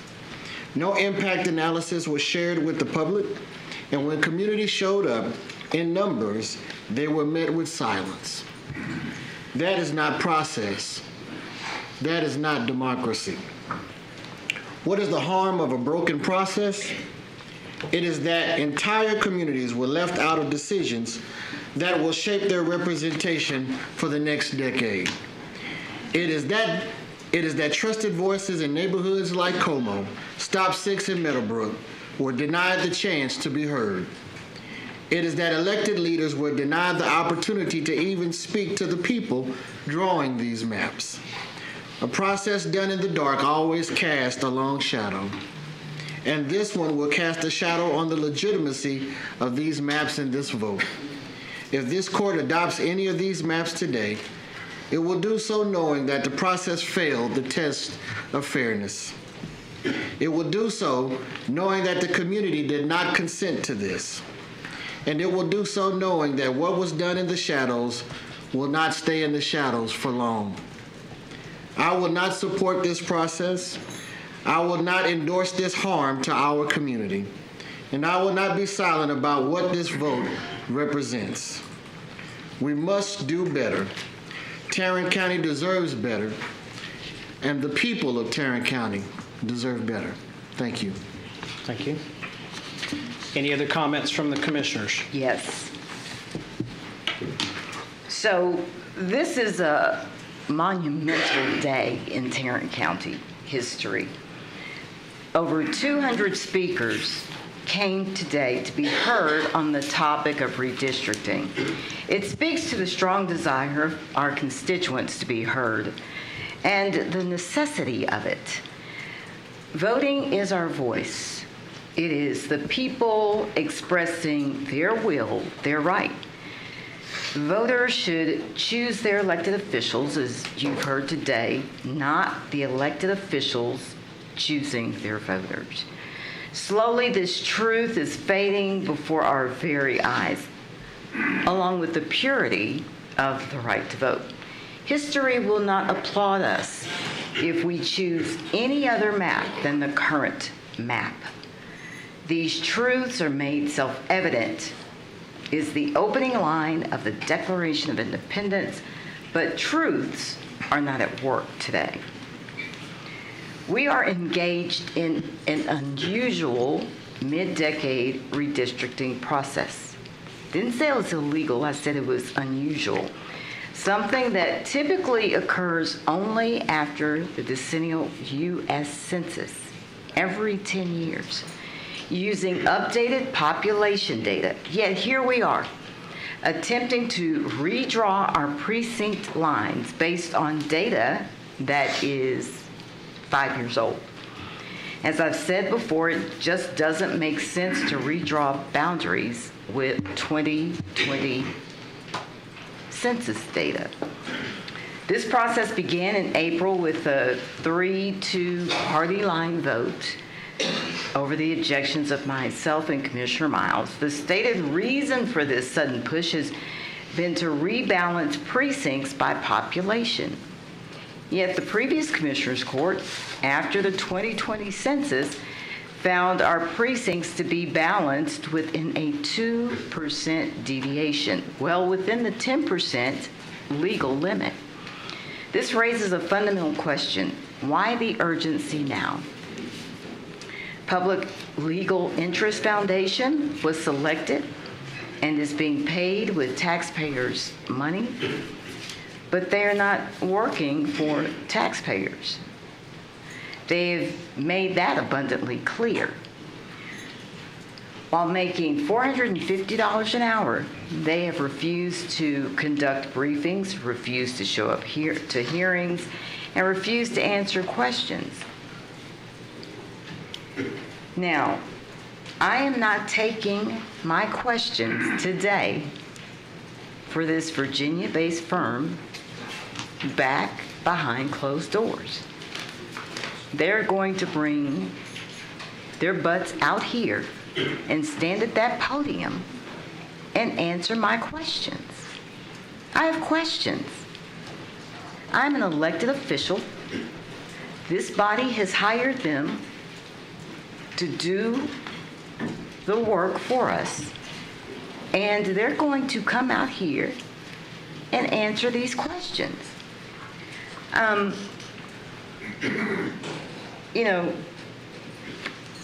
I'm going to continue speaking until they make their way out here. I'm not sure who is telling them not to come, probably Judge O'Hare, but they need to come out here. They have got to answer to the taxpayers who are paying this bill, and they're going to answer to me out here in public. It's ridiculous. And then Pastor Edner said it best in her remarks earlier. Only weak leaders bully. Only weak leaders bully others. And I'm about sick and tired of weak leaders, particularly men. So I want PILF to come out here and answer my questions. And Judge O'Hare, quite interesting that today you cannot stomach being called a racist. However, you are memorialized on video on the Wolf and the Shepherd podcast proclaiming, quote, "If you are a Republican office holder and you haven't been called a racist, then you haven't done a thing." So be proud of being called a racist today. Those referring to these maps and this process, and even you as a racist, have a constitutional right to do that. We have got to stop sitting up here violating people's First Amendment right. This is crazy. Again, we ran for these positions. Everybody doesn't love me. They call me all kinds of names. I take it. I take it on the phone. I'm not a wimp. I'm not weak. I put up with tons of bullying from you, but I'm still here. Now, let's talk about the individual brought in to lead this effort as the map maker. Adam Kincaid, speaking of weak men, where is he? Where is, we paid a demographer, a map maker, to draw these maps. And we cannot get an audience with him. In my one call with PILF, my staff and I were told when I asked for a meeting with the map maker, that he was on vacation for a month, but he managed to crank out 5 maps in 2 days, okay? So I guess he pulled up from his vacation to send us those 5 maps. And let's talk about these other 2 maps that cropped up. Where's PILF? Where are they?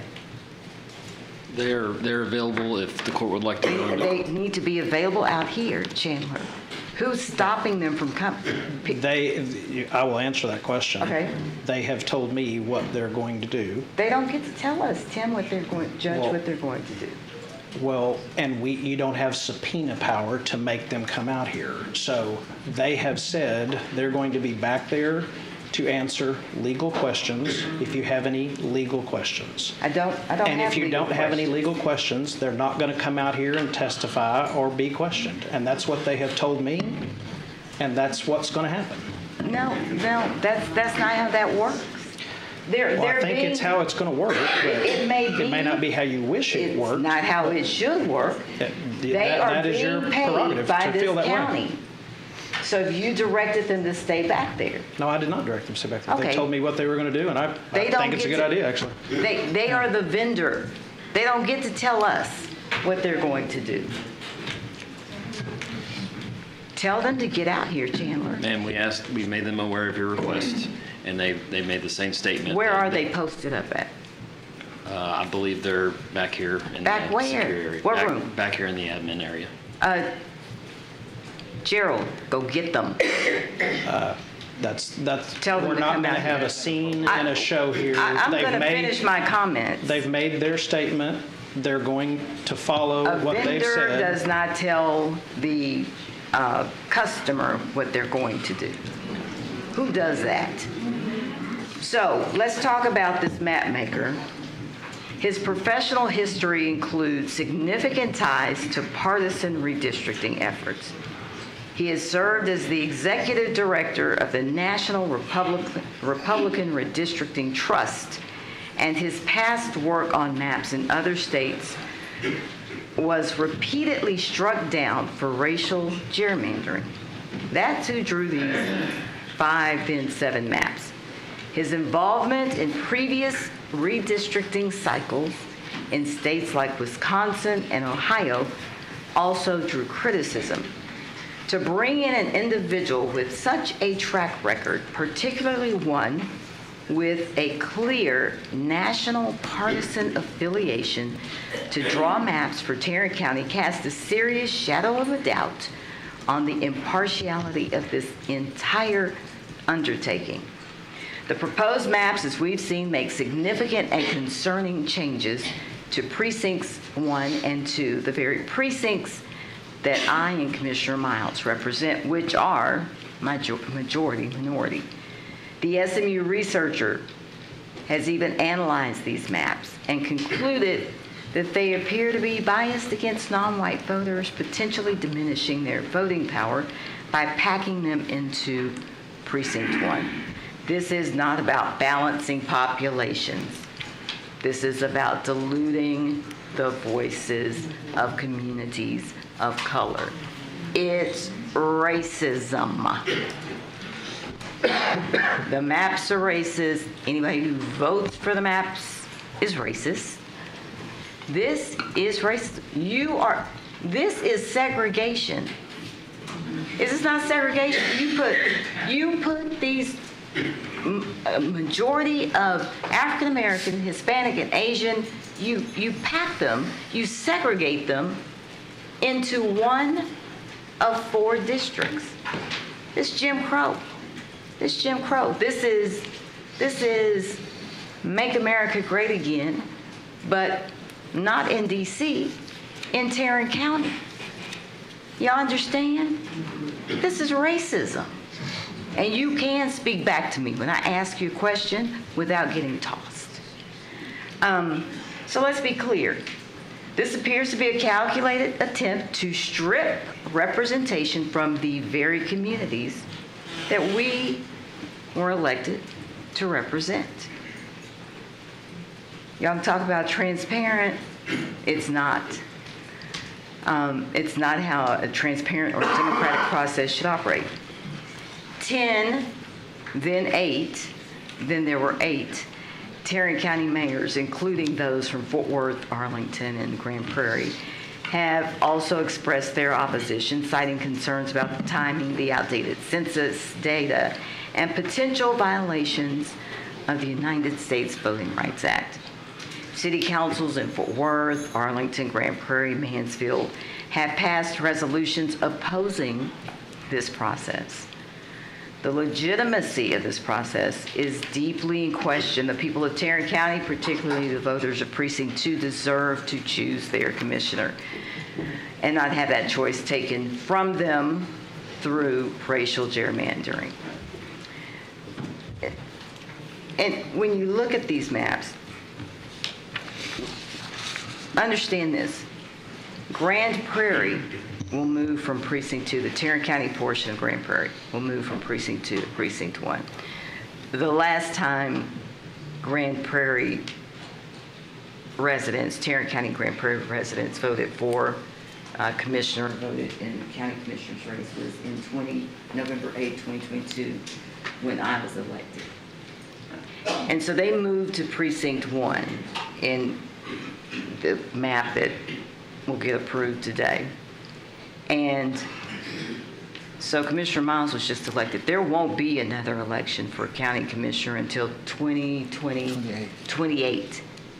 So those residents in Grand Prairie won't get, they have to wait six years to vote on their county, for a county commissioner again. Where's the data? Where's this guy at? So where are these people at, Chandler? Or, I'm sorry, Gerald, what did they tell you, sir? They said they don't know, they're not in the administrator's office, and they don't know their whereabouts. Okay. They ran. We're paying these people. Did y'all hear me? Say yes. Any calls to have the crowd speak out, I will have, as the presiding officer, I will have the crowd removed. So I will ask you respectfully not to do that again. If you do it again, I'll have the entire crowd vacate the room. Okay, they probably don't care. It's probably time to go eat lunch. Everybody's not afraid of you, okay? But don't expect them to be. Okay. Yeah. Yeah, you do. Okay. So, the legitimacy of this process is deeply in question. It keeps being said that the county has not redistricted in 15 years. Now, that is not true. It's not true. It's not true. This county went through redistricting just 3.5 years ago with 2020 census data. The majority Republican Commissioners Court hired a local firm that deemed it unnecessary to redraw the lines. And the court members at the time, none of us were on the court, agreed 4-1 that the map from 2010 was in balance. Okay? Some of my colleagues keep stating that this is just partisan gerrymandering. Calling these maps a different name just does not change their impact to communities of color. It is simple. When you place all the minorities in one precinct, segregate, and remove economic benefits, it's racial gerrymandering. Switching the label does not make it safe to drink. And let's be clear. This county was established in 1849. It's always been Republican. The leadership, the balance of power has always been Republican. So those that complained about their taxes, Republican values have been running this county since 1849. Out of control spending, one of the speakers got up and lamented. Out of control spending, I guess, has occurred under Republican majority commissioners' courts, because there hadn't been a Democratic led commissioners court. And then when you talk about those things, your taxes and cost savings, this current commissioners court has been fiscally irresponsible. Let's just be honest. And I'm a Democrat. Judge O'Hare by himself, I don't care how many times he says it, lowering the tax rate below the no new revenue rate, I voted for that. Okay? That was not just the Republicans. I voted for that for 2 years. I voted on the budget. We have voted together on those things. He did not lower your taxes, your tax rate by himself. So let's be clear. I am fiscally conservative. Now, let's talk about fiscal irresponsibility. If this court had not been shamed, embarrassed into pulling out of Garza County in that private jail contract, $40 million private jail contract. If Commissioner Brooks and I, thanks to KRA bringing that to our attention, if we hadn't shamed our colleagues, we would still be sending our inmates to Garza County on a $40 million contract. So the fiscal responsibility came from the Democrat in that instance. We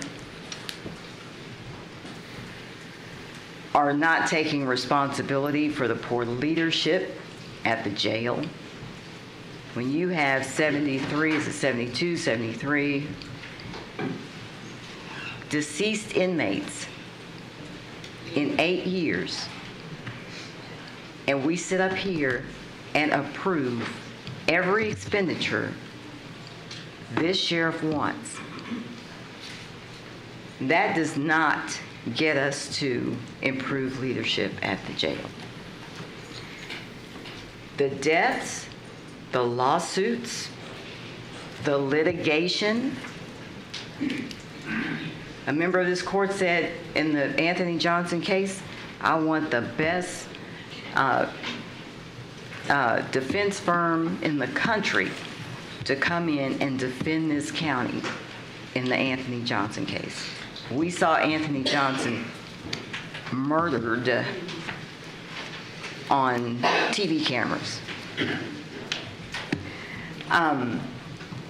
Don't get me started about Texture Court and the $65 million that this county sunk into a flawed software system over 11, 12 years. I can't get support from the conservatives on that, and we move forward with TechShare, implementing a flawed software. Nobody saw it fit to say, let's stop this nonsense. Judge O'Hare, point of order. Yes. Can we discuss items that aren't on the agenda? And can debate be limited to the topic, please?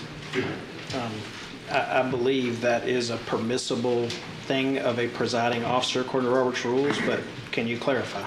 The question is, can you limit debate? If apparently grievances are being aired about any and every vote that's ever been taken here or measures that have taken, is there a legal authority to limit that related to this issue? Several of these things are not on the agenda. matters that are not on the agenda cannot be voted on. Items that are being discussed should be related to an agenda item. That is the general rule. Agreed. And if they're not related to an agenda item, do I have the authority under Robert's rules to make I guess it's an order or a determination that it's not being followed and to stick to discussion germane to the issue? Is that within the purview of Robert's rules? It doesn't directly address precisely what you're getting at, but a remedy for that sort of thing would be if there were say, call the question if there were debate extending beyond the topic at hand. Okay, well, I now want to go into executive session for legal advice. So the court is now in recess for legal advice and executive session, and you don't have the ability to stop. I am not We're in recess. finished with my comments, That's and okay. if We're in you recess. guys stick around, I will continue when we come back. Thank you all. Thank you. This is a shame. You're racist! Remove him.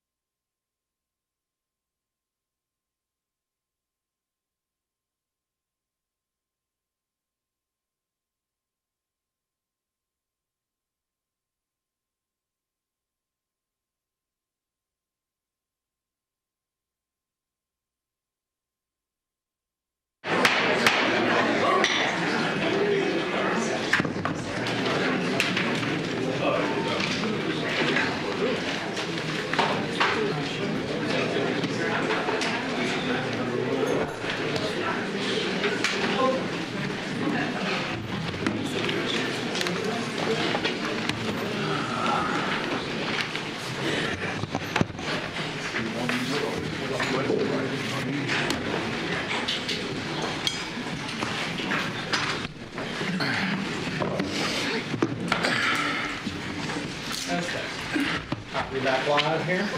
We're ready. So, all right, we're back on the record. There actually was no executive session because you cannot have an executive session just to discuss parliamentary procedure. However, let me just make this very clear for everybody in the audience. There's not going to be any more audience interaction on this issue. Very clear. The next time there's an outburst of any kind, I don't care who it is, we are clearing the chamber and we'll conduct the business with us and staff present only. The end, no more warnings.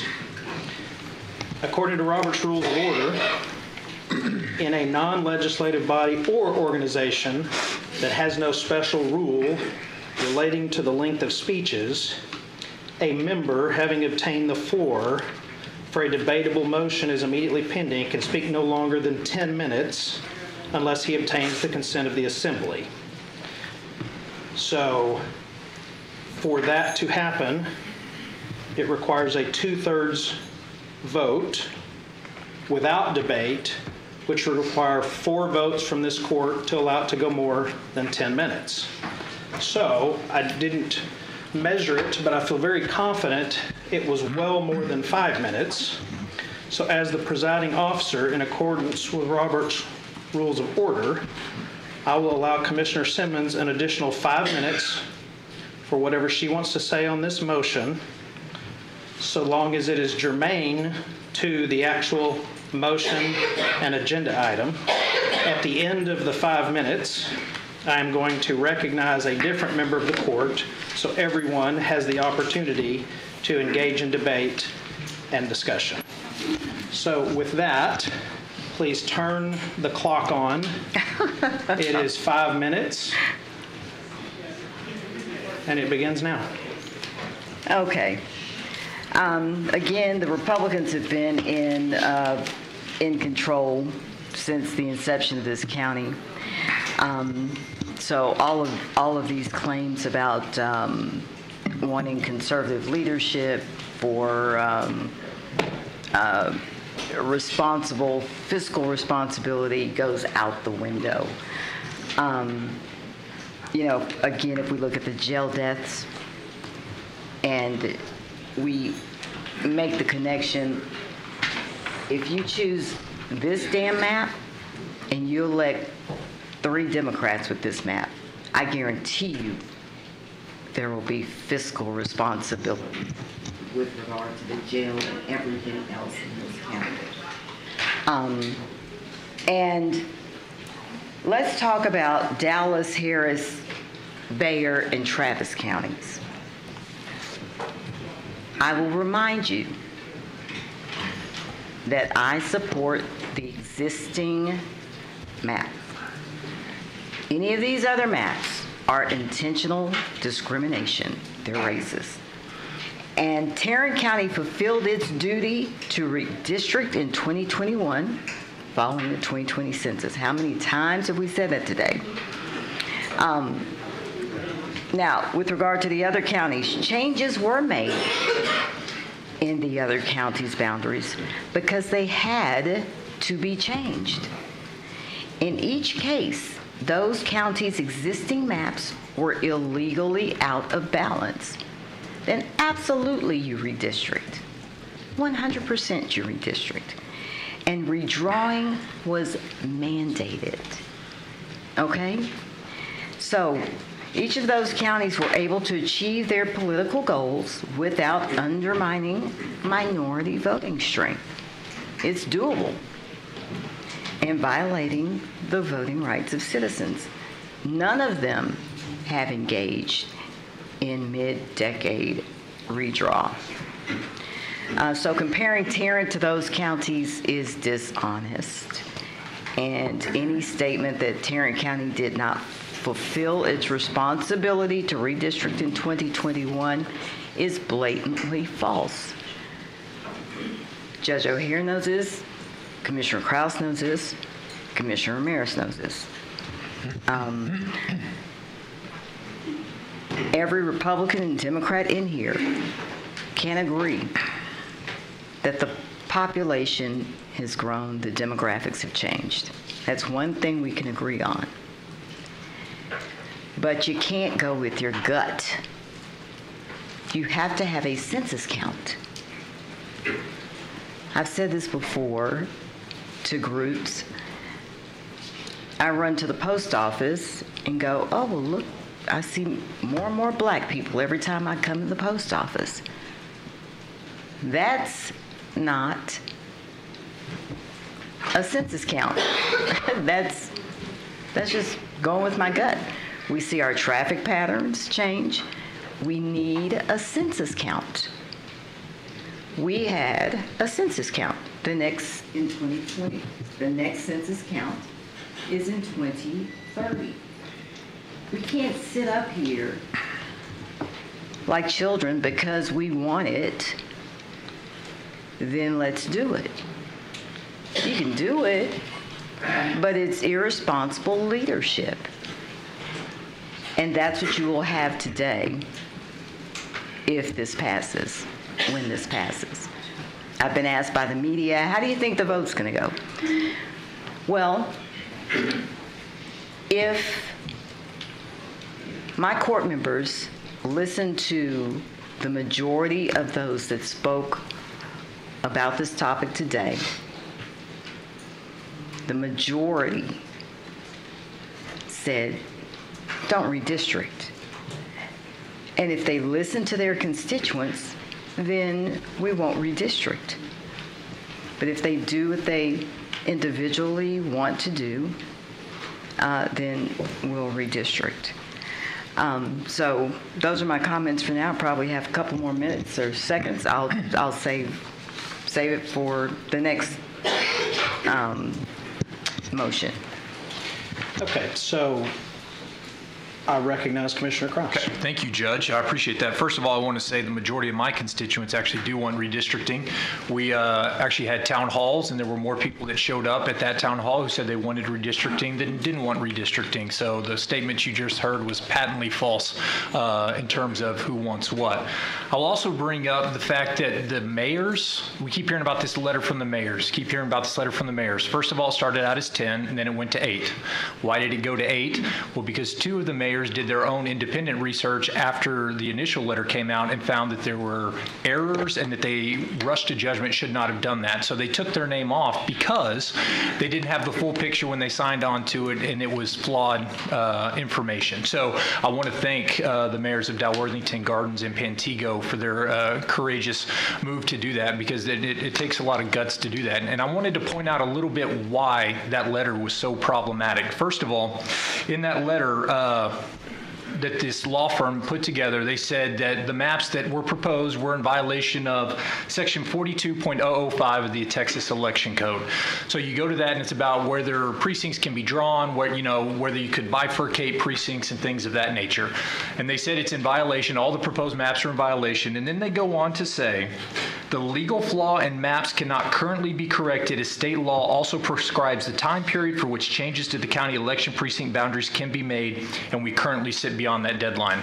That seems pretty black and white, right? Well, they didn't apparently read the entire statute of the Texas Election Code, because right under where they're saying, it says the commissioners, this is in section 42.031, the commissioners court may order a boundary change only during March or April unless the change is necessary to. So that's where they got the March or April date. It's too far. We're already past March or April. You can't do it anymore. Except there's a very, very clear exception where it says the change is necessary to comply with section 42.005, which they reference, or section 42.032. What does 42.032 say? It says redistricting boundary changes. If changes in county election precinct boundaries are necessary to give effect to a redistricting plan under Article 3, Section 28 of the Texas Constitution, each Commissioner's Court shall order the changes before October 1st of the year in which redistricting is done. We're not at October yet. So that leads me to a few conclusions. One, the law firm that put together this letter didn't do their due diligence and doesn't understand how to read the code to see where the exceptions apply. Two, they actually did see that, but they kept it from the mayors and did not give them that pivotal information so that they would put something so flawed and inaccurate in their letter. Or 3, the mayors were given that information and they chose to include it anyway. I don't know which one of the 3 it is, but none of them are good. It's a simple reading. It's a simple exception that they should have been able to find really clearly. So to me, when you get something that obvious, that clear, wrong, that puts into doubt all their other analysis. So their claims of it's in violation of the Texas Election Code are false, right? So then it goes on to talk about the Voting Rights Act of Section 2, right? So you'd say, hey, these guys are experts. They would never do anything that would violate the voting rights of Section Act 2. Well, we know that this law firm is the one that helped Arlington. I know Mayor Ross was the one kind of pushing for the letter. This is the same law firm that Mayor Ross utilized in 2021 when they redrew their maps. And so you would say, okay, well, they're the experts. They know what they're doing. They would never do anything that's discriminatory, so that's why they were brought in. Well, did you know the exact same people that challenged the maps right now challenged the maps in Arlington in 2021? They said they were racially drawn. They were racially discriminatory. They violated the same exact acts of the U.S. Constitution, which, as I'm aware, nothing has ever been alleged to have been found in the Arlington redrawn maps that would give you that conclusion. So who were the people that were disputing those maps? One, we've already heard, they were at my public hearing, was LULAC. Another one we've heard today was the NAACP. In fact, they so disagreed with the maps that this law firm had drawn, claiming racial discriminatory intent, that they proposed their own maps. LULAC and NAACP proposed their own maps because they thought it was racially discriminatory. Yes. You didn't start the clock. I did. No, the clock. I started it right here. You started the clock for me on that thing. Sure, just yeah, start it. That's great. Then it hit me that I have a stopwatch, so I turned the stopwatch on. Well, but it's 3 minutes and 50 seconds, so when it gets to 5 minutes, I will gladly have you start it at 5 minutes, and I'll tell you. Okay, so NAACP, LULAC put forth their own maps. Now, who was the president of the NAACP in Arlington at the time of 2021? It was my colleague, Commissioner Simmons. And so it's very interesting to me that 4 years ago, the legal group that put forward the maps were racist, but now 4 years later, when they give a conclusion that she agrees with, all of a sudden, she's trumpeting the letter, she's putting it out there, she's using that as justification for what is going on here. So I think it's very obvious that people throw around Article 2 Voting Rights Act violations all the time, even when there's no substance to that. That happened in 2021 in Arlington, and it's a little disappointing for me that the mayors who signed on to that letter would use the same law firm who understands that people throw that out spuriously and just flippantly, that there's racial gerrymandering. When they did that to them, that they would now be helping other mayors make that same kind of spurious claim. So that was pretty frustrating to me. But so on both grounds that these mayors put out the letter, Texas Election Code and the Civil Rights Act, or Voting Rights Act, neither one of those claims hold up. And so what I'm afraid of is so many people have been gaslighted in this room and around this county that certain claims are happening, that certain things are going to happen, that we're going to win in court, that we're going to be victorious here. They're going to be so disillusioned and upset when that's not going to happen. I lived this in the Texas House in 2013. I lived this in the House in 2021. Every time we tried to redistrict, all these same claims are made over and over and over again, and there's not been one district that's been redrawn in 2013. We're in the third election cycle now in 2021. Those exact same claims that we've heard all day today were the same ones that were made to me and my colleagues. Both those times, they never come to fruition. And so I just don't want those in here who are opposed to the redistricting effort to be blindsided or disillusioned that when what they've been told by their leaders, that this is blatantly unconstitutional, it's race, it doesn't turn out to be like that. And so I think the mayors did a real disservice to include a letter that was so factually inaccurate and then using spurious claims on unconstitutionality. Again, I applaud the 2 mayors who pulled their name off. I'm thankful for the mayors up in Northeast where I represent that have come out in support of the redistricting effort. And so I think there is a lot of support for that effort. I think there's a lot of support for what's going on, and I appreciate the opportunity to at least address that letter today. Thank you. Thank you. Would you like to be recognized? Sure. At the outset of this process, over 2 months ago, I've heard a lot of, do we have the clock started? Yeah. Okay. I've heard a lot of talk about the process, and I will agree with a lot of what folks said. I think the process did have flaws. I think that the process could have been a lot more comprehensive But I also think that two of my colleagues on the court chose, of their own free will, not to participate in the process. From day one, they said, we don't want any changes to the current map. That's it. When 2 months ago, this court voted as a body to undertake this process. And so I would have hoped that we could have had more robust discussion. I would have hoped that we could have had some ideas presented from our other colleagues up here, but that was not the case, and so we are where we are. As far as the mayor's letter and everybody else who has reached out about legal concerns, I certainly appreciate them bringing it up. If it came from a place of legitimate concern, if there are legitimate legal concerns with the process, then I certainly wanted to hear about them. I did my independent diligence. I asked our attorneys, I asked the PILF attorneys to address every single one of those things that were raised in that letter, because I wanted to make sure that what we were doing was absolutely legally justifiable. I've already mentioned several times that I think policy-wise, it's absolutely justifiable and it's necessary. Not very much of what we do on this dais or from this dais should be or is political. The meat and potatoes of county government are not political, but drawing the political boundaries is political. Now, whether or not that's right, whether or not it should be that way, the fact of the matter is it is that way. In a perfect world, it may not be, but it is political. And so my comments have been very consistent from the outset. I think that everybody has an opportunity to cast their ballot whenever election time comes around. And I'm hoping that more of our citizens in Tarrant County choose to participate that way in this process. But I do appreciate everybody who's participated thus far in the process, whether you agree with my position on it or not. I've listened and I've taken it serious, and I would hope that in the future, dialogue continues to be respectful among our colleagues on the court. There is important work to do. And just because something doesn't go your way in a policy discussion, just because something doesn't go your way one time, doesn't mean there's not additional work to do together where we can agree. And so those are my comments, and I will support and continue to support my second to your motion. So I'll have just probably a very few comments. Tarrant County has not redistricted since 2011. They looked at redistricting and did not change a single aspect of the map. So there has been no redistricting. There was a look at redistricting and a vote not to do it.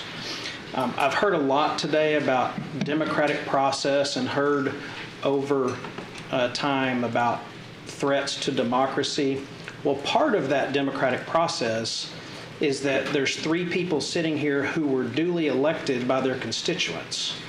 And contrary to some claims, I campaigned on redrawing districts dating back to 2021. There's people in this room who've heard me say it in their homes, heard me say it on the campaign trail. And I doubt Commissioner Miles or Commissioner Simmons in 2021 knew my name, but whether they did or they didn't is kind of beside the point. I definitely did not know your name. I had never heard of you. And so the idea that somebody's being targeted, well, in 2021, when I talked about this all over the campaign trail, and yes, usually in Republican homes, to Republican clubs and Republican groups, this was something that I campaigned on doing literally 4 years ago. I think the other thing that I will say on this issue is, I doubt there's a single person in this room who came today to speak against redistricting that did the same thing in Dallas County. I bet they didn't. And if there's any doubt in anyone's mind in this room about whether or not Democrats would do this if they had the majority, well, we know from Harris, Bear, Travis, and Dallas that they do and did. So, yes, I share with some of you, it would be nice if this was 1980s America, where people got along better and everything wasn't so partisan, from the movies we watch and the TV shows that are produced and the newspapers we read or don't read. So unfortunately, where we are today, it's a very divided country, and the parties, I'm not sure, have ever been further apart in their beliefs. I don't apologize for being a Republican. I don't apologize for conservative values. And contrary to some things that I heard here today, I never, ever, on anything I vote on, think I'm doing this for the Republicans. I think the things that I stand for, the things I support, I think are good for everyone. And so that's enough about that. We have a motion. That motion is it's an amending motion to keep the maps that we have, correct? That is correct. We have a second on that motion, and so now I'm calling for the vote. I have an additional comment. Your time is done. No, that's not true. That it is, and no, it's not. Unless you have a majority of this court. No, Mr. Cradaville, go look at Robert's Rules of Order, newly revised, 12th edition, exact location, page 400. Do you have 12th edition? I don't have it. Yes, that is the correct edition. Yes. Okay. Line reference, it's in 43. Debate specifically under the subsection limits on debate. Each court member gets to speak to a motion, to an item twice. Am I correct? Don't have it in front of me at the moment, Commissioner, so I have no reason to So disagree. You don't have Robert's Rules of Cite the Orders? rule. I have the book in front of me. Cite it. Okay, you have 12th edition? I believe so. Yeah. Okay, because I was going to give you the page number. Page 400. Okay. Line reference. It's in 43. Debate specifically. I've got to apparently have a different book because that page number, what's the page number? 400. And that page number doesn't have 43, so just tell me the 43 what? Debate specifically under the subsection limits on debate. Yeah, tell me what, you said 43 what? 43 point what? Oh, shit. Section 43. Well, section 43. 43 where? 43, rules governing debate. Page 400, lines 18 through 23. It's just not, it's page 400, it's not 43. Yes, but they have different books and different sizes, so it's not on page 400.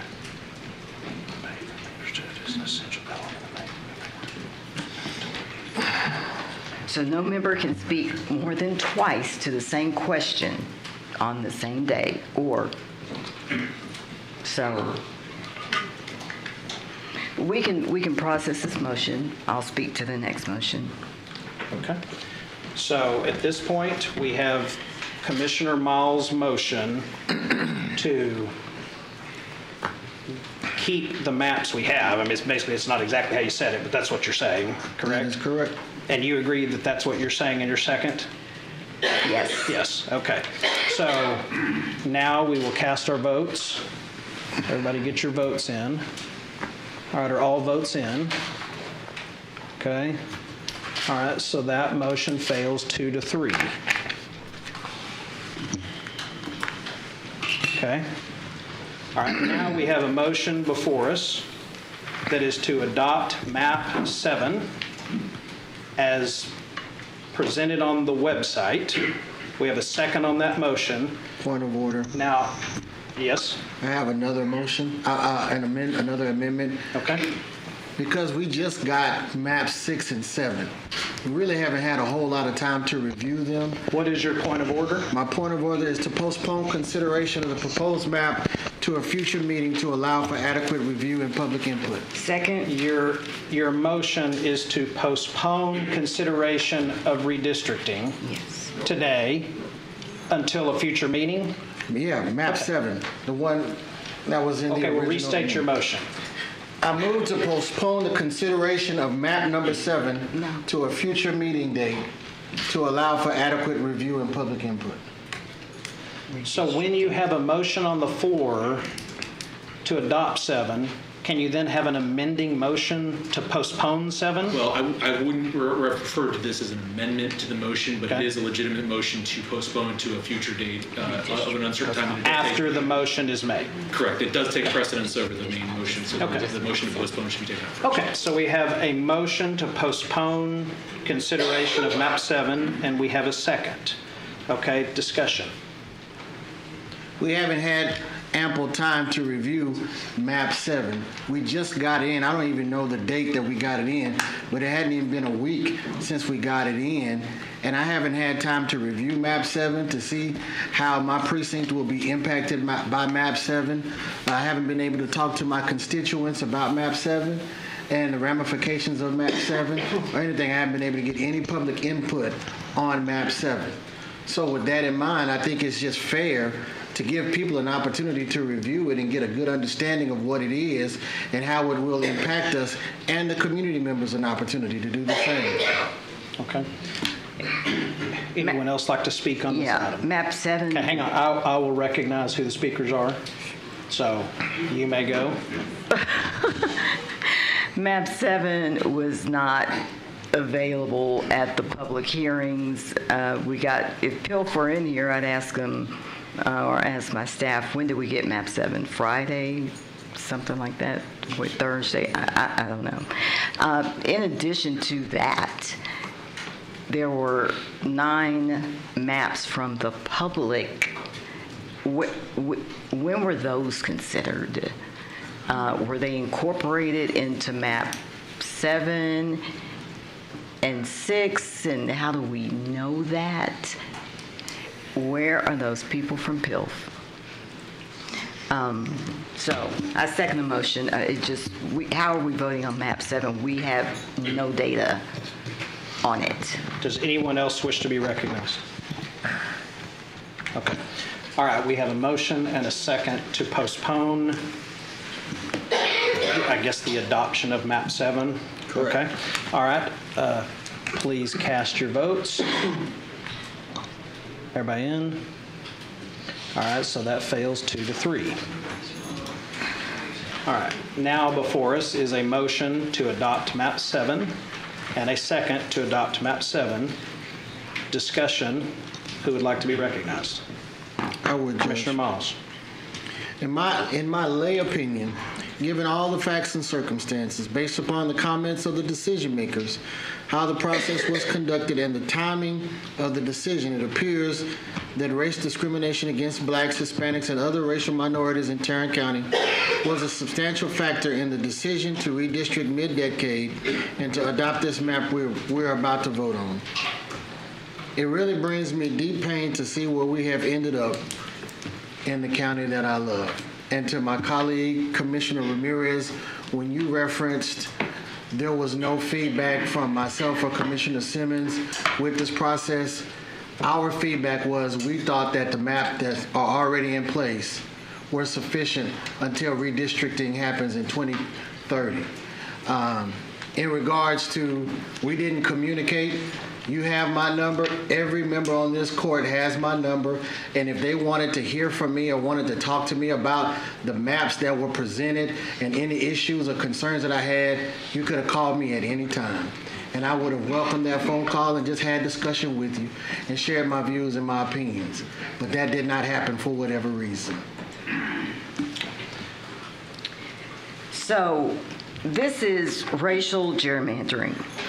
You can't put the majority of the communities of color in one precinct and remove the key economic engines.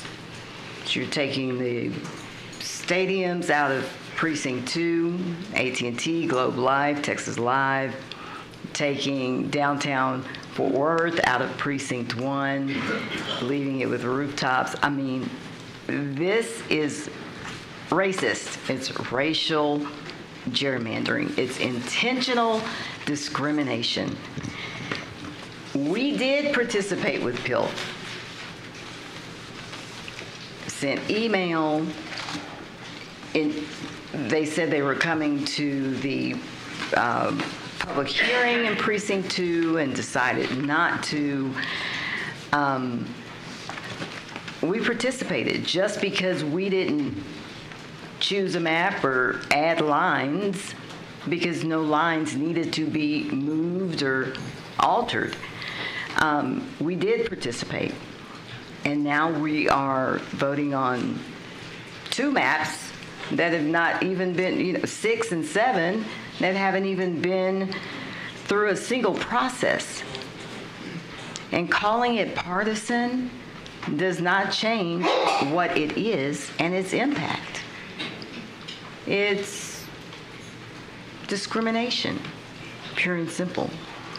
And really, Judge, there's no virtue in fulfilling a racist campaign promise. So those are my comments. Okay, any of you wish to speak?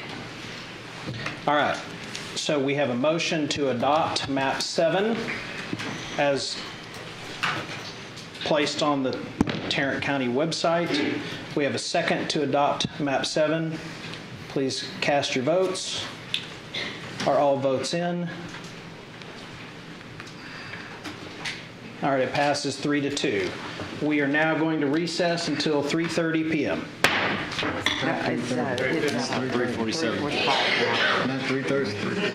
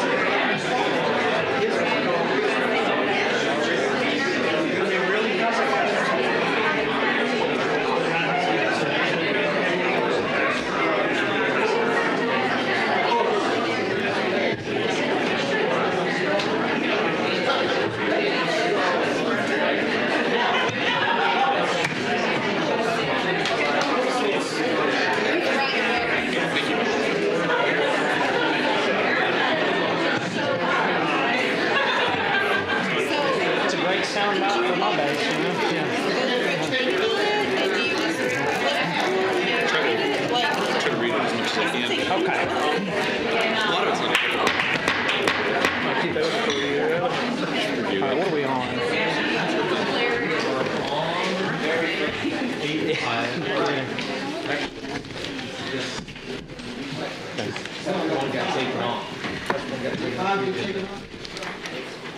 F1, but we still do the speakers.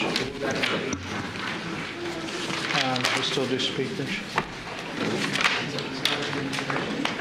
That's what they told me to do. Come on, man.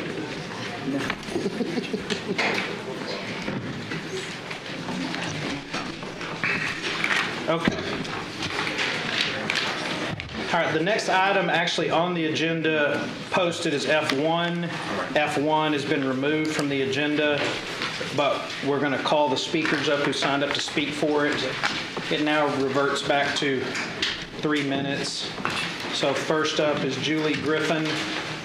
Following Ms. Griffin is Bishop Kirkland.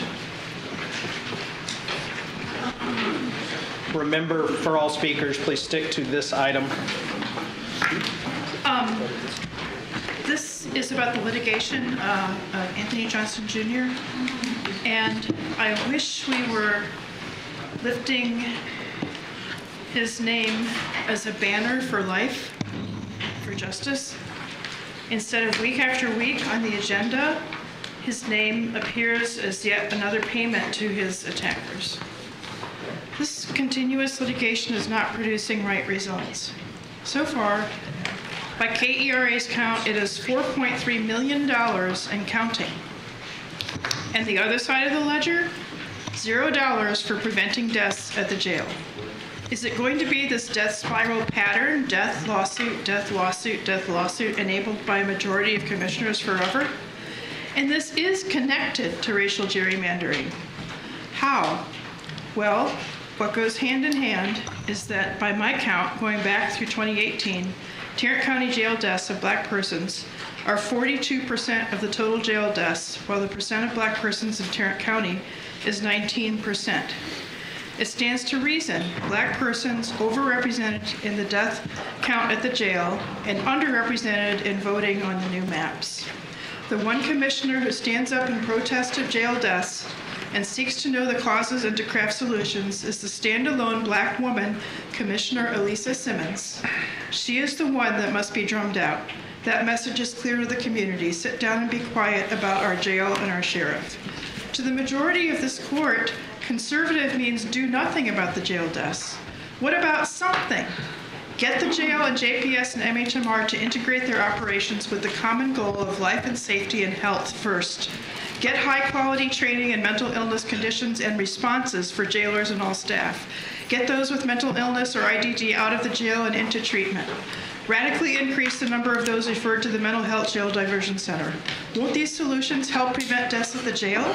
But that side of the ledger is zero. On the other hand, when it comes to a law enforcement training center or outside contractors for jail operations or tanks for the sheriff, we're ready. We're ready to mushroom our jail population with low-level nonviolent offenders too poor for $300 bail. That was the bail amount for Liza Elizabeth Gadlin, who died in jail custody this past April.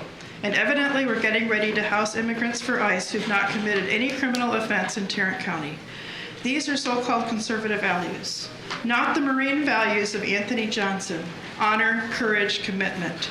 Not for the values that he lived for, not his banner for life, for the values of human beings. My request, present to us a big screen visual showing litigation costs to date of all the Tarrant County deaths and injuries since 2017 and what you've spent to prevent them, to uphold the value of life. Bishop Kirkland. Following Bishop Kirkland is Allison Campolo. Here a check, there a check. Everybody get a check from Tarrant County.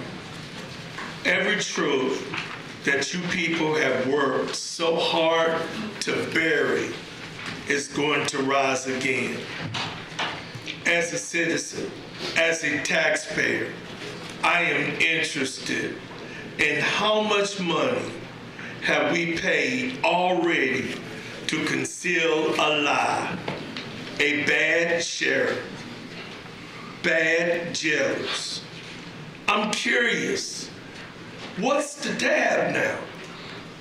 And we will pay even more in the end. The minute that either of these defendants go to criminal trial, that video will be shown, and we will all see it, and it will lead back to the silver suit. The truth will come out, and it will be ugly. I heard something today, I was listening. Someone talked about that video from the diocese, which leads me to believe that you people have seen the unredacted video. I believe you have seen it. I believe you know how ugly it is. All the awards that you people like to talk about our jail receives, to smooth over what's really going on in that killing field, it will all come out.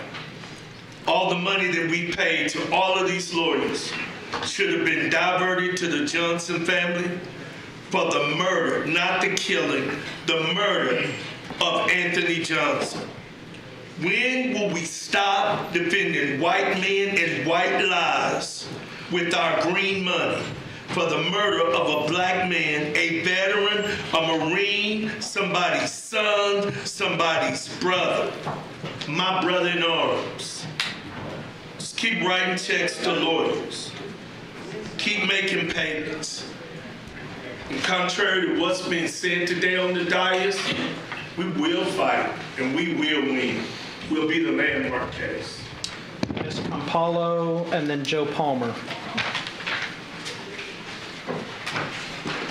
Hello again. I want to speak against the continued payment for the defense of a murder of one of our Tarrant County inmates. I can't say anything more eloquently than the two speakers ahead of me have already said, but I think it's important that we take a moment to reflect on how this truly impacts people. I think a lot of people write this off when they think another inmate has died in jail. It's easy for people to say they're less than because they were in jail. But they're not. They're us. They're people. And they deserve respect, and they deserve compassion, and they deserve notice when they're murdered in our custody. And I think it's worth putting ourselves in our shoes, in the shoes of those people who go into our jails or the family members of people who go into our jails. They're all just people. A lot of those people just had a bad day, and they got unlucky, got arrested, went to jail. And then it really spiraled out of control for them. We read all the stories, everything to his point, everything that at least we're given. We don't get the whole story, but what we're given. A lot of these people had a mental health crisis. They made a bad decision that certainly didn't deserve them being killed over it. And I think we lack compassion. This isn't just shameful on Tarrant County, it's horrifying. What if your family member went into jail and didn't come out? What if your wife or girlfriend was pregnant in jail, had to give birth in jail, and her baby died, like Chastity's baby died? That's horrifying. I have to stop there because I'm going to get too emotional about it, but this is not acceptable, and we should do better, and I'm against us paying for the murder of inmates. Thank you. Following Mr. Palmer is Carla Palomares.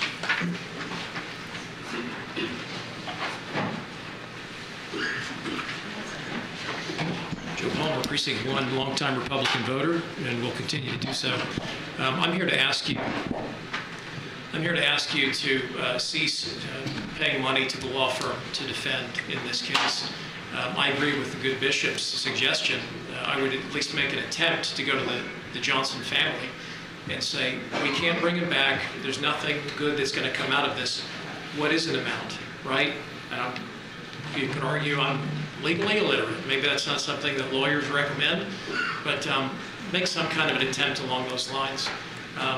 The reason I started coming to these meetings was because a fellow conservative activist, a gun rights activist, Mason Yancey, was killed, died in the jail over Christmas break, and I've seen no remorse. You're not required by law to show any remorse on the court. You're not required to say you're sorry. I don't sense any of that coming from this court. I don't, okay? And, I've paid very close attention, and I don't sense any remorse for the Anthony Johnson death, Anthony Johnson Jr. death. Once upon a time, I used to say, well, if you just follow the law, you just do everything you're told, when you get pulled over, nothing's going to happen. You won't go to jail. And then you hear your little blips here and there of things that happen, right? I can see where if a black man were pulled over, and in the last few months, he could reasonably think that if a black man who's a Marine veteran is arrested and taken to the jail and he comes out dead and nobody cared about him, who's going to care about me? I can see that. The reason I bring that up is it endangers deputies. It endangers all law enforcement. It needs to be an atmosphere in this county when somebody gets pulled over or there's a contact with law enforcement, that person reasonably believes that they're going to come out alive, that they're going to be treated fairly and with respect. Police don't get treated with respect all the time. I understand that. They encounter all manner of people at night around the county. But we should do everything we can to cultivate a feeling of mutual respect of life, okay? And I know lawyers' kids got to eat, but everybody's kids got to eat. It's not give me billable hours or give me death. We talked about the Revolution and the Declaration of Independence. If you are going to approve this expenditure for the law firm, put a hard cap on it. I help my aunt with the plumbing. Plumber comes out to the house. I want to find out what's the most it could cost, what's the worst case scenario, and try to get an honest answer and determine whether he's being honest with you, and then decide whether you even want to do it at all or not. I don't know if you ask the law firm, what is the most that you're going to charge us? This could go on for months and months and months, and it's just going to bankrupt the county and it makes us look bad. I appreciate your time. Thank you. Thank you.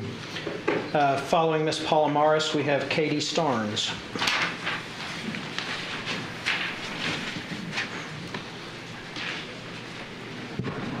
My name is Carla Palomares of Fort Worth and Precinct 4. I guess y'all are just going to keep failing us today.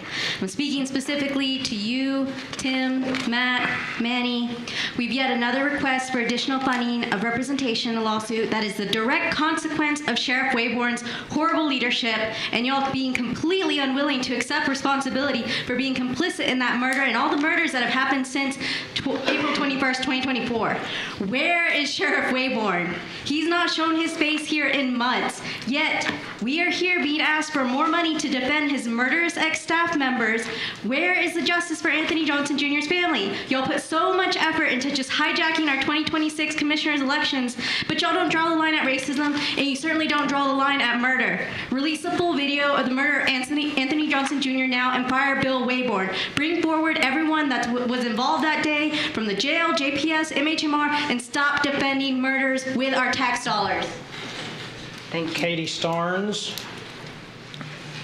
It's Katie Starnes. Yes, there she is. And then Reed Bills.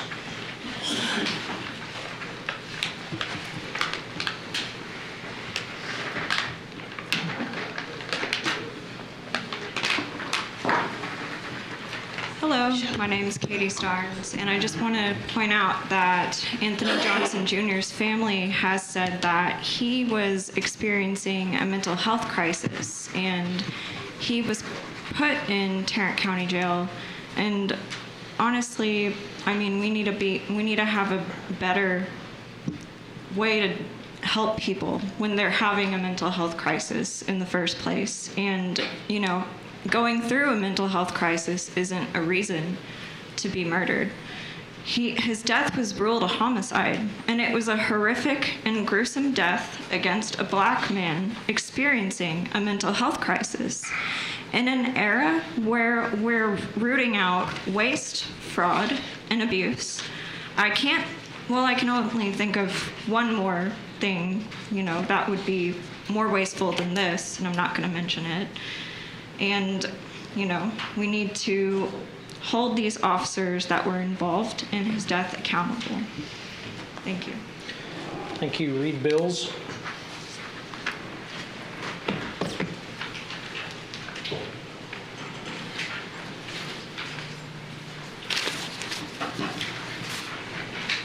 Here we are again. You are asking for more dollars to hire outside counsel to represent an employee in this suit brought by the Johnson family against the county. An additional $15,000 after already having spent over $30,000. The attorneys you have already hired should have completed negotiations to resolve this case long before now, so that Mr. Johnson's parents and sisters don't have to appear and remind you of your duty at every meeting. I assume the $30,000 allotted to the other attorneys will also be insufficient, and the total cost of this case to taxpayers will continue to rise. The money spent on attorneys should be spent on restoring funding for the very social services that will help prevent a need for compensating inmates who have been abused by the jail system. It is time to settle this matter. Thank you. Okay, now we move to item M1, which is, we have a comment on number 5 and a comment on number 10. Judge. Did I miss H1? Yeah, under facilities, we have H1 that's non-consent. It's on individual consideration. H1. Okay, this is a consideration of a property use and fee waiver request from Six Flags Chapter National Society Daughters of the American Revolution to use the Tarrant County 1895 courthouse grounds for a Flag Day celebration. All right, do we have a motion on that? All right, we have a motion. Second. And we have second. Any discussion there? Question. What flags are they going to be laying on the lawn? 'Cause isn't that what it says, that they will place? I think it's just to use the grounds for their Flag Day ceremony. Oh, okay. Okay. Yes, it's just a flag for their ceremony that they're having. Is it the Confederate flag or American flag? What? It's the group we had here this morning, Daughters of the American Revolution. You happen to know what flag? Yeah, the American. Okay, thank you. Okay. Any other questions on this? All right, we have a motion and a second on this item. Please cast your vote. All right, passes unanimously. Now, are we going to M1? Yes, sir. Okay. So there's M, so I intend to make a motion, sort of like I always do, on the M1 through 4.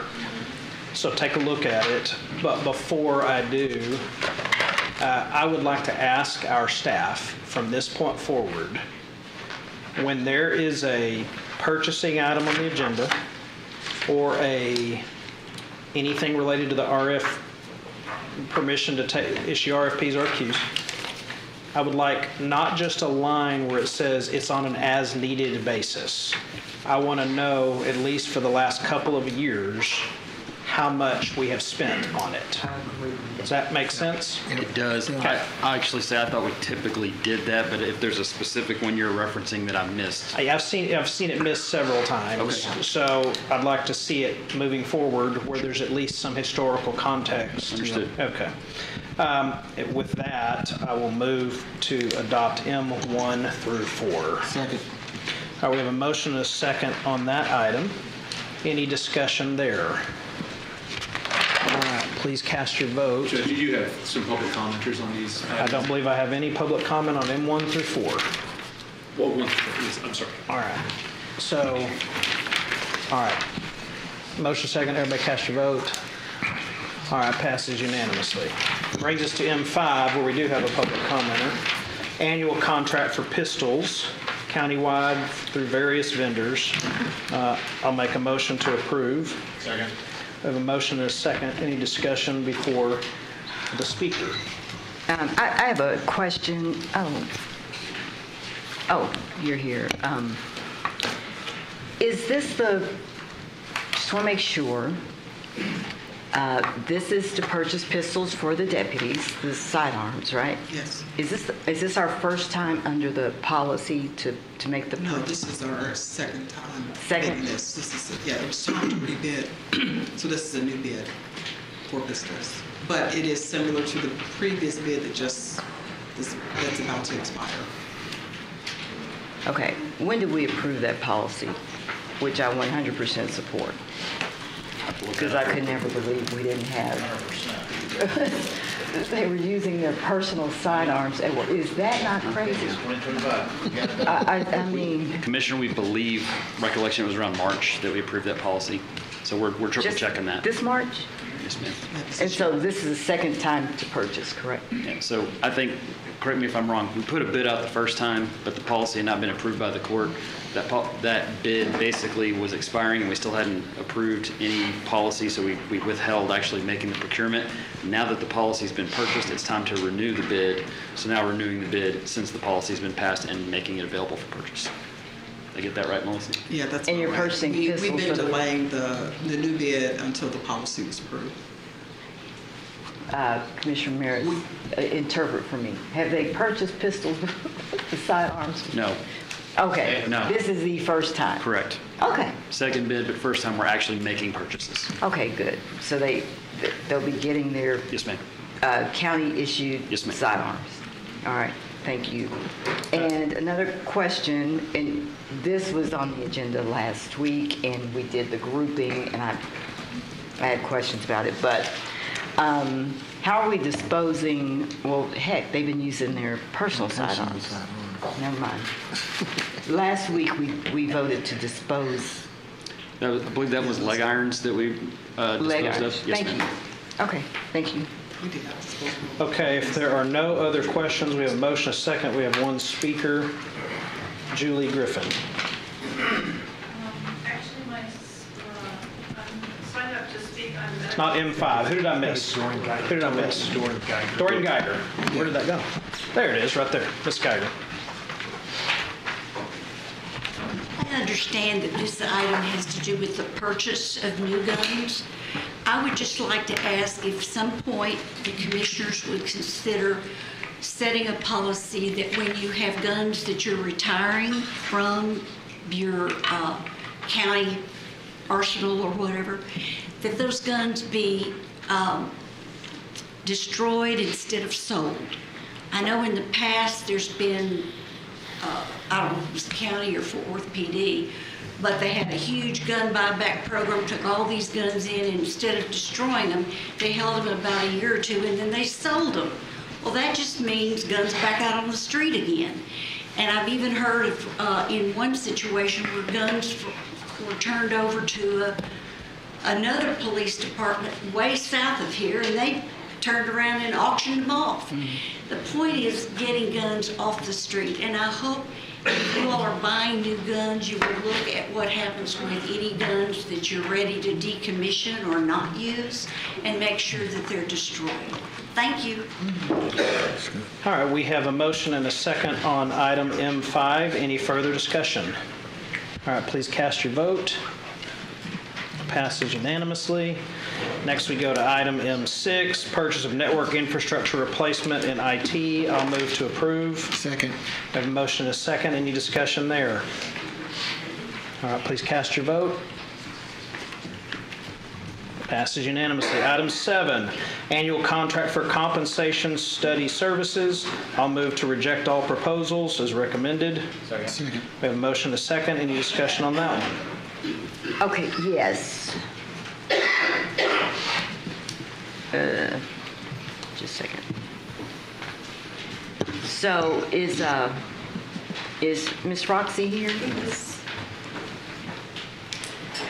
Let me pull this back up. Yes, ma'am. All righty. So we are rejecting all proposals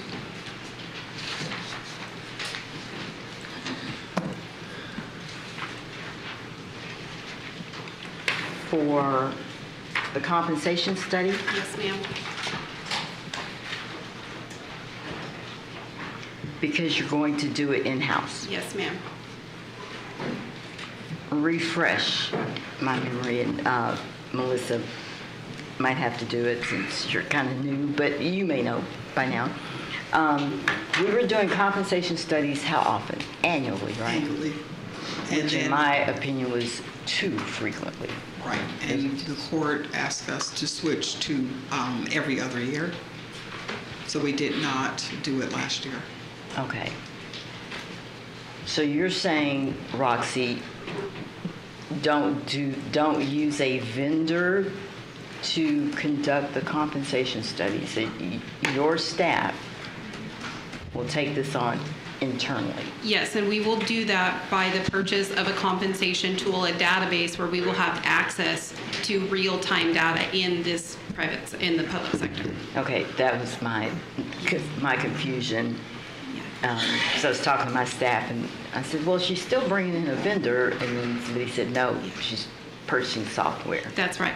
Okay. And there'll be more to come. We'll share more on that. But I also want to say to this court is the price points that we were getting back for this, because we needed to expand it based on the feedback we got from you all. A lot of these were like nearing the $1 million mark. Unacceptable. That's the real driver of why I said, no, I think we need to bring this in-house and hire the right level of staff that will help us achieve this and be able to provide some transparency to you all in our process. So there'll be more coming on this. So you're going to hire additional staff to do this? Yes, because that will happen in the budget year. Sure.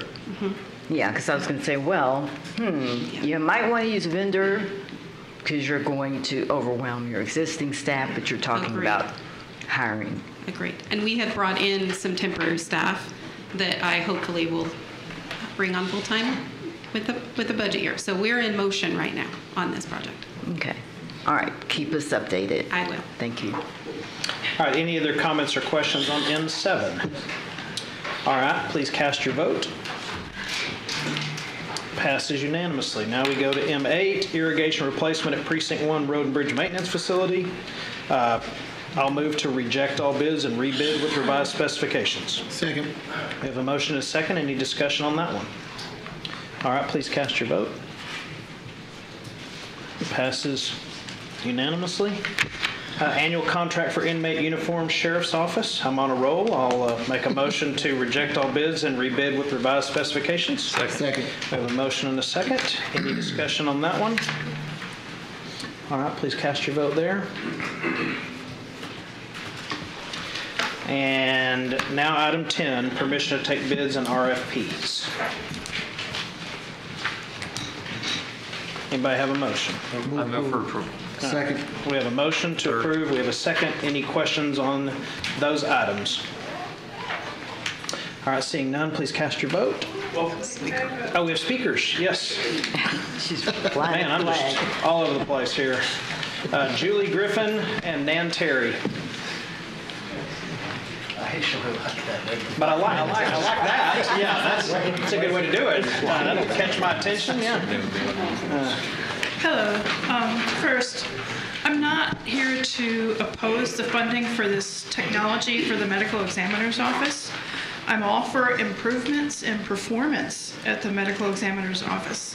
But that is the point. Alongside improving technology, it's time to improve overall performance. Why does it take in some cases months or over a year to get a full report of a death that happened in jail custody? Why do the death reports no longer include race as a data point? And this is talking specifically about this technology whose purpose is to better refine the cause of death by toxicity. Why are we not thoroughly investigating with an outside investigator all toxicity deaths at the jail? The families of those who died of toxicity in our jail, which this is supposed to be to help investigate, have a right to know how drugs and toxins got into their loved ones' bodies and what was done about it. With no investigation to produce answers and to lead to prosecution of perpetrators, the shadow of criminality and degradation falls on the deceased and their families. This is not right. And you know this. Those of you who have not been pressuring and challenging the sheriff because he's your friend and ally and not insisting on right action, you know it's not right and you do nothing. Why do you care about victims of sex trafficking and not care about victims of drug trafficking in our own jail? Why do you care about the deaths and injuries of first responders and not those of incarcerated pretrial alleged offenders? Are they less human? Of less value? Please do what is commanded and love your neighbor.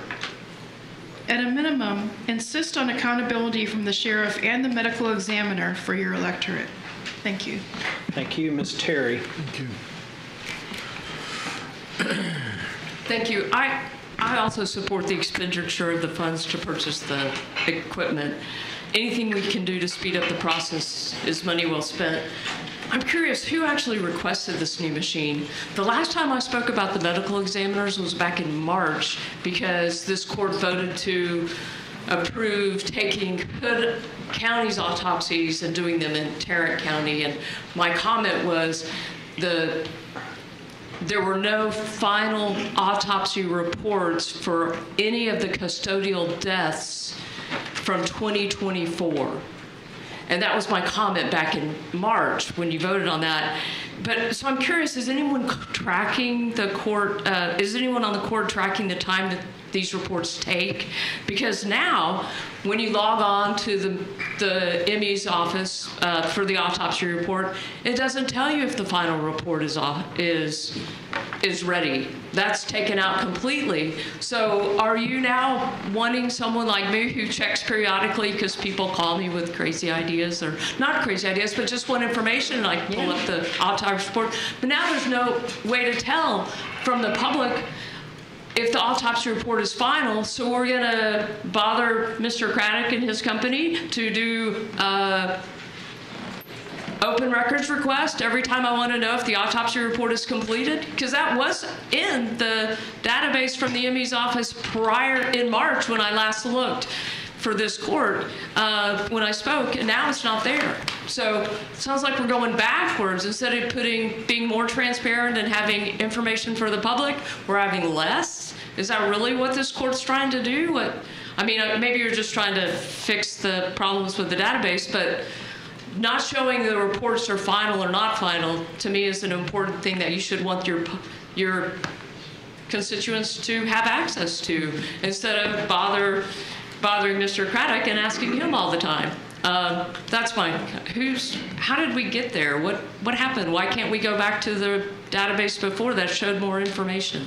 I support the UMass spec because we ought to speed up the process. To have no custodial deaths completed from all of 24 by March of 25, and I couldn't tell last night because it's not on the database. Is that what you're trying to do? Thank you. All right, we have a motion and a second on item M10. Any further discussion on it? All right, seeing none, please cast your vote. All right, that passes unanimously. Now we go to 01, which is to consider a request for variance from the Tarrant County Development Regulations, Troy Lee Edition, Precinct 4. Judge, I'd move for approval of 01 through 4. Second. All right, we have a motion and a second on both on 01, 2, 3, and 4. Right. Those are all precinct 4s? Yes, 01, 2, 3, and 4. All right, any discussion on those items? Nope. No. All right, seeing none, please cast your vote. All right, that passes unanimously. Now, where are we?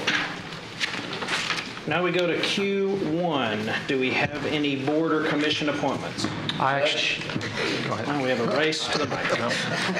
I have one, and one of them is going to be very, very important. So the JPS Board of Managers does incredible work in Tarrant County. We currently have a great board that is very dedicated and has worked very well together over the last several years. One of those members, Mr. Leonard Firestone, he reached out to me and said that, he has very much enjoyed his 2 years on the board, but he would like to step back and leave an opportunity for other leadership to step in. And so I want to first and foremost, thank Leonard Firestone for his service to JPS. He's been an incredible asset, speaking with all of the management team there as a businessman. And in speaking to the management team there, I asked what type of board member would you like as a replacement? And it's essentially the message was more of the same. Somebody who can provide a business perspective and really help completion of the bond program and everything else. And so I'd like to nominate Mr. Alan Roger of Fort Worth. He's owned and operated a business in Fort Worth for 45 years. He's been recognized as Philanthropist of the Year by the Fort Worth Business Press several times. He and his wife are incredibly active in the Fort Worth community, and I think that he would be a remarkable replacement for Mr. Firestone. So I would move for approval. Second. All right, we have a motion and a second on that JPS Hospital Board appointment. Any discussion? All right, seeing none, please cast your vote. Passes unanimously. And any other board or commission appointments? Yes, I would like to appoint Michael Garcia to the Building Line Adjustment Board, and then I would also like to appoint Chris Hamilton to the Northern Trinity Groundwater District. Do I need to make those separate motions? I don't think so. Okay, I'll second that. Okay. Any discussion? All right, seeing none, please cast your vote on that one. It's going to hurt Mike's feelings if you vote against it. Okay, passes unanimously. And then I have one to make. Anybody else have one? I don't. No. Okay, I'll make a motion to appoint Ruth Ray to the Building Line Adjustment Board. Second. Now we have a motion and a second there. Any discussion? All right, please cast your vote. Passes unanimously. If there are no other board or commission appointments, we will move to public comments. Public comments is 2 minutes. And I will just call out the speakers. James Ashby. There is no room, right? Everybody is in the room? That's correct. Okay. James Ashby. If I know them, and if I move fast and you see, and I probably know them. Francis Charlie. Lori Siegel. Wendy Wilson. Wendy Wilson. Patricia Yeager. Carol Coy. Bishop Kirkland. Then Edward Spears. You know, I had a nice speech written. I write speeches, rewrite them. I listen to some of the sentiments of the room. I am so perplexed today and so disappointed that it looks like your decisions have already been made. Why even play the game with us? I used to call it the horse and pony show. If what we say doesn't matter, why even play the game with us? Why some commissioners ask questions in form, they make statements in forms of questions instead of just saying what you want to say to us. I don't understand how I'm good enough to fight for your country. I'm good enough to put my life on the line for your country. I'm good enough to pay taxes in this county. But what I really have to say, you're not interested in really listening to. You said talk to the PIP lawyers. That's like asking the fox for the key to the hen house. We know who they are. We know what they represent. Then we writing a check to somebody that won't even come in the room and talk to us. I know why sheriff don't come in the room and talk to us. Because every time that idiot speaks, he digs himself in a deeper hole. What has happened to democracy and freedom of speech? If your feelings are so tender that when people make an accusation about your character, the result of that is to just kick them out of this room. That is ridiculous. This is the United States of America. And just like the leadership of our country, we throw the Constitution under the bus and everybody's doing what they want to do. It's a damn shame. Thank you. Following Mr. Spears, we have Bob Willoughby.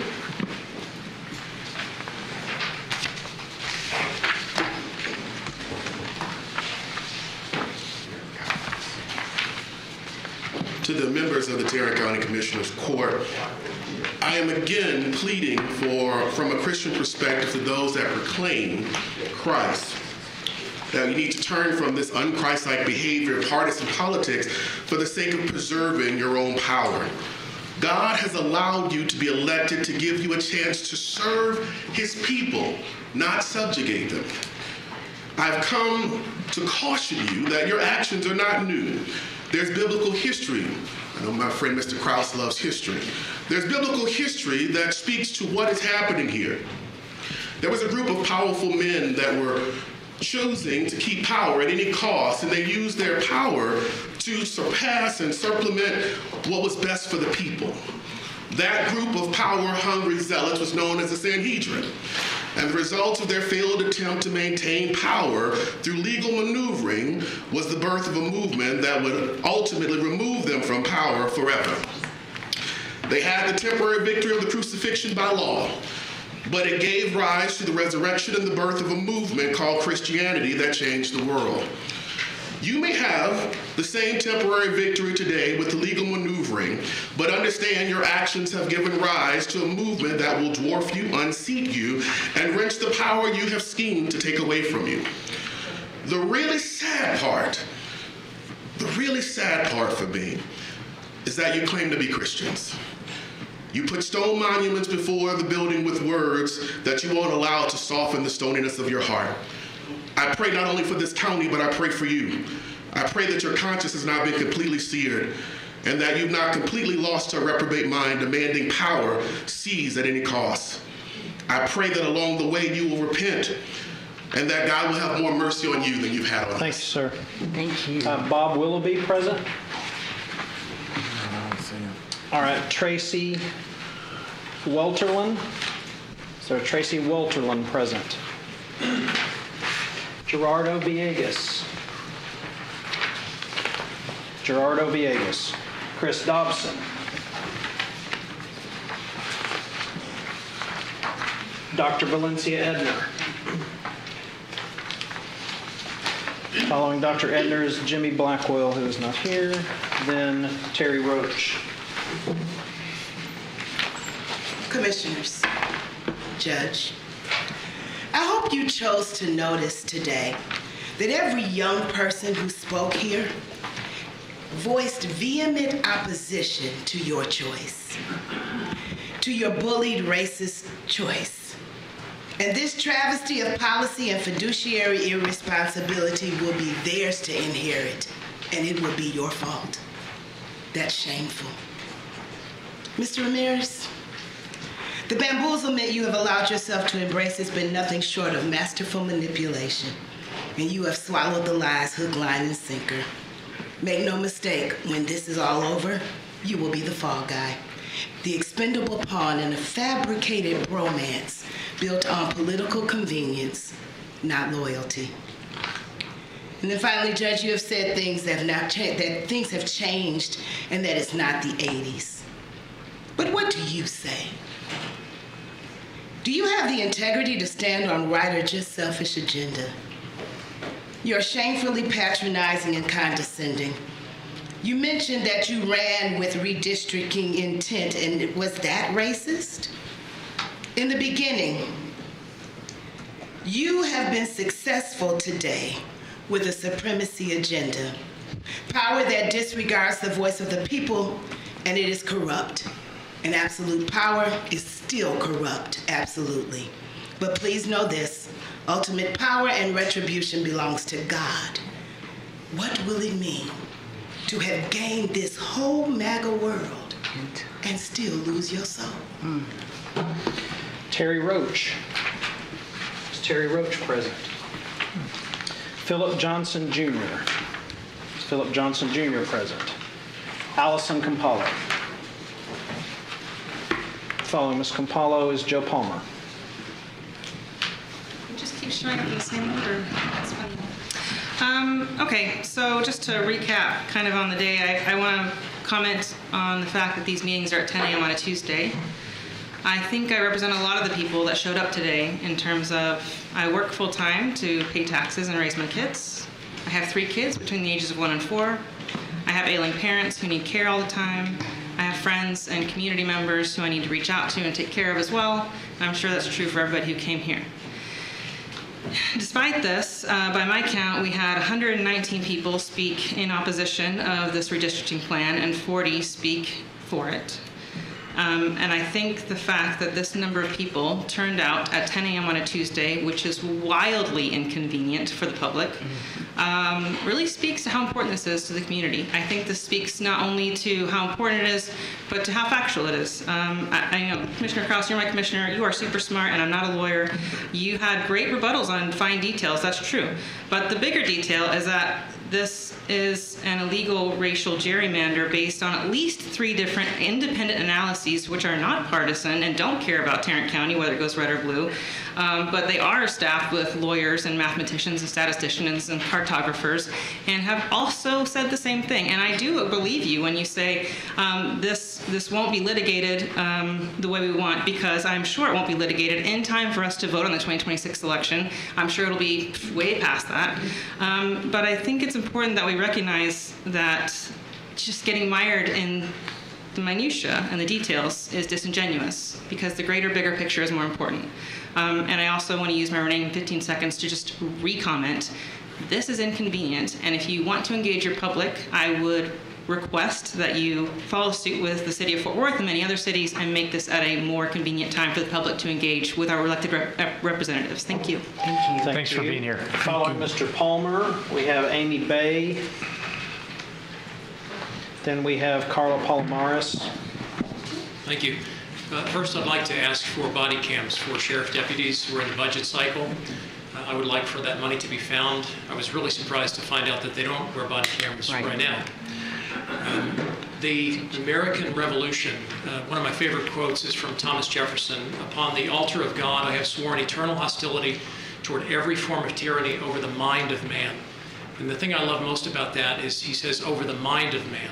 And it's really all encompassing. It's not just the actions of man, where a man lives, where he works, what he does in private. It's his mind. That's where all action originates. And the American Revolution was an amazing thing for all of humanity, for all of time. We took on the British government. They were 1,000-0 militarily, something like that. It wasn't just the army, the people that enlisted. It was the farmers. It was the writers. A lot of people lost a lot, and we have what we have. And I'm afraid what we have now today is an embracing of symbols. We're in love with symbols, and it stops there. We don't really embrace the voice of dissent. And the reason I bring this up is the rules of decorum in these meetings. I would like you to, I'd strongly ask that you revisit those. I don't like the atmosphere of fear in this room. When I'm here, when I'm thinking of what I'm going to write, what I'm going to say, is this going to get me kicked out? Am I going to get eyeballed? Is somebody going to stand close to me who's armed and I'm not? You know, and it's for other people too. If somebody accidentally emits a cuss word and then immediately apologizes, Anthony Johnson Jr.'s sister did that, and she was removed. It just creates all kinds of problems and chaos and fear in the room is what I'm saying. I think you could remove that and still have a functional meeting. People need to be free to express themselves. It's not your fault, it's not my fault that the English language is degraded to the point that people use the words they use, but this is the way people communicate and express themselves, and I just wish you'd let people do that. Thank you. Following, well, I don't see Ms. Bay. I don't see Ms. Palomares. Next is Lon Burnham. Then, did Katie Starnes already go on public comment? Or was that Hello again. Okay. There's really nothing conservative or pro-life about this commissioner court. A conservative court would have stood up for my First Amendment rights, which were violated for 6 months. A conservative court would have acknowledged its responsibility for the many deaths in our county jail. My own commissioner would not stood in front of a large audience at a LULAC meeting and deny jurisdiction or responsibility for what goes on in the jail. And a conservative court would not have voted for the radical redistricting that you just voted for. As I was saying this morning before I was rudely interrupted speaking on agenda item number XA3, you are not fiscally conservative when you fail to rein in the excessive expenditures of the sheriff's office, expenditures that are not related to keeping people safe and alive. Many times the out-of-state travel is to inappropriate events. And I lost track of how many times he traveled to Austin at our expense to lobby on issues that this court did not take a position on. These are trips out of state and in state are too often to pursue Christian nationalist agendas. I, for one, self-identify as a Christian and resent the continuing implications that we are not Christian or that we are communists. There is nothing Christian nor fiscally responsible if you continue ignoring and denying your responsibility for the way too many deaths in this jail. I promised the last court I would only come when there was a death in the jail, but I'm going to have to come more often than that because you've had 3 years to work on this problem. Katie Starnes. Following Ms. Starnes, Jolynn Potenza. I don't see her here. Then Joshua Moore.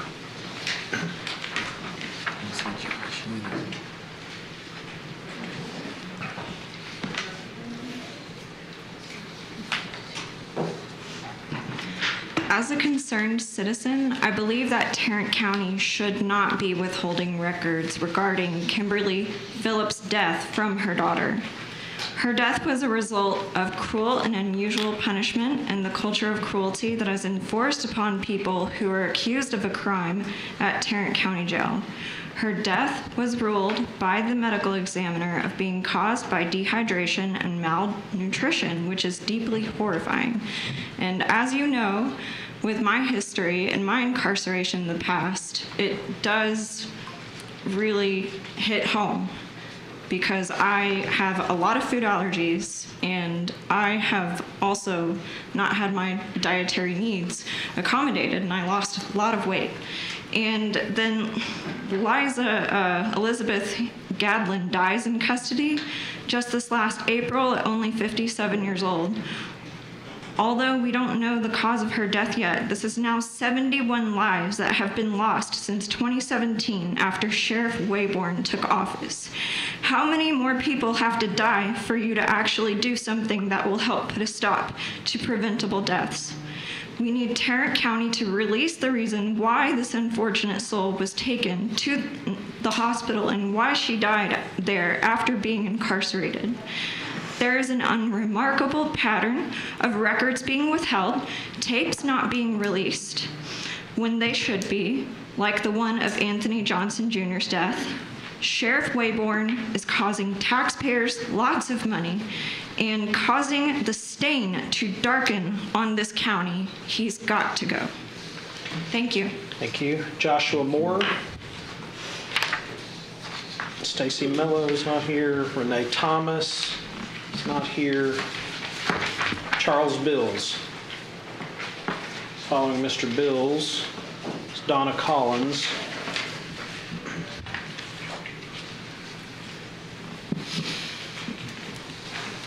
I wanted to speak about, my dad, he was a decorated vet when he flew planes in the Vietnam War, and he was, the most intelligent man I know, and his true area of expertise is things that would come back to bite me in the ass.